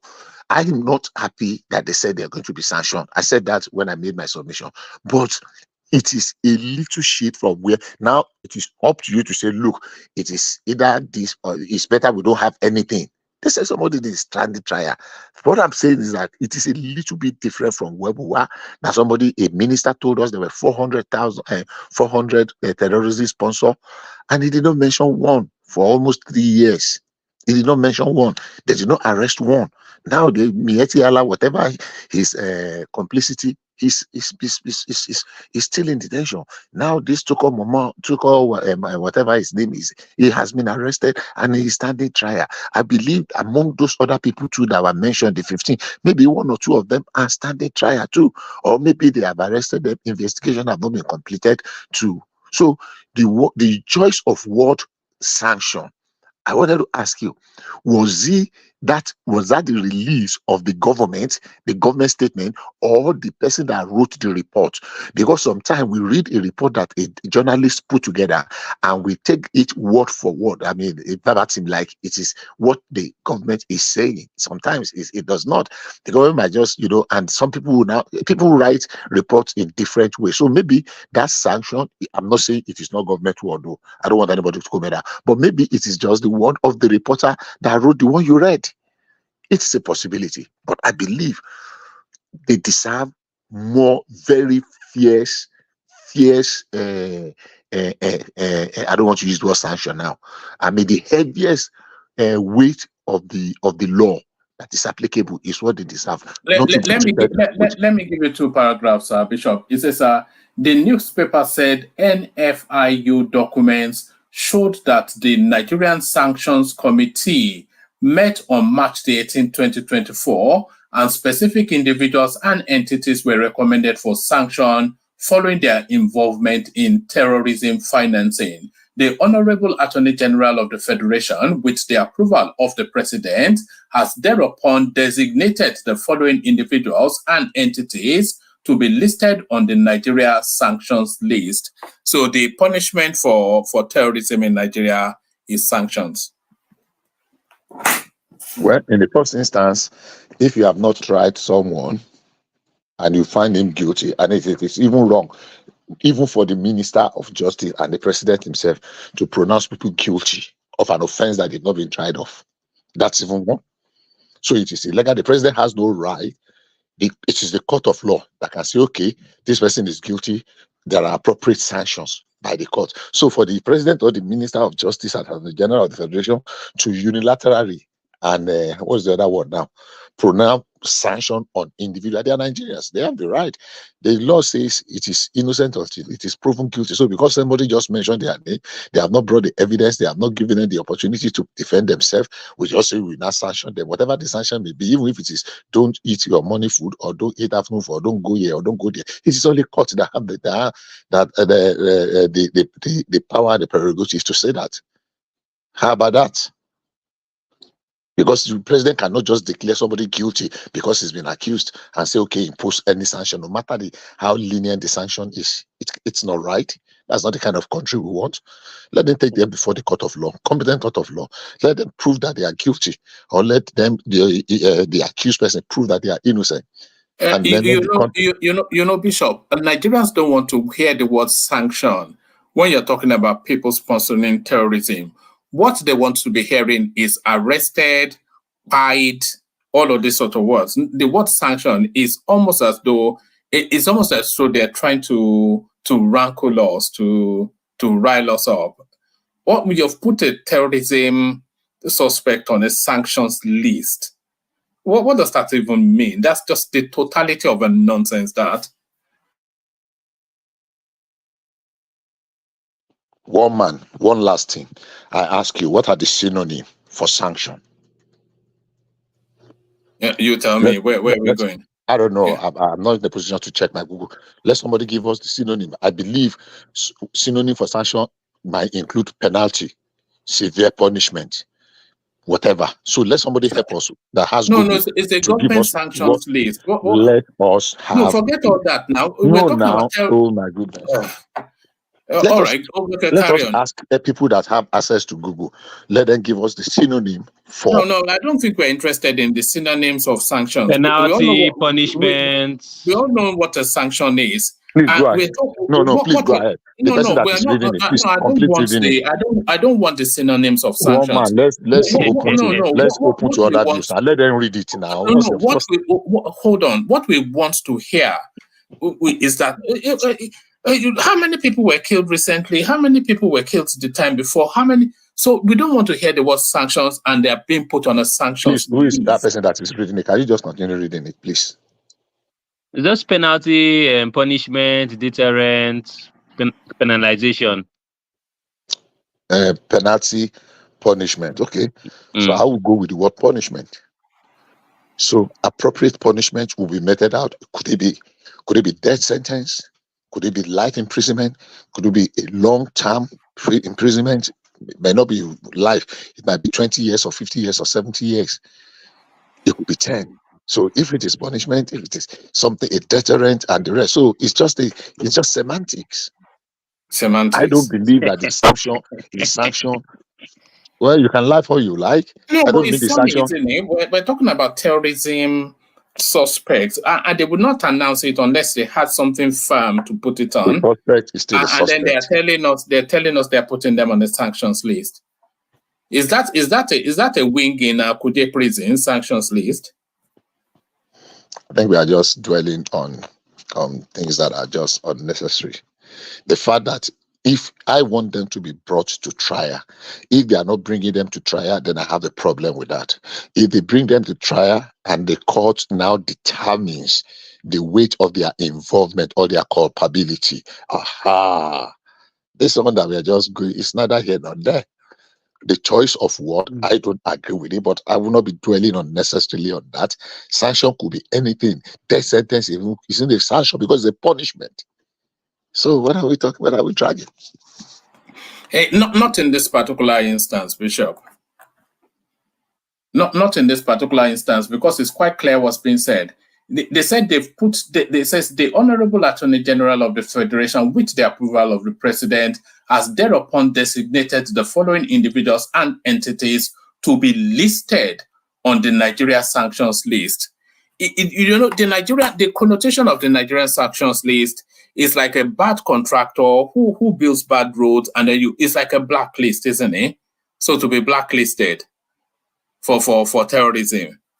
So I'm not sure that I respect your opinion, but I'm not on board with that. Woman, Bishop, you want me to talk? I mean, you done, or you want? I don't know. I just want to say something. Yeah, let me just say something. So anyway, I've been scouring through the internet now because I remember after they arrested, they was deported from Egypt. I think DSS took charge of him. All the dailies that I saw way back, dating back to 2022, around July, August, and September period, reported that they had him in custody. But there was a time, I think because we've been following the space some time back, and they said after they interrogated him, they let him go. I'm surprised that I'm still scouring through the internet just to see if I could find. I have a vague recollection of that as well, rational mind. Yeah. So they let him go at some point. But now that they're saying, maybe Bishop is saying that, the article you read said some people are going through trial. I don't know. But all the ones I've seen too says trial. But the thing I just want to say is this, is that, I don't know, maybe it's on your platform or some other platform I was on days ago, and I said, Gumi needs to be arrested. You know, Gumi too was deported from Saudi Arabia on this issue of his extremist view and some kind of terrorism related issues from Saudi Arabia. And this guy is a media aide, is a PA kind of to Gumi. So Gumi and this guy, if this guy is caught in this thing, Gumi should be investigated. And that's what I said some few days ago when we're deliberating on that matter.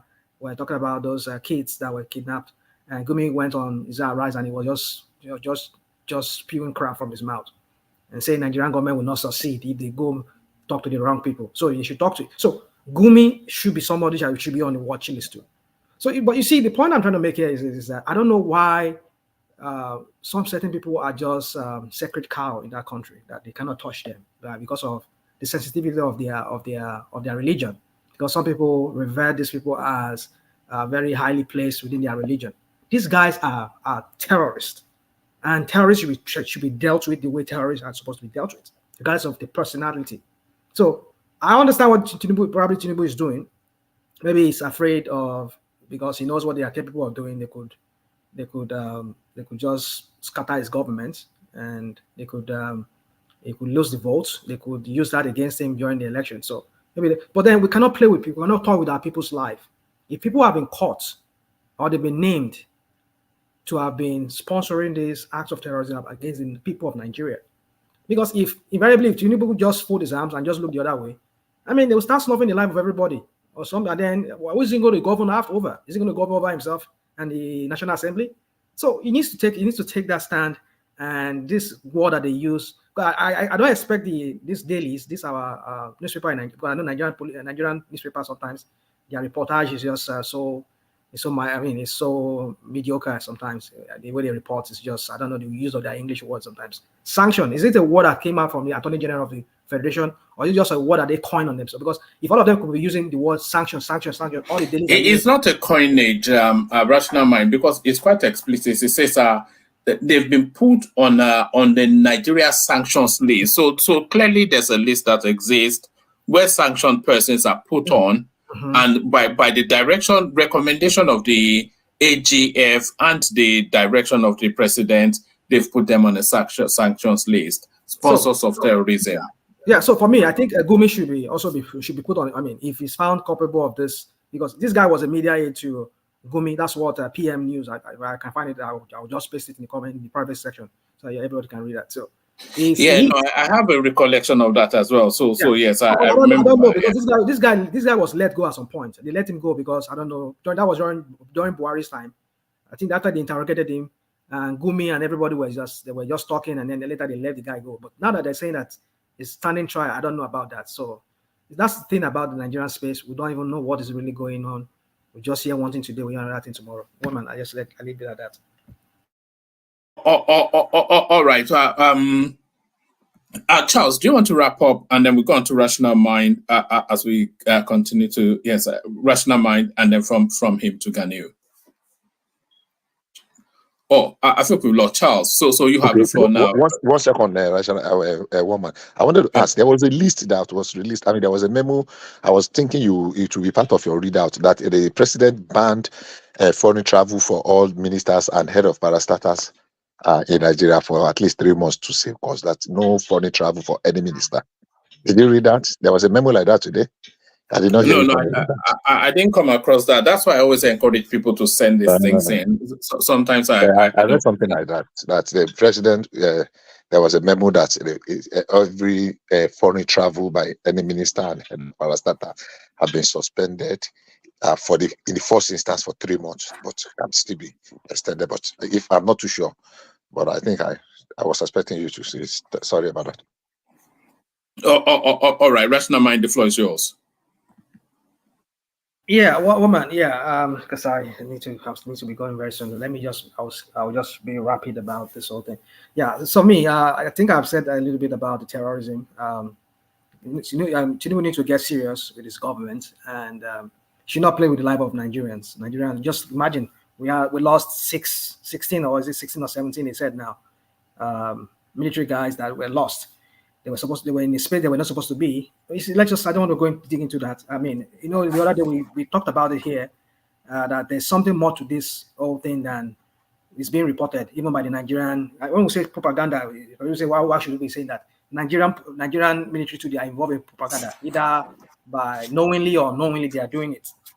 Because what we're hearing is that they were involved in some extrajudicial killing of people. They killed some people.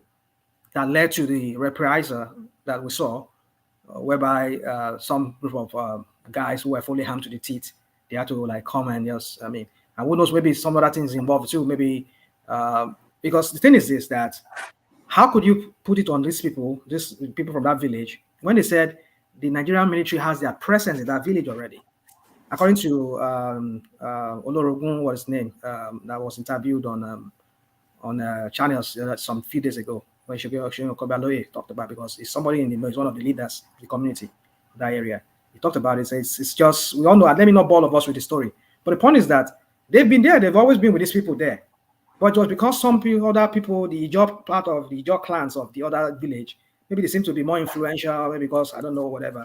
And they said they even came with the question we should be asking again is that these people from the other warring village, they came with these military guys. But they said these guys, they left untouched, unharmed. But the police, the army so there's something much more than we're hearing from this guy. So why would Tinubu be returning when we have this kind of criminals among us? And we find out that there are some people who are sponsoring these criminals. Why don't you just arrest all of them? And then just don't care about, because you're doing what is right. When Nigerians see that you're doing what is right, Nigerians will rally around you. That's my advice to him, to President Tinubu. Let me call him president at this point. So he needs to act right and do his work. And because you see, one thing about me, is he no longer the idiot in Aso Rock? I thought that was his official designation now. When the time comes for me calling him, I will call him that. Forget it. All right. I want him to act as in that capacity as take this security serious. Maybe you're not taking. Maybe because his own kids are not involved, or any family member of his is not involved. Maybe that's why, because all of them, they get state protection.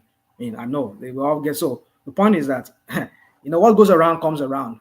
You never can tell. So who knows who could be next? So if these people have been figured out, they found out that they are sponsoring terrorism, do not just give them a tap on the wrist. Jail them if they are found to be guilty of that. Woman, give me another topic, please. All right. Before I give you another topic, rational mind, let me signpost Dupsey's session. So Dupsey, as last Sunday, will be on this Sunday to talk us through all matters life related lifestyle. I was going to say lifestyle, but it's not lifestyle. So that's Dupsey's session there. So she's going to the moral maze of African parents having to contend with their rich son wanting to marry a single mother. Is this something you would accept? Come talk to Dupsy about all that this Sunday coming. So that link in the comment section there, click on it to bookmark it. She'll also be speaking to the Folorunso Alakija divorce as well, which seems to have gripped the nation's attention. So all that and many more topics are joined Dupsy this Sunday coming. So this Sunday coming. Rational Mind, take us to the economy then and the green shoots of recovery that we are seeming to be starting to experience. Well, man, it's a good thing if the dollar is naira is doing well against the dollar and other foreign exchange, other currencies rather. For me, I won't. You see that's one thing I don't like doing. I'll never do that here. I'm not a Tinubu praiser. I'll not come here and praise him for anything. I will not do that because it's something that he caused himself. And if it's seeming like I said it on the platform, they will cause it, but they will cause kata. They will not. Create this facade of we are solving it. No, you are the one who caused it. So bring us back to how it used to be. If possible, take us back to 2015. Well, I doubt if that's going to happen, but at least take us back to when we know. That's when we know that yes, you're really working. So I won't allow this because we know we've seen this kind of drop and then a shooting up. We've seen this ebb and flow of this naira. So it's not something we should be. So that's one thing. Because if I come here and sing praise, and tomorrow some other thing happen, and then we start looking at it. I mean, I don't want to start looking stupid like the Agbado people. Some of them look stupid on this major platforms. They will come here and sing Tinubu's praise, and the next day we see another thing happening, and then it was like, so I don't want to be that. So I would say it's a good thing. That's what I would say. But until I see a real major deep in the naira, what I mean deep, I mean the other currency deeping to the naira going back to like in the hundreds, like in the 800s or 700s, that would be what I would say. Okay, well, good. At least it took us back to when it took over from the bubu that just left the one that came from Baura. So I would say that's for me for that. Then on the NLC issue, I just see some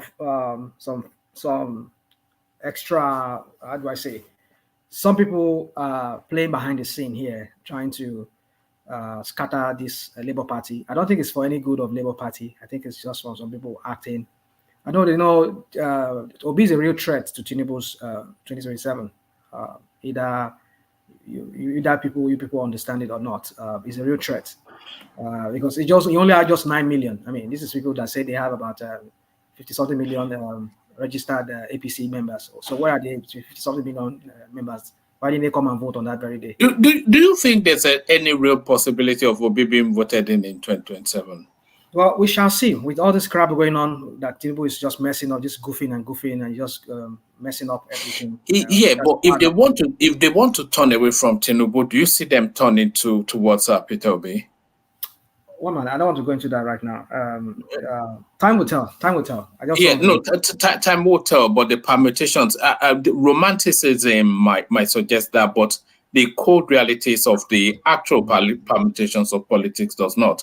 But like you said, it's a big topic, so maybe I know it's something still National Mind is not even sure. I cannot even answer that your question. I mean, what's going on? No. If I say yes, I believe that you are not sure. I believe, but the only thing is that in a fair contest, Tinubu will not come back. But there's never going to be a fair contest. And he said, do you think that people will vote in the direction of Obi? People will vote. People will vote. People will vote in his direction. That is, if we don't see any other major candidate from the north challenging Tinubu like Atiku, then it's certain that he might win. And in the fair contest, I'm sure that Tinubu will lose. Do you think the north will vote for Peter Obi in 2027? The North will vote for it. Well, already we're seeing his move, and some of you are criticizing him here that he's just cloud chasing. Is that's what you use on one man. So that's part of the politics, because that's how politics is. I mean, even Abiola, when he won in 1993, I'm sure, 1993, we knew how he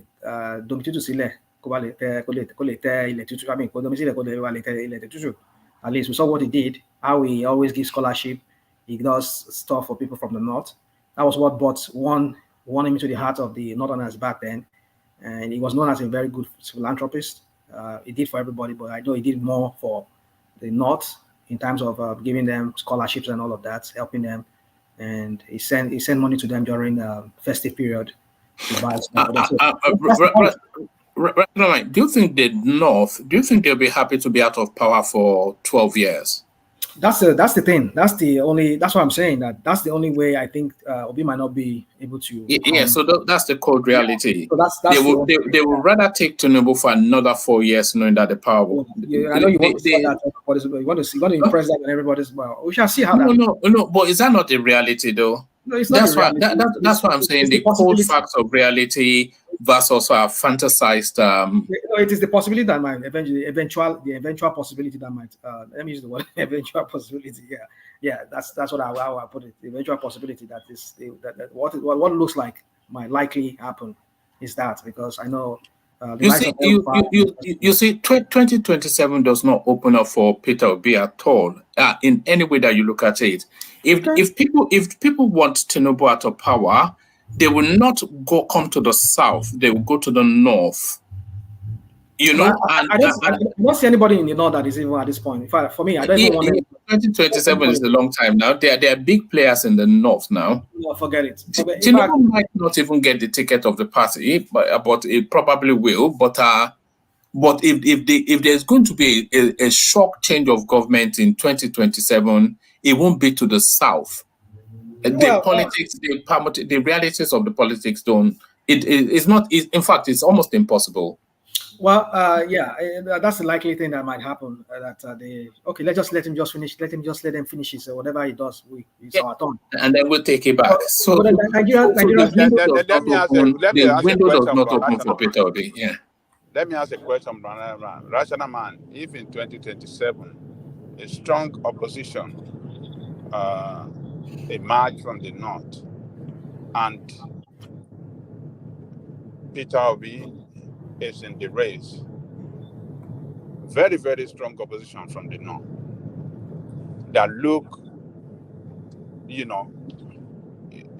carried every chances to win if the south does not go in the same way, does not vote,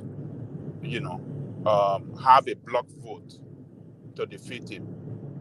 And we have Obi in the race and Tinubu in the race. Who would you vote for? I said it that I don't vote, but I'm asking you. Who would you support? I don't vote, because of being a political analyst here, and sometimes I talk politics. Hold on now. I'm not saying. I'll answer your question. I want to answer your. Okay, go on, please. Who will you support? That's what I'm about to answer. That's what I'm about to say. For me, Tinubu is not my person I want to consider at all. I will not consider Tinubu. And nobody from the north at this point I want to consider, not even Erufai, not even Akwaso, not even Atiku, I want to consider. So Obi will still be mine. But even though I still have some reservation. No, you don't. Hold on. You don't understand my question. I said. Are you saying Obi is there? Also is also in the race. Yeah, I said Obi in the race, Tinubu in the race, and a strong opposition from the north that carries every chances to win if we don't have a bluff vote from the south. Oh, okay. Oh, yeah. It looks like the south will lose at the end of the day. Yes. The south will lose. They might lose. Yeah. Who would you support to win? Where would you let the power go? Do you still want the power to retain in the south or go to the north? Let me answer the question this way. I know the inevitable might happen in the sense that because I don't believe the North has the numbers. I don't believe. But I know they inflate numbers. They do ballot stuffing. They do all their shenanigans. I don't believe they have that numbers. But let's just leave that. So invariably, it might be if we don't have one block from the South, they would decimate the South's vote. The Southern vote will be decimated. And if they have one strong, like you gave that hypothetical situation, the North will have they might have a majority. By virtue of the past elections that they claim to have the highest votes. So South would lose out of it entirely. Now, if you're asking me, would I want that to happen? That would not be what I want to happen. Because number one, and because of that, I would not say because of that, because Tinubu is the most viable among the two of them, because between Tinubu and Obi being from the south, I would probably say Tinubu should go. No, I will not do that because number one is that I don't believe in Tinubu. I do not believe in that guy. I still believe a little bit in Obi than I believe in Tinubu. It's just because I've seen somebody who is not about chronism, who is not about come chop and chop, everybody come and chop. I'm not saying Obi is a saint. I know he has shown shenanigans, but what I'm saying is that the wastefulness, the apa kind of, as I call him, apa kind of person that I see Tinubu to be, just spend money, lavish money. That's not what the country needs. I know you're woman. You're not sure. I sent you your article some days ago from Argentina. The Argentine president that just got in there is doing wonders already. He cut down on expenses for himself and his cabinet. He even recently fired I think one of his cabinet's man. So this is somebody who really wants to work. And if that's the posture that Obi is giving to us, that yes, I'll cut down on governance and all of that within my own government, within my own power. Why not? So we need somebody who wants to lead by example. But Tinubu is not a person that wants to lead by example. He has not led by example. All he does is we see okay. So what you are telling us is that you will not support Tinubu. I know we will lose. We all lose. The power, and the power will go to. I know we all lose. That's not what I want. And that will satisfy you. No, you see. That's why I'm saying you try to box me into a corner with that question. But that's why I'm dignifying your question. I'm dignifying you because of the regard I have for you, Yalikoko. I have that regard for you, but that's why I'm saying that. If not, I won't answer that question because I know you're trying to box me. If you were to be coming from one man, I will not answer it because I know one man is an Agbado person. Anyway, he's in disguise. So let's leave that. That's my own opinion. I know one man said he's not. But let me just say, my point is this. I know we're going to lose because we're not united. We have two candidates from the south, which would make Tinubu and maybe both of them lose. I think at that point, I think Nigeria needs to start talking about, that's why Tinubu needs to start working right now. He needs to start working to prove to Nigerians that, yes, I might get in there through some crooked means, but I want to work for you. That's why I'm here. I do this, all this evil I did is just so that I can work for you people at the end of the day. But the way he's just doing is running his government. It's all about chronism for him. It's all about making money for himself and his family and those people who helped him into governance. That's what I'm saying. Sorry, Rational, what exactly do you want Tinubu to do? How do you want him to work? Like I said, it's very hard. So he should kill himself. No, it's a question. Yeah. Can you just answer that? I'll answer that question. Hold on. How do you want him to work? To kill himself? Let me answer your question now. You've asked me now. Okay, are you not done with your question? Are you done? Yes, I'm done. Just okay. Yeah. So I've said it many times here that Tinubu cannot give what he doesn't have. He doesn't have it in him. He has always surrounded himself with trade fingers, with sycophants, with people who are criminally minded like himself. And Obi is not criminally minded as well. Obi is a saint. No, don't call when you're talking, you should just think about what you're saying. You should look at what you're saying. No, you're not. No. Let me tell you. Hold on 1 minute. Don't get personal with him, though. You asked him a question, so he can respond. Hold on. It doesn't have to give you the answer you want to hear. He will respond in how he understands it and how he views it. Yeah. So, you still want to say something, Daniel? Go on. No. Continue. I don't have to argue with you. You can just say whatever you want. You don't have to argue because that's my opinion, and I think you're asking for my own view on this matter, and that's why I'm asking you. I'm answering your question. Let's forget about the beef you and I we had in the past, but I just don't want to go by that. So my point is that I don't see Tinubu giving what he doesn't have because the way he got into governance and everything, it's all about criminality around him. Enriching himself, and eventually he got whatever he said was his lifetime ambition. We know how he started his lifetime ambition with how he got into governance in 1999. Let's forget 1993, 1992 time, 1993, starting 1993. I got in there. So many corruption around him and all of that, and how he continued holding Lagos State into his pockets, enriching himself through Lagos State. And eventually he used the money to launch himself into national space. and eventually became the president. So now it's paytime period now for all the people that helped him. Because the last election, I will not say it's only just his money that brought him into there. There were also donors who no doubt gave him money just to make sure that he becomes president, because he knows that when he comes there, it's chop by chop government for them. And that is what's going on. But that is at the detriment of the people of Nigeria. Nigerians need to see that the governance is working for them and not for some few people.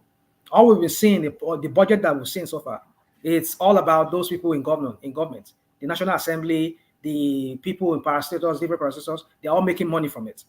This idiot from Ogun State, your state, there, what's his name? The senator that used to be senator from Lagos State.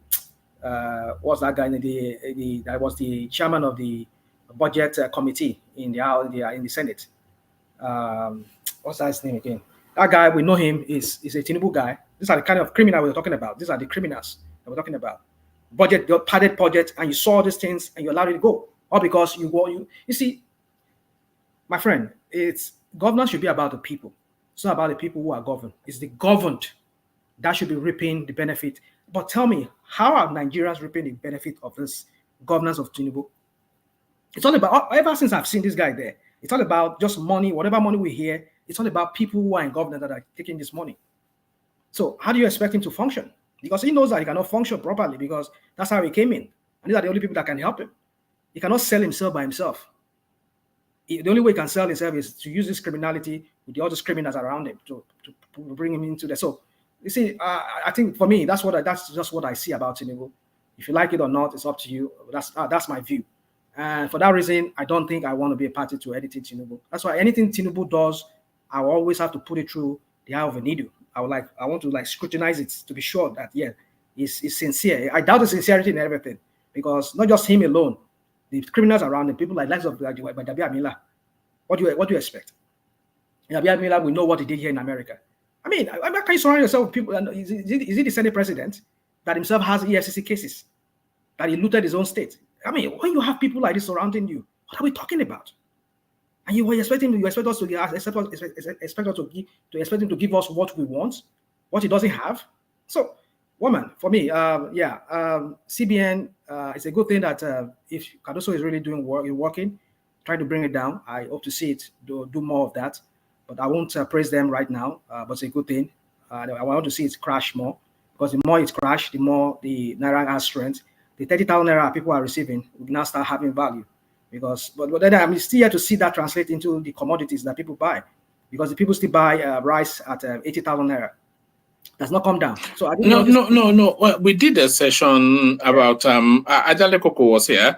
When the prices are going down, they were doing comparisons. I think the prices are going down 15-20%. Even Ekene confirmed that in one of the sessions. Yeah. So, woman, I'm yet to see that, because I don't know some of the things we say here. I don't know if it's it's not you, woman. I know we all sought for this. This information is what we see there in the Nigerian dailies, Nigerian newspapers. And I've always critiqued these our Nigerian newspapers, because a lot of them report something that you hear, you see one here, see another one here.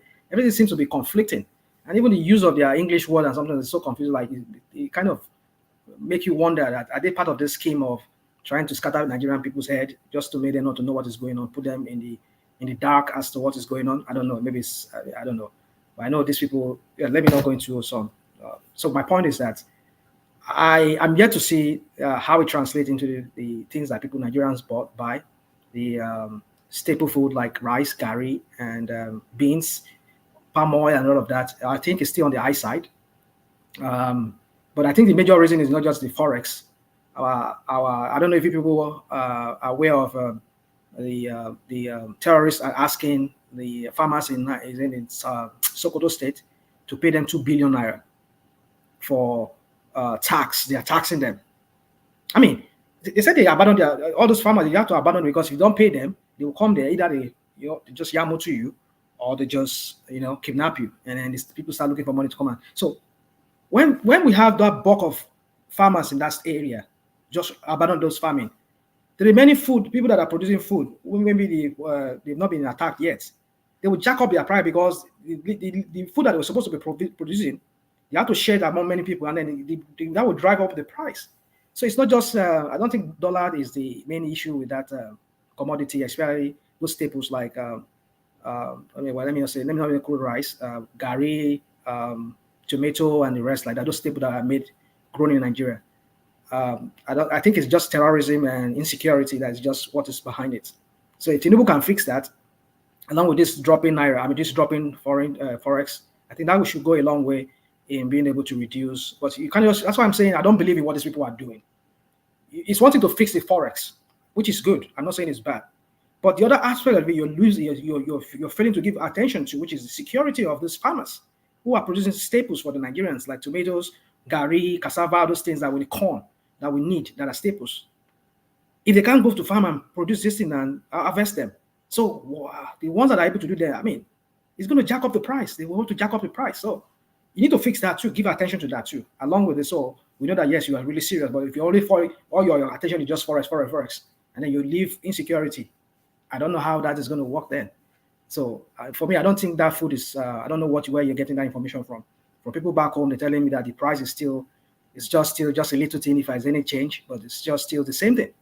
So super pack that people say they buy, even if I go to African store here, I want to buy Indomie, and they tell me that it's expensive than what I bought maybe a month or two ago, because they bring those things from Nigeria. You're jacking up the price too. So I know there's inflation everywhere, but the thing is, Nigeria one is just way out of this universe. So I think that's all I have to say. And finally, real quick, the issue of that student loan for me. I've said it. I think I've said what I need to say. Maybe I didn't say it right. But my point is that Tinubu should not focus on just money, because I think, you see, that's what I'm saying. I can go on and on. If you ask me, give me time to go on and on about Tinubu, why I don't like this Tinubu of a person. I'm not saying I don't like him as a person. I don't like his policies. I don't like what he stands for, the way he governs, his governance style, and his policies. Let me ask you, does Tinubu stand for anything outside of what every other Nigerian politician stands for? Is he better, worse, or is he especially so more than the rest of them, or is it just have we just identified him as the poster boy? Or how is he different from? We've gone through Peter Obi. He's a looter. Atiku is a looter. But Abiamila is a looter. Even Fashola will be a looter. Everybody, they are all looters. So why especially him as opposed to anyone else? Why is him right now? Is because he's the one is the one there who is the president. The same way I was attacking Bubu when he was there, when we were all here, when Bubu was there. I know you started this channel. I was one of those people that was here with you, if not early, one of the early guys, members of your platform. Well, always, Tinubu wasn't in play. If I ever commented on Tinubu, or maybe support of Bubu, was the only time I just attack him. But I always talk about, so somebody should tell me that people like Gani should not be saying that. Why do I hate? No, I don't hate Tinubu. I hate that APC and what they stand for. Their policies, their propaganda. They're not there to help the people. They are there just to enrich themselves and their cronies and go and just put Nigerians, impoverish Nigeria, put them in more misery. That's my point. So Tinubu is just one of those people too, one of those politicians. So it's no difference from them. So if anybody is there, even though it's what's his name, Obi, that is there, he does this crap, I will come here and be one of those people that I will call him out. I will go hard on him the way I'm going hard on anybody like Tinubu. So not especially like Tinubu. I've known Tinubu's antecedent from Lagos. All the crap that he did in Lagos, and then he tries to make it look like it's something that he did. It's not something. Looking back in retrospect, I realized that Tinubu was just for himself, not for anything. It's not about just making money. How to make money. You don't just make. That's what brought me to this issue of this loan. It's a good thing if you're having like money given to people to go to school. But the point is this: this is the same guy who said some few days ago when people were talking about restructuring, he says, "No, we cannot talk about restructuring without doing the groundwork." Now you realize that there's a need for you to always have something planned first before you just go out and just make any policy statement. He said it, which I agree with him. We're having that deliberation on some other platform. And somebody brought that up. I said, yeah, that's a point to make. That's the only one about the only thing I see that. I know he's just said it because he just wants to say something to look like he has something upstairs to give. Yeah, but if really what he said, he meant it, that's how it should go. You don't just go make policy, just say it like that without having done any groundwork for it. Give Nigerian false hope that, they were expecting this thing, we'll be paying 30,000 naira. You're not done the groundwork. We've removed first subsidy. You're not done the groundwork. You just. So my point is that if you're giving student loan, you need to look at so many things around that student loan. Because right now, what we need is like, I know I've said that on your platform here many times. I said, what we need in Nigeria is we need our people to be skilled. And this is the same guy who went to Imo State some few during this guy's inauguration. He went there. He was saying that we'll be exporting brains to the world. What an Baba Yabo had to walk out of that place now. What an unpatriotic thing to say. We need our brains in that country, so we can export to them and tax them. That's all for him. It's all about tax, how to make money. For the people that will make that money for you, what is the contribution to those people's life? What is the impact to the people? So my point is that if you want to like create some kind of an economy that is like 1 trillion economy, your people should be up to the task. It's like within that, because when you're having this brain drain, you like you say you'll be shipping brains outside. So who are going to create that 1 million? You see, when we say these people say one thing and they do another thing, and you wonder how are you going to create 1 trillion economy when your people are not skilled? You don't have skilled laborers. This is the same guy who was like saying a few weeks ago, who was taxing all the expatriates. He just said it without even doing any groundwork. Now they already reverse it again. They reverse it. This policy somersault every time, say one thing, do another thing. So you see, when I say these people are not ready, they're not ready for governance. They just want to be there. They just want to use him. His cronies want to use him to make money for them. Is that that's what they want to do. So, woman, for me, in conclusion, I know we need to go. Everybody needs to go. For me, in conclusion, is that train our people, give them some form of training that would, in a local economy, like in their locality, they can be like electricians. They can start doing plumbing. But the other thing is that where is the plumbing? Where is even the water for them to even do plumbing? When in Lagos State, they don't even have all the homes. They don't even have water going to any home. So where are the plumbing you're going to do? You see what we're talking about? So you've not done anything. So now, and you want people to go to tertiary institution to go and learn. How many of our engineers are building construction building in Nigeria? Rational, 1 second, if you don't mind. Go on, please. Do you know there are up to close to 10 technical colleges in Lagos State alone? Do you know that? I know of about 2 or 3. No, you don't know. There are more than 2. If it's not up to 10, it will be 8 at the very minimum. And they are running. And they are turning out people. I cannot remember. Technical school, you said? You said what? Technical colleges, yes, technical colleges. And they are taking in people every year, and they are churning out tradesmen in different handiwork and what have you. I don't know if this thing you're talking about. There is always a Chinese, there's a Chinese adage that they used to teach us many years ago, that the journey of 1,000 miles begins with a step. According to the book, according to Saint Rational Mind, if it is not a 1,000 miles at the first step, then it is not a journey at all. Look, there are cynists. I know you are a cynist and a pessimist, but there should be a line, even if you are being very cynical about everything. I'm sure you'll be cynical about the air that we breathe in Nigeria, that is not Tinubu has contaminated the air that people are. Yeah, that's the truth. Sometimes we can be objective, even though we are critical. We can be critical. You can be critical, but sometimes this year something is getting to the level of ridiculous. I don't have anything. You can hate Tinubu for all of that. But hey, if you are deliberately blinding yourself to little gains, little wins, you're just turning yourself to a joke, a laughing stock. All right. The part of the joke. So everything cannot just be negative. You spin everything to turn it negative. No. Yeah. It's okay to be a pessimist or a cynist and to be cynical about every situation. But at some time, if you don't, you might not even praise it. You can just keep quiet and just pass and let other people hear their comment. Not so just keep quiet. Becoming too boring.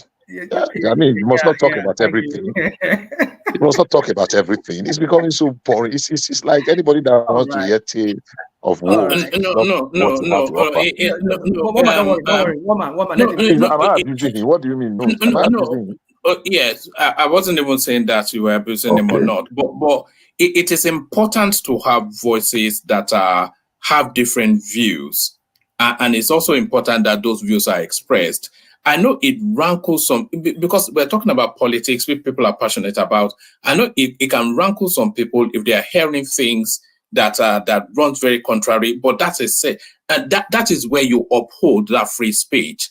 So that free speech is not something you slightly disagree with or something you agree with, but something you fundamentally disagree with, but you still let it have flesh. So let him have flesh as it carries on. Rational mind, back to you. Yeah, I appreciate what Bishop said. Once in a while, it's good for one to. I'm a cynic. I have a cynicism when it comes to Nigeria. Because one thing you said earlier, if you remember what you said a journey of 1 mile. I mean, how many miles they call it? Start with a small step. Bishop, do you know how long I've been hearing that? Ever since I've been born, I've been hearing that said by different politicians. So when are we going to get to the end of that journey? And now here you come again. We hear you come again, and you're repeating the same thing that this criminals politicians we have said. They've been saying all these years. A journey of 1 mile start with a step. A journey of 1 mile. Like, I mean, how many times we are going to hear that? They too, they will do their own rubbish. They will go waste our 8 years of our life. I mean, look at the one that just left, the ones that left there. 8 years of our life was wasted. And this one too is on the same trajectory, and you don't want me to be angry with them. You know what it means for Bishop. It's just because you and I maybe we are fortunate to be to have gone out of that country and maybe start a better life for ourselves. Do you know how many of our people, some of us who are our age mates that are back home, some of them they are just stagnant in one place. Not because due to any fault of their not as if they are lazy, but there are no opportunities like you and I. We came here, we see opportunities. There are no opportunities back home. These criminals there, they just keep taking the money, mopping up from the system and bringing it here, buy homes, buy estates here, and our people are languishing in poverty over there. And you keep telling me a journey of 1 mile start with 1 step, and you don't want me to be angry with them. I'm angry because you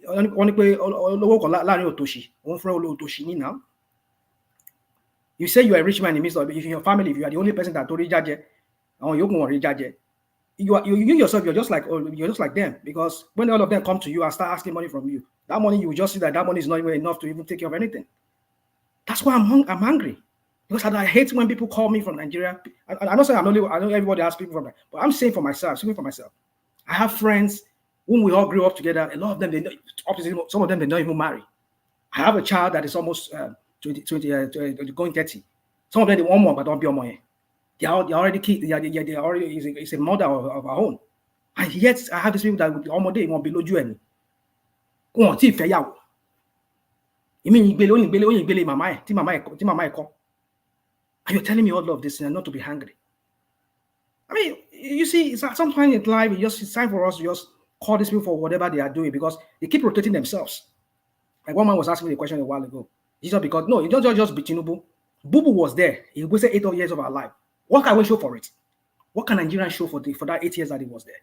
And this one too is there now, almost on the same trajectory. I wish him the best, but I don't think he's going to do anything, because we know the problem of that country. If it's not done right, you'll never get it right. One man, let me leave it at that, because I just don't want to go. I think some people say I'm becoming boring.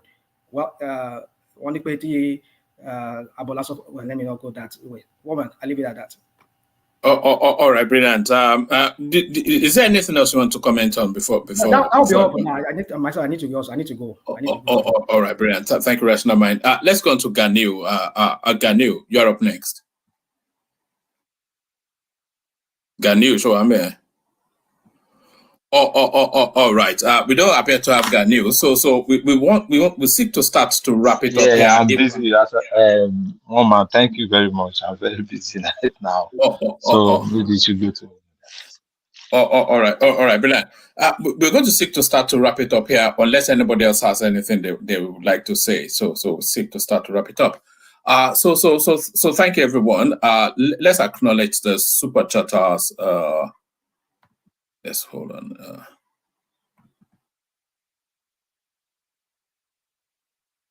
Yeah, so let's acknowledge the super chatters. Ayo, of course. We always mention Ayo anytime we're talking about super chats. So that's Ayo right there. Choma, Choma immediately backs him up. And then we have Abdul in that space. We have Olaposun Oshunlete, who regularly does as well. So he does in this instance as well. Crown is there as well, with the super chart saying whatever it is that he just said there. And then Ola rattled off a series of super chats because it couldn't really be in the studio. So there's Ola right there, engaging with the conversation with super charts. This is Rotimi, so that there he is right there, listening to us actually on Twitter. So well done, Rotimi. That's Ola Tumbosun still doing as it often does. That's Ola still as well. So well done, Ola. And then that's Solly, who was I'm not even to So thank you, Solly. So thank you, Solly. Thank you, everyone. Thank you for all that. So let me flash up our Dupsy session on our way out. So Dupsy joins us on Sunday. I think I've sent the link in the comment section a couple of times. Let me send it one more time. Just so the people that have not yet had the chance to bookmark it, they can go bookmark it now. And then I'm going to play you on our way out. I'll play you the music that I've been using as the intro music. This is a genre of Yoruba music that I've just come across. I never even knew things like this. I was just researching what could replace some of the songs that we've been playing, and I came across I typed in on Google genres of is it Dopolo or something? What's it called again? Let me just check genres of Yoruba music. So this one is called, what's it called again? Give me 1 second. Bolojo. This one is called Bolojo music. So let's sign it off with a bit of and the biggest name in that particular area apparently is a lady called Zainab. So here is Zainab now taking us out of the session as I remove Dupsy's Monica to play you. Hold on. Give me 1 second. So as I remove, even the computer is now having a life of its own. I hope people can still hear me, by the way. Yeah, so as I remove Dupsy's Monica to play you now this music from this lady. So thank you, everyone. See you. Thank you, everyone. See you. Where is it? Thank you, everyone. See you tomorrow.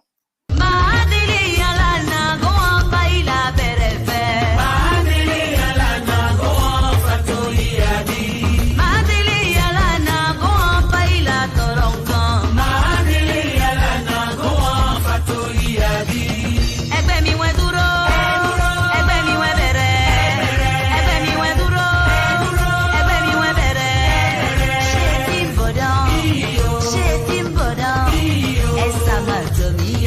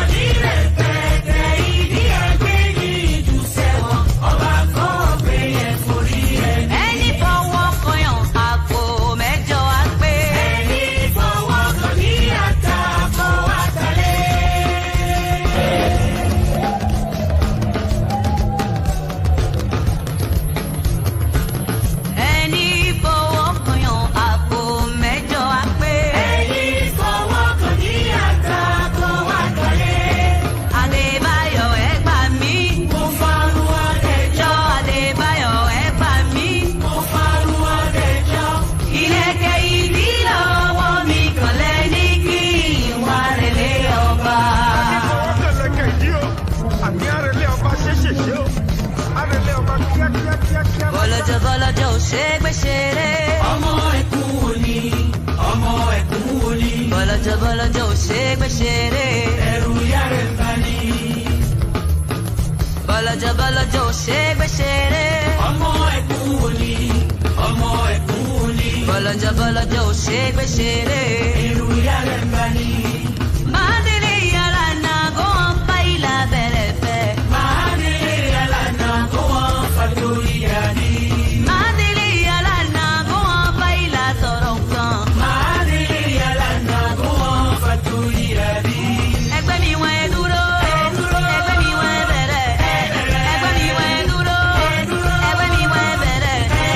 Ṣé ẹ ti ń bọ̀ dán? Ṣé ẹ ti ń bọ̀ dán? Ẹ sábà tó mi. Ẹ sábà tó mi. Ẹ bá wá obìnrin àlòkù. Ẹ dé Kútọ́nù. A máa yà sí mi sẹ́bọ̀. A máa làwọ̀ yóò bá dé. Tọ́pá ń kó kiri. Ẹ bá wá obìnrin àlòkù. Ẹ dé Kútọ́nù. A máa yà sí mi sẹ́bọ̀. A máa làwọ̀ yóò bá dé. Tọ́pá ń kó kiri. Àlè ìwọ̀n wọ̀n wò ìwọ̀n wọ̀n wò. Tọ́pá ń kó kiri. Ìkó wọ̀n wò ìkó wọ̀n wò. Tọ́pá ń kó kiri. Ìwọ̀n wọ̀n lẹ̀ ìwọ̀n wọ̀n lẹ̀. Tọ́pá ń kó kiri. Ìkó wọ̀n wò ìkó wọ̀n wò. Tọ́pá ń kó kiri. Àní tọpá ń kó wọn kiri, ń kó wọn ní, ń kó wọn, ń kó wọn, ń kó wọn, ń kó wọn, ń kó wọn. Ó máa kó wọn lọ ṣẹ́ṣẹ́ṣẹ́. Àní dada ìṣìnàbù ní kọrin ní lùmìtì. Óyè! Sọ́lọ́jà sọ́lọ́jà yín o, ẹ lọ sọ́lọ́jà. Àní mo ní tọ́lọ́jà yóò lọ́jọ́ lọ sọ́lọ́jà o. Lè ṣe àbọ́là kàràbánú ń fásì lálọ́ lóyún. Sọ́lọ́jà sọ́lọ́jà yín o, ẹ lọ sọ́lọ́jà. Ìtànkè àlùgbé bàbá ń fọ òun òde.